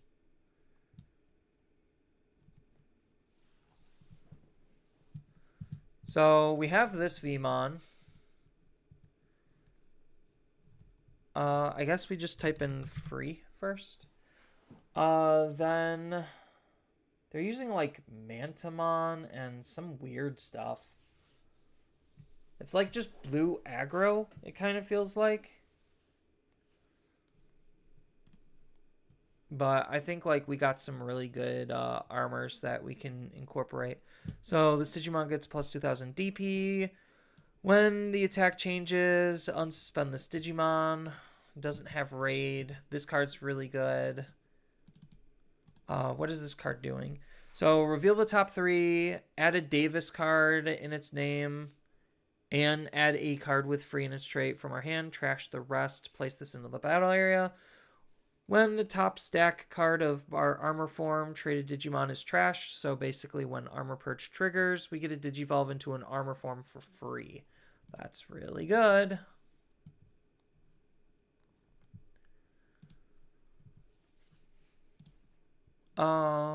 Yeah, so they're using like Pispimon and Manta-Raymon. I think like we can do better than that.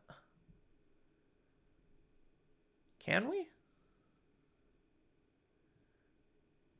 So what is Pipsimon even doing? When it attacks an opponent's Digimon with no Digivolution sources, delete that Digimon? That's actually pretty good. With the Vmon, we could still Digivolve for 2.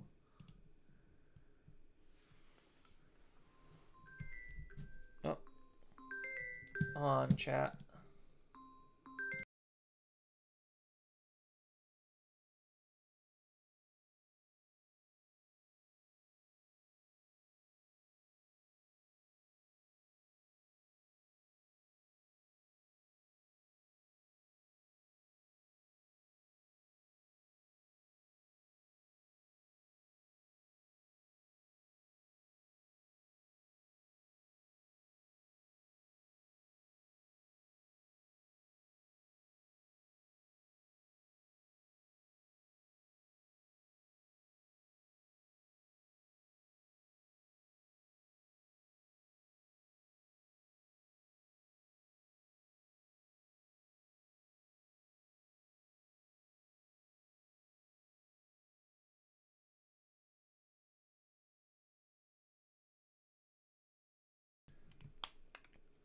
Sorry, chat. That was just the roommate calling to check in. So I think this Vmon's still pretty good. When one of our other Digimon is played or Digivolve, if it has free in its trait or is green, we get a gain of memory. So this is just fine. Maybe like blue like these are both Patamon cards, right? Like blue Patamon armors could be a thing because we also have Pegasusmon. But I guess Pegasusmon is doing something similar to Manta-Raymon.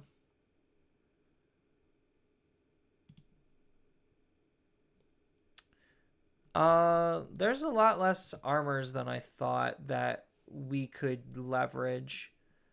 At least for like Vmon. There is Sethmon. Sethmon's not terrible if we're going the pure V route.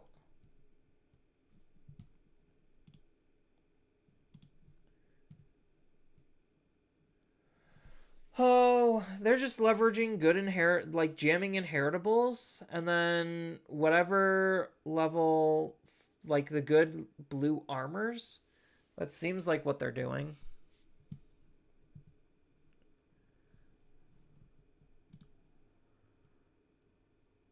Like, it seems like this format really just wants to do a lot of, like, low-level jamming aggressive stuff. So if that's the given format, maybe I should just try to plan for, like, blockers.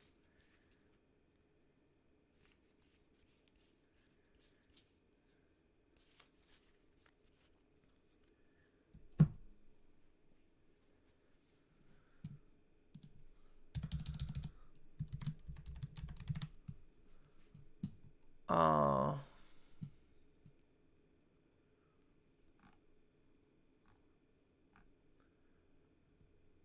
Oh.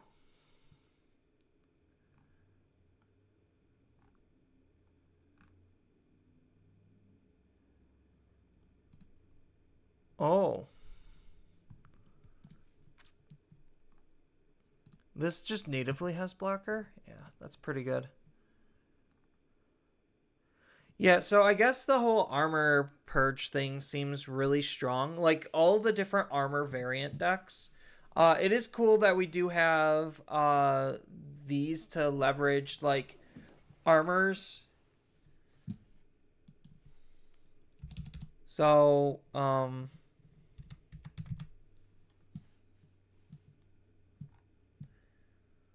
like this is probably good. This is probably good. We could probably include Sethmon. We do have plenty of Vmons that we could use.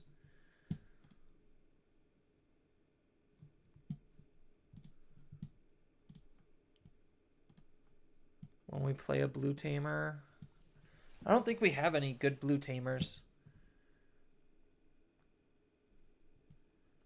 Because they're just leveraging jamming outside of VMon stuff. So I'm just thinking like this DP boosts, so maybe we don't need the jamming. We could still include jamming.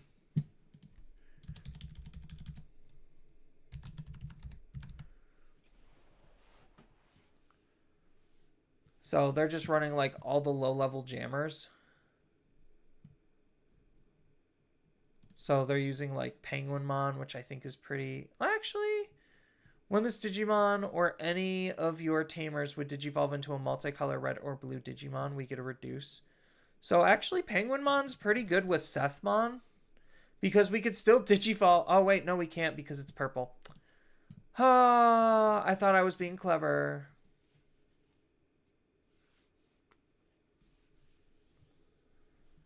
Then we get Fire Rocket. How many are they running? They're running 8 armors. They're just like hyper low to the ground. Oh, we get Owen. Yeah.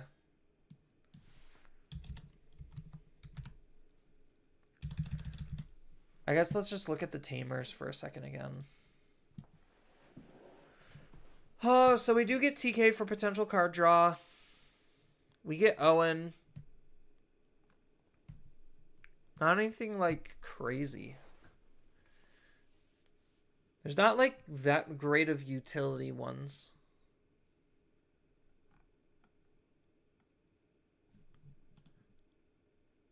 This is for Marine Angemon.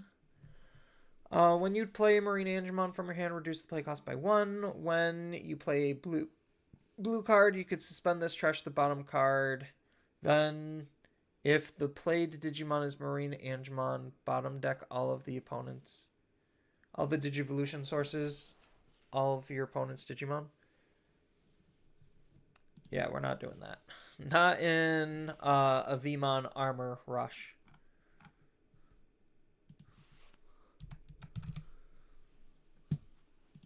So I think Owen is still probably one of the better ones.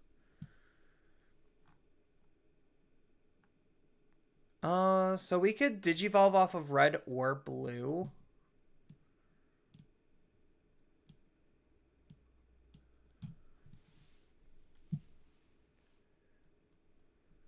So anything that's red or blue we could use.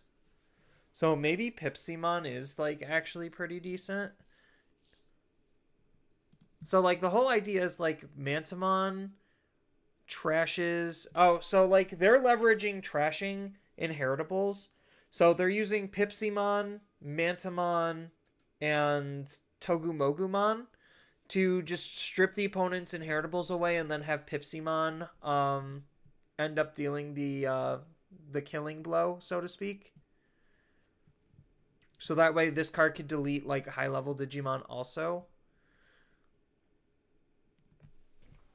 So like I guess that's a really good combo between like Togumogu also being the blocker of the deck, Manta giving security attack minus and Pipsy. And then just running a whole bunch of blockers.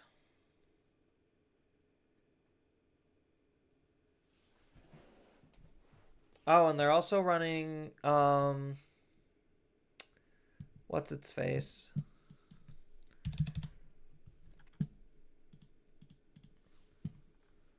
The Legend Arms guy.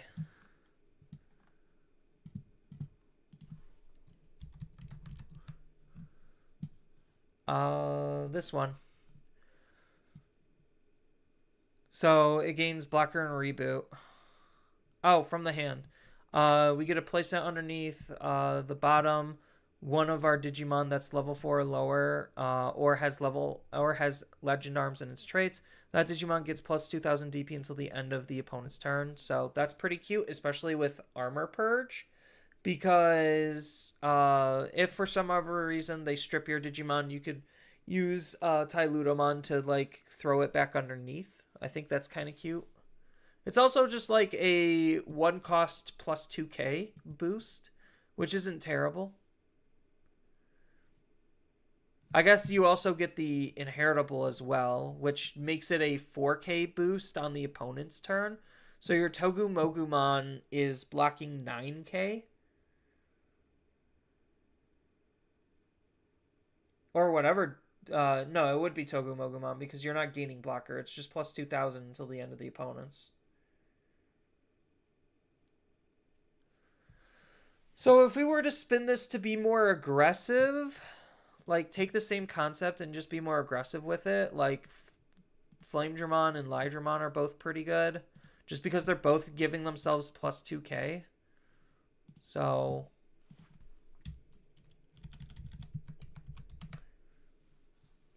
is there any others? I mean, I guess technically I could use Shurimon to make myself unblockable, but that's only once. And then it's just a really weak Digimon. I could technically use Lynxmon. So Lynxmon, oh, that's minus 3K. Never mind. I was thinking of like just how do I boost my own numbers?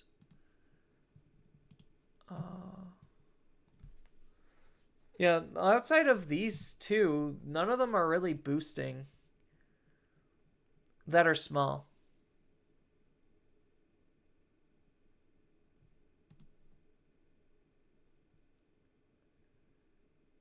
I could technically use Tai, the other Tai for blocker.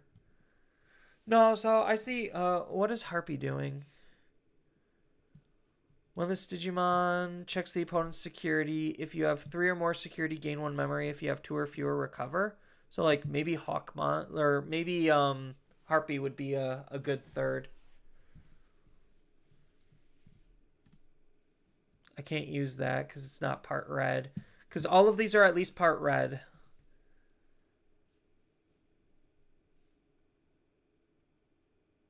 Because I guess the leverage on the other combo that JP is running. So like just for reference, I'm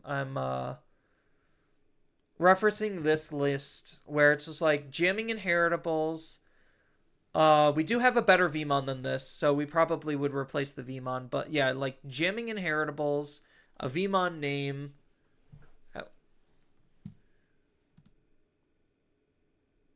Yeah, we probably would just replace that Vmon with this Vmon, the new one. Because I don't see anything objectively wrong with this list. So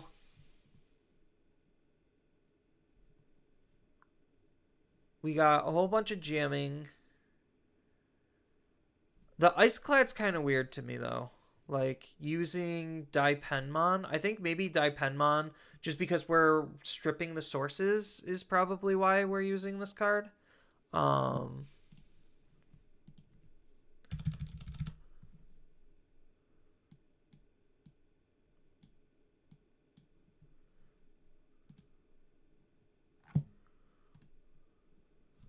is there a different Daipenmon? No, it's just this one. So, Ice Clad, delete one of the opponent's Digimon with no Digivolution sources. That's probably why. Just for removal. Like, let me just make sure to kill all of your blockers.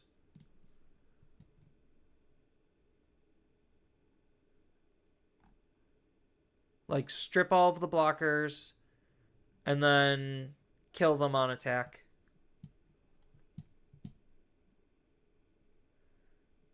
But yeah, this is what I was referencing.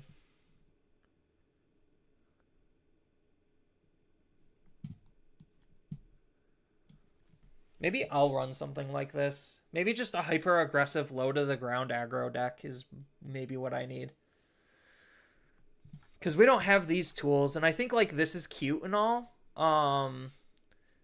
But I think, like, literally the same concept, just with those armors that are stripping sources, might just end up being better.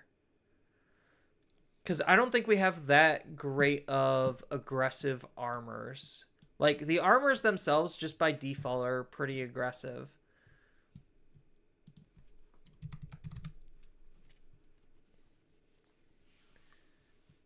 Because I would probably consider playing Harpy as the last one. For at least like this iteration. So that way I'm just trying to deal as much damage as possible. And that's like the whole gimmick. Is just get the damage in.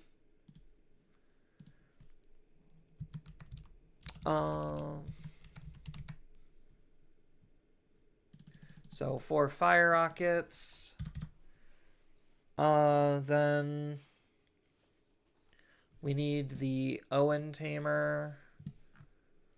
Because Owen's like the best tamer. They're running floodgates, jamming for card draw.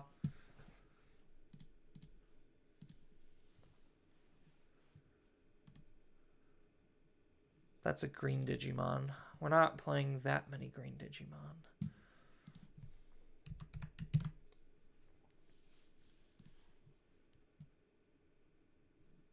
Nope. Nope.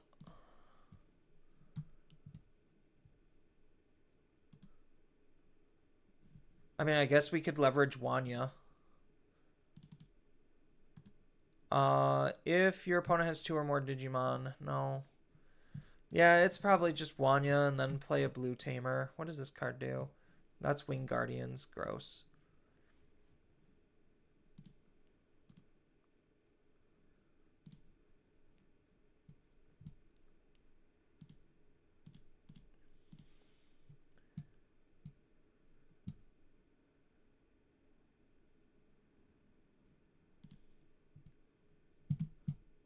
Oh, right. We don't need the draw. We just need blue tamers.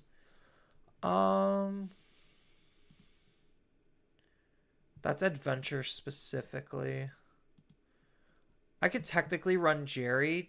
Is there any good Leomons that I could consider playing?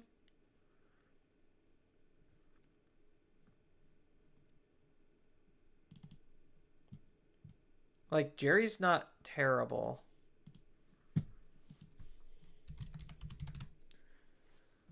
I do have the on delete Leo. That's basically it. That's the only low-level Leomon worth playing. Because that's a Wind Digivolving. These are not technically Leomons. Yeah, it's literally just this Leomon. That's pretty sad. So I would be running Jerry just for this ability. Not for the free playing of a Leomon. Maybe I could like squeeze 2 Leomons in.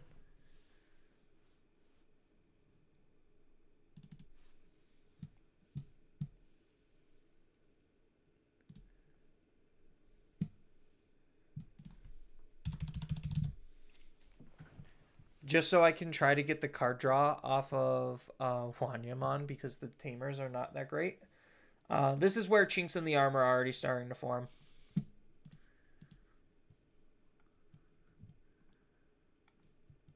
Then, like, obviously these cards are going to be, like, absolutely insane. So, like, if I was taking the more aggressive stance, I probably would want to play Island. Oh, that's hilarious. Oh, wait, no, I would want to play Janai. But that's hilarious. You could use Island plus Jerry to play out a Leomon for free. If you have that set up, that seems pretty nuts. Then they're running the armor option. Armor swapping. Swapping them armors.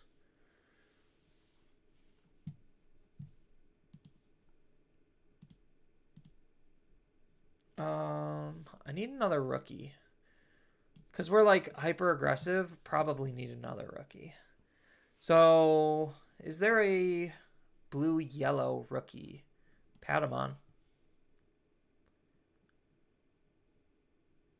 When attacking, trash the top Digivolution source of one of the opponent's Digimon.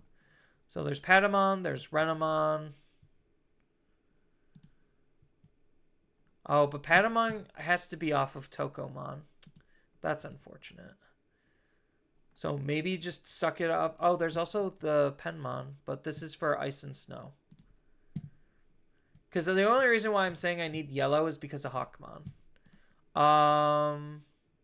When you use an option card with 2 or more, gain 1 memory. So like that's still not like terrible.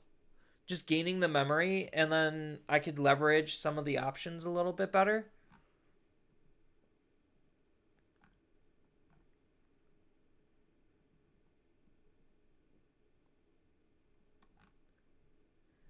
Is this better? No, that's Examon stuff specifically.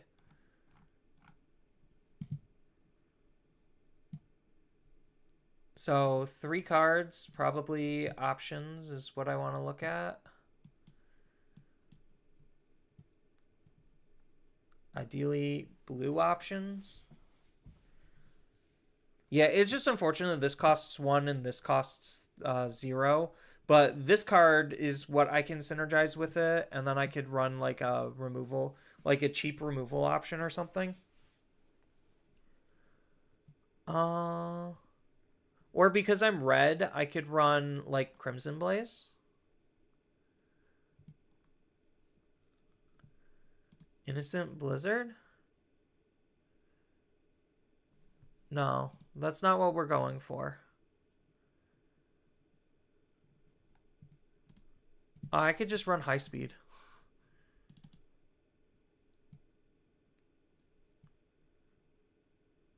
And then just max out on this because this is search.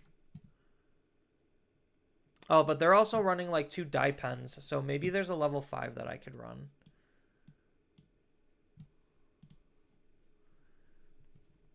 So the level 5 would need to Digivolve off of blue and red, which is still die pen. There's Brachio.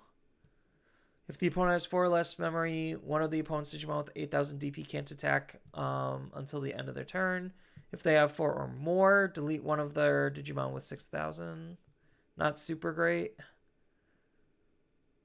I could also do blue or yellow. So what does the Tau do? Return one of the opponent's Digimon with 6,000 DP or less to their hand. Or maybe Polar. Trash 2, and then one of the opponent's Digimon with no Digivolution sources can't activate when Digivolving effects. I really don't think the deck needs a level 5.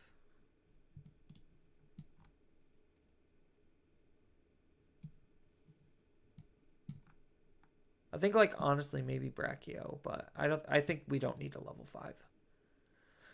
I think we're good as is. It's not the most flashy of decks. Oh, Hammer Spark. Bam. There we go. Can't forget the one of. And then we're probably going to need another Digitama. So preferably a DP booster or jamming. Maybe jamming. We're not trying to source strip too often. So maybe just a DP booster would be fine. Do we have a plus 2,000? Do we have plus 1,000? We got plenty of plus 1,000s. 2 or more colors plus 1,000 during all turns. Probably that is a one of. There's an argument to take out the Wanya and put more of this in. Just because if I have the Jerry to draw me cards, but at the same time, I don't think that's going to happen too often. Yeah, this allows this to be more aggressive too, so I think this is fine. Alright. I'm done with this build.